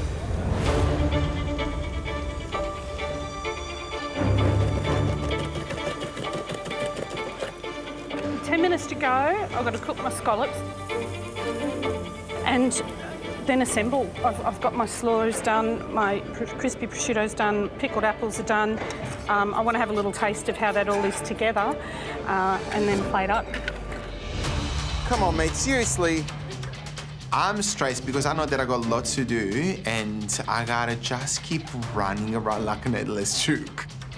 Easy. Go, Aldo. Yeah. So now that the pastry is done, I'll need to roll the pastry out. I'm running out of time. Strain. There, it's burning hot. Aldo. Hello. How many do we get each, Aldo? I'm pretty hungry. Look, I can't. He's got 3 done. There's one. No, you touch one. One each. One. Come on, man. I cut the pastry quite small and the filling has to be there. I can't put just a single piece of apple, so I gotta stuff them up. So I gotta be very careful even when I'm folding, otherwise they're gonna burst when I'm gonna fry them off. Aldo, you want to know how long? Yeah. You got 5 minutes to go, brother. Great. So good. Thanks, Andy. Beautiful, Christina. Beautiful. Go, Mindy. Oh, now I got more fire. That was unexpected. Eyebrows still there. My fingers are still there. Never expect that. Even though I'm burning everything, my curry is in good hands. I've reduced the heat, they're cooking slow and gently, it's still safe. Thank God this is a curry, so plating-wise, I don't have to worry too much into it. I'm all about flavor. I'm gonna give the 4 judges flavor, flavor, flavor. There are nothing less than flavor. Ooh. Tastes all right. It's time to start plating this dish up, and those 30 minutes have gone super quick. I start plating up my dish and it's scallops on and then all the other little crunchy elements around each of the scallops so that every bite has the perfect little bit of scallop and all the other textures to go with it. These crunchy elements don't really go classically on a ceviche, but this isn't a classic ceviche. I need this to be a ceviche right up the top there that gets me up onto the gantry. So I'm going to go as hard as I can to really lift this and make it ceviche. How many servings are you making? I'm plating up. I'm really excited. Everything's done. Like, I'm going to make this. Oh, she forgot there's 4 of them. There's 4 judges today. I'm about to plate up 3 things. Don't want people fighting over the scallops. Oh, my God. Can't forget Curtis. I doubt that Curtis would take kindly to being forgotten. He looks like a boy who likes to be fed. I'd better feed him. I open the oven and the gâteau, it's got that perfect amount of push as I, press through, and it's caramelized on the top. It's cooked exactly how I want it. I am trying to take this out of the tin and it's just completely stuck on the bottom. Oh my gosh. I'm trying to slice around the outside just to be able to bring that cake out of the tin, but it's not looking good. I'm looking at Tommy and he's doing the exact same thing. What is going on here? We're literally having the same cook side by side. Ah, Tommy! I'm trying to unmold this bangang and it is not coming out. I am panicking like I've never panicked before. If I can't get this out, I don't have a dish. Stuck. I'm not even gonna get anything on the plate. Time to start getting your dishes together. You've only got 1 minute to go. 1 minute!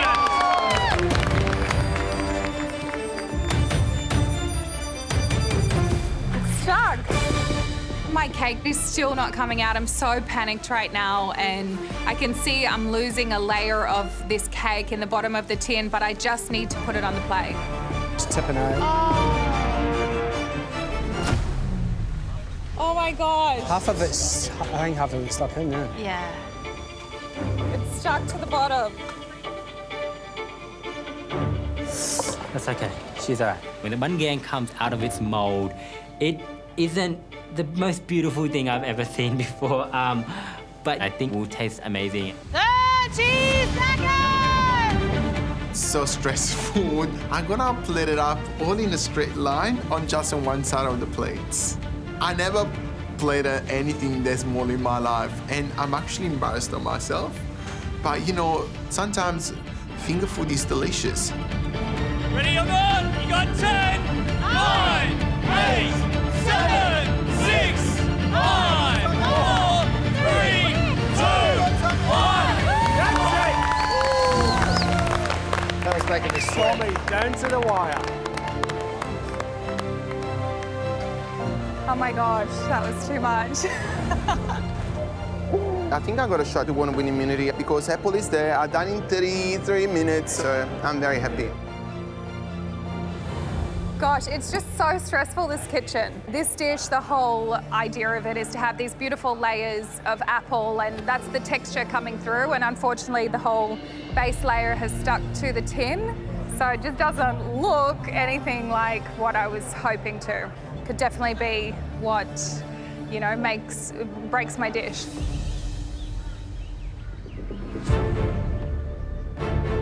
Okay, increasing and decreasing was today's challenge. Of course, you had to use the apples.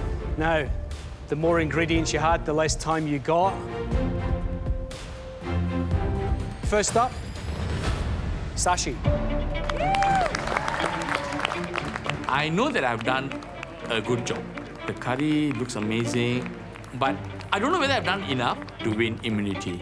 Sashi, please introduce your dish. I've made a pork and apple, like a red curry with grilled pineapples in the curry, some parsnip chips, toasted peanuts, and kaffir lime and chili. You were holding out for scallops and you didn't get them. I don't want to take the risk of waiting till the end and if there's no scallop, then I'll be stuck. I try to pack as much flavor as possible within the 39 minutes. I mean, it's almost impossible to make a wonderful curry in 39 minutes.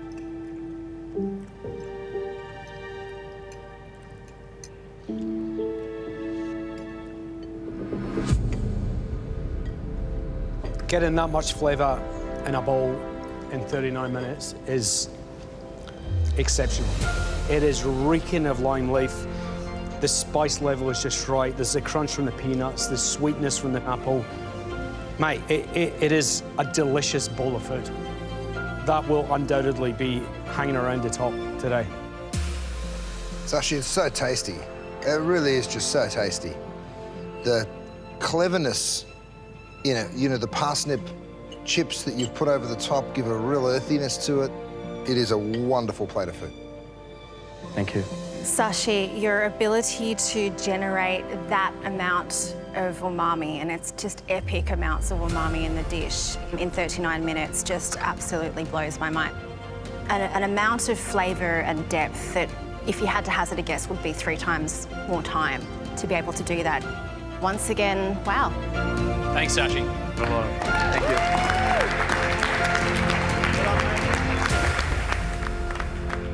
Next up, Tommy. All right, let's do this, huh? Here we go. Here's my little friend. His little friend. I'm gonna wait until it's awkward, and then I'll stop. No, awkward would be making eye contact with each of us while pouring. Thank you. All right, Tommy, what have you made, mate? Today I've made a bun gang with an apple caramel and an apple cream. Awesome. You happy with the final result? Look, she's a little bit ugly, but she's mine, and it's fine. Like, she tastes pretty good, and I'm happy about that. And it's a she? It is a she for some reason. I'm not sure why. Congratulations. Thank you. Let's just dive into it, shall we?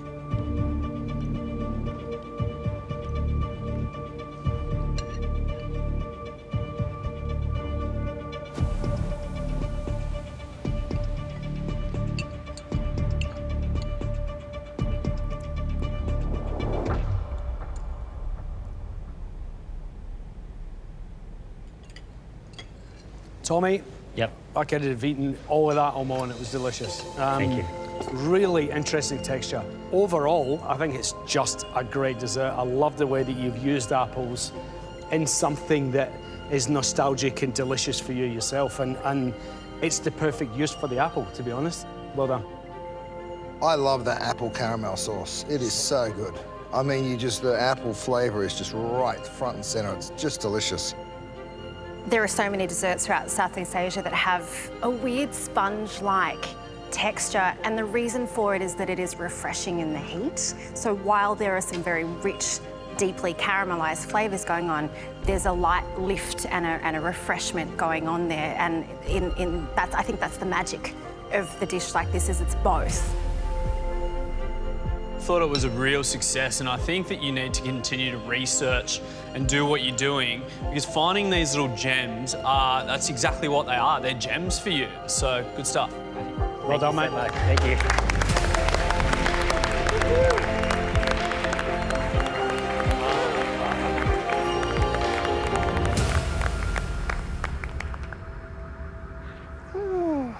Next up, Sarah. Go, Sarah.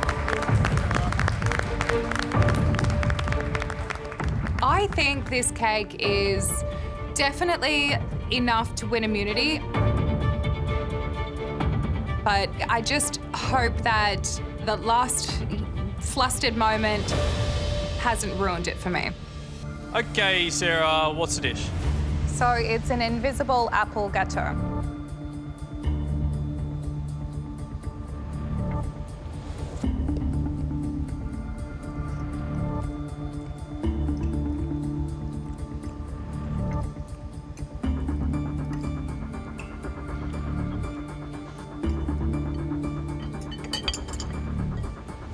You're really making me sweat over here.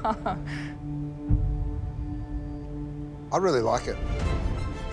I think it's delicious. I think in the same way when you eat a great pom dauphinoise, you sort of think to yourself, is this potato I'm eating, or is it some sort of creamy, delicious amalgamation of the sum of the ingredients, you know, and it sort of just turns into its own thing. And here you do get the individual slices of apple. You still feel the texture, but only just. And you have to stop yourself and think, well, what is it that I'm eating? You know, and I think that's very clever. I didn't think I was going to like it, and I thought it looked really cakey and tight. But when you're eating it, it needs to be that tight to have that illusion between the apple and the cake. And I would have drowned it in more of the caramel sauce personally. But I saw you take a big dunk of it. Yeah, that was very that's little just of me. It's like, I only had to take a tiny little bit, and I left the spoon in there. Come on, seriously, there's still some left. No, I thought it was great. I thought it was really great. Amazing, thank you. Sarah, a lovely balance of flavours within your dish. I know this particular cake didn't quite come out of the pan the way that you hoped, but the flavours are true. Amazing, thank you. Win. Even though you didn't get the whole thing out of the tin, win. I think we're all kind of won over. That's all good work. Amazing, thank you. Thanks so much. Relief. Thank you. Relief. Next up, it's Mindy. I did some little mandarin pancakes, stir-fried minced pork, and an apple nam jim. You've brought together a dish that is super tasty, really fun, punctuated with lots of textures. I love the pork for its richness. I think the pancake could be a little bit thinner. It is nice and soft and pliable, but I think you could have gone even thinner and had it just almost disappear. Alvin? I made apple and butterscotch. It was delicious, and it's almost there. And I think if you had more time, it would probably be absolutely perfect. But that kind of dish from you, fantastic. Really good, mate. Christina. So I've basically done a flatbread with some different textures of apple. So there's apple butter, pickled apple, and a ricotta. I don't love it and I don't hate it. I think for me, the flatbread's fine. It's not the best flatbread I've ever had. It's not the worst. And I like everything bar the pickled and the raw apple. John! I've made for you apple pie. John, I think it would have been a very different conversation had the pastry just been cooked for 3 minutes less. Yeah. I mean, really, that's it. Every single component was yelling apple, and textures were fantastic. Everything just except that pastry. Yeah. No. Thanks, Ben. Thank you. Thanks, John. Thank you. And now with a big festive bowl of food, Aldo! You're gonna be stuffed after this. Oh, the generosity! Oh. The generosity! Well, sometimes can I do something different? Righto, Aldo, what's the dish? So it is basically fried dough, which is stuffed with apple, and then you got classic zabaglione, and then a little bit of fresh macerated fruit to give a little bit of sharpness. And you were gagging for some cinnamon. Yes. You didn't get it? No. But then you still went. Would it have been the same dish just with some cinnamon in it? Or That was would it have been totally a different dish. Right. Like the pastry would have been done in a milfoil style, then there would have been an apple cinnamon custard, and that would have changed a little bit. But still happy with the end result. I love it. It's me. It's just a bite, and that's it. Finger food, but a sweet one.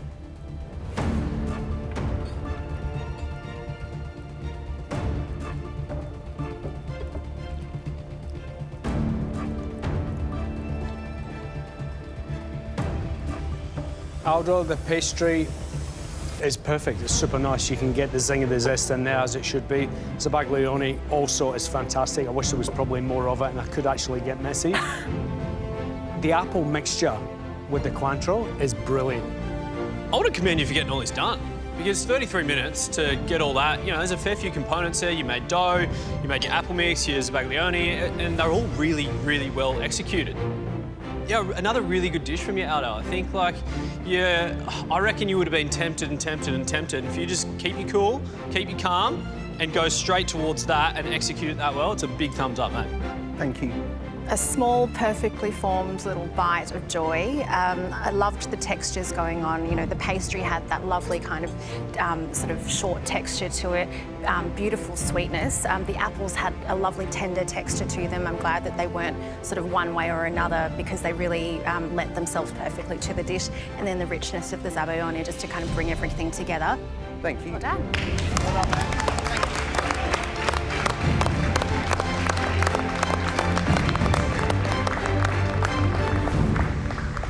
Next up, all the way from the very back of the kitchen on the scallop bench, it's Julie Goodwin.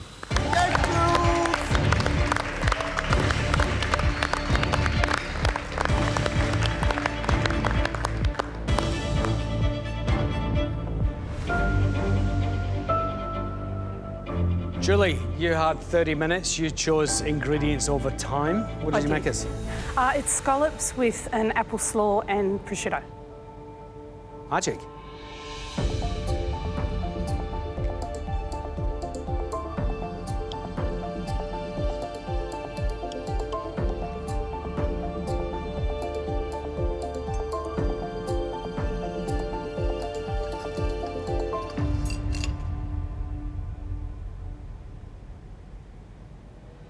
Julie, I'm glad you waited to the end because I feel like 30 minutes is like, that's your go-to. Like, that's when you really shine. Very classic stuff on the plate here and executed pretty bloody well. Julie, classic flavours, lovely produce, treated with respect. For me, a very pleasing dish. Thank you. Perfectly cooked scallop, Julie. Really, really impressive. Caramelised on the outside. It's not easy to do because that's a very small scallop, so it's hard to get the intense heat on it, and it's very easy to undercook it or overcook it, but I thought it was really good. The only criticism I would have of it was it needed a bit more brightness, a bit more acidity, squeeze a lemon maybe in that slaw mix. But all in all, it's a very good classic dish. Thank you. Thanks so much.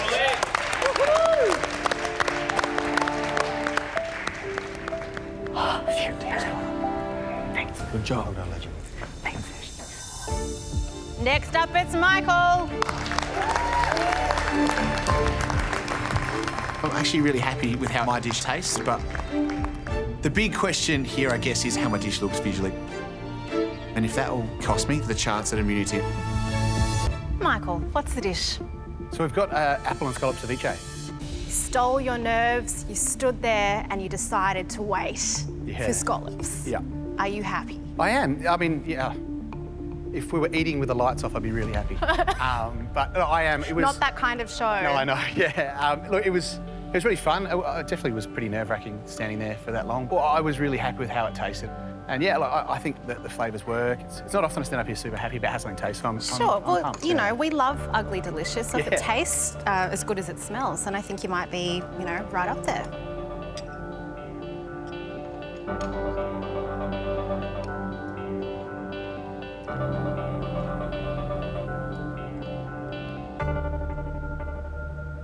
Michael, I love this.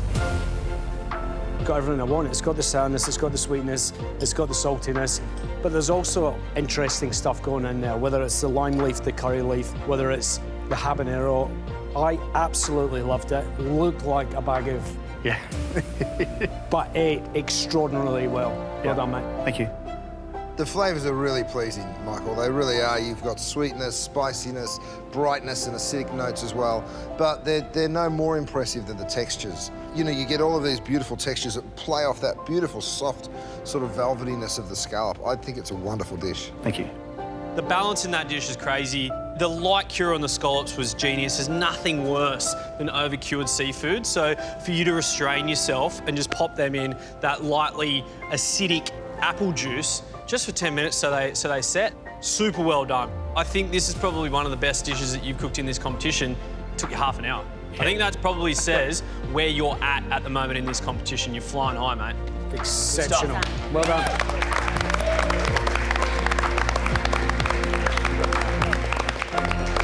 You say like exceptional balance. Yeah. Like exceptional balance. It really is. It's a lovely plate of food.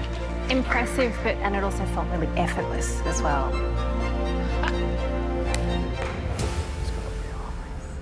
Wow.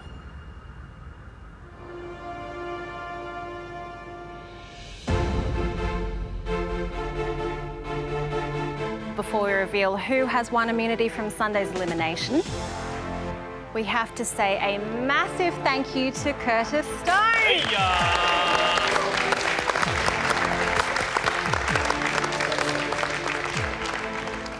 Curtis, thank you so much for being here. Have you had a good time? I've had a great time. It's always so fun to come back, see some familiar faces and some nice fresh ones too. You guys are doing great. All right, let's get down to it. On Immunity Day, you really got to shoot for the stars. And while there was a lot of hits today, there was a couple of people that really knocked it out the park. Tommy.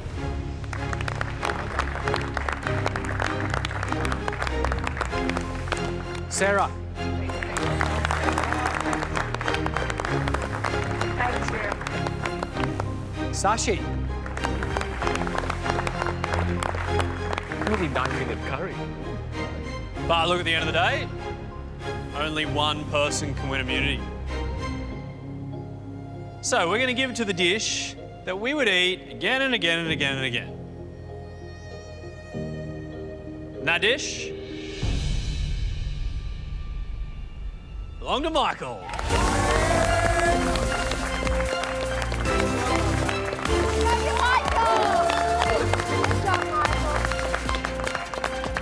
Michael, mate, both the flavour and the texture of that dish, they were on point. It was spicy, it was sweet, silky and crunchy. It was a ceviche on a totally different level. And you did it all in half an hour. Yeah, well. Congratulations, mate. Immunity is yours. Thank you very much. Thank you. How's that feel? You got a pin, you got immunity. It's amazing. It feels really good, and I mean, it was just really fun today as well. And it's nice when things go right in challenges like that. Congratulations, Michael. You've won immunity. On Sunday, you'll be able to take a breather and watch on from up there. Everyone else, you'll have to battle it out to stay in the competition. So go home, rest up, and come back ready to cook. All right, see you then. Well done, guys. Well done.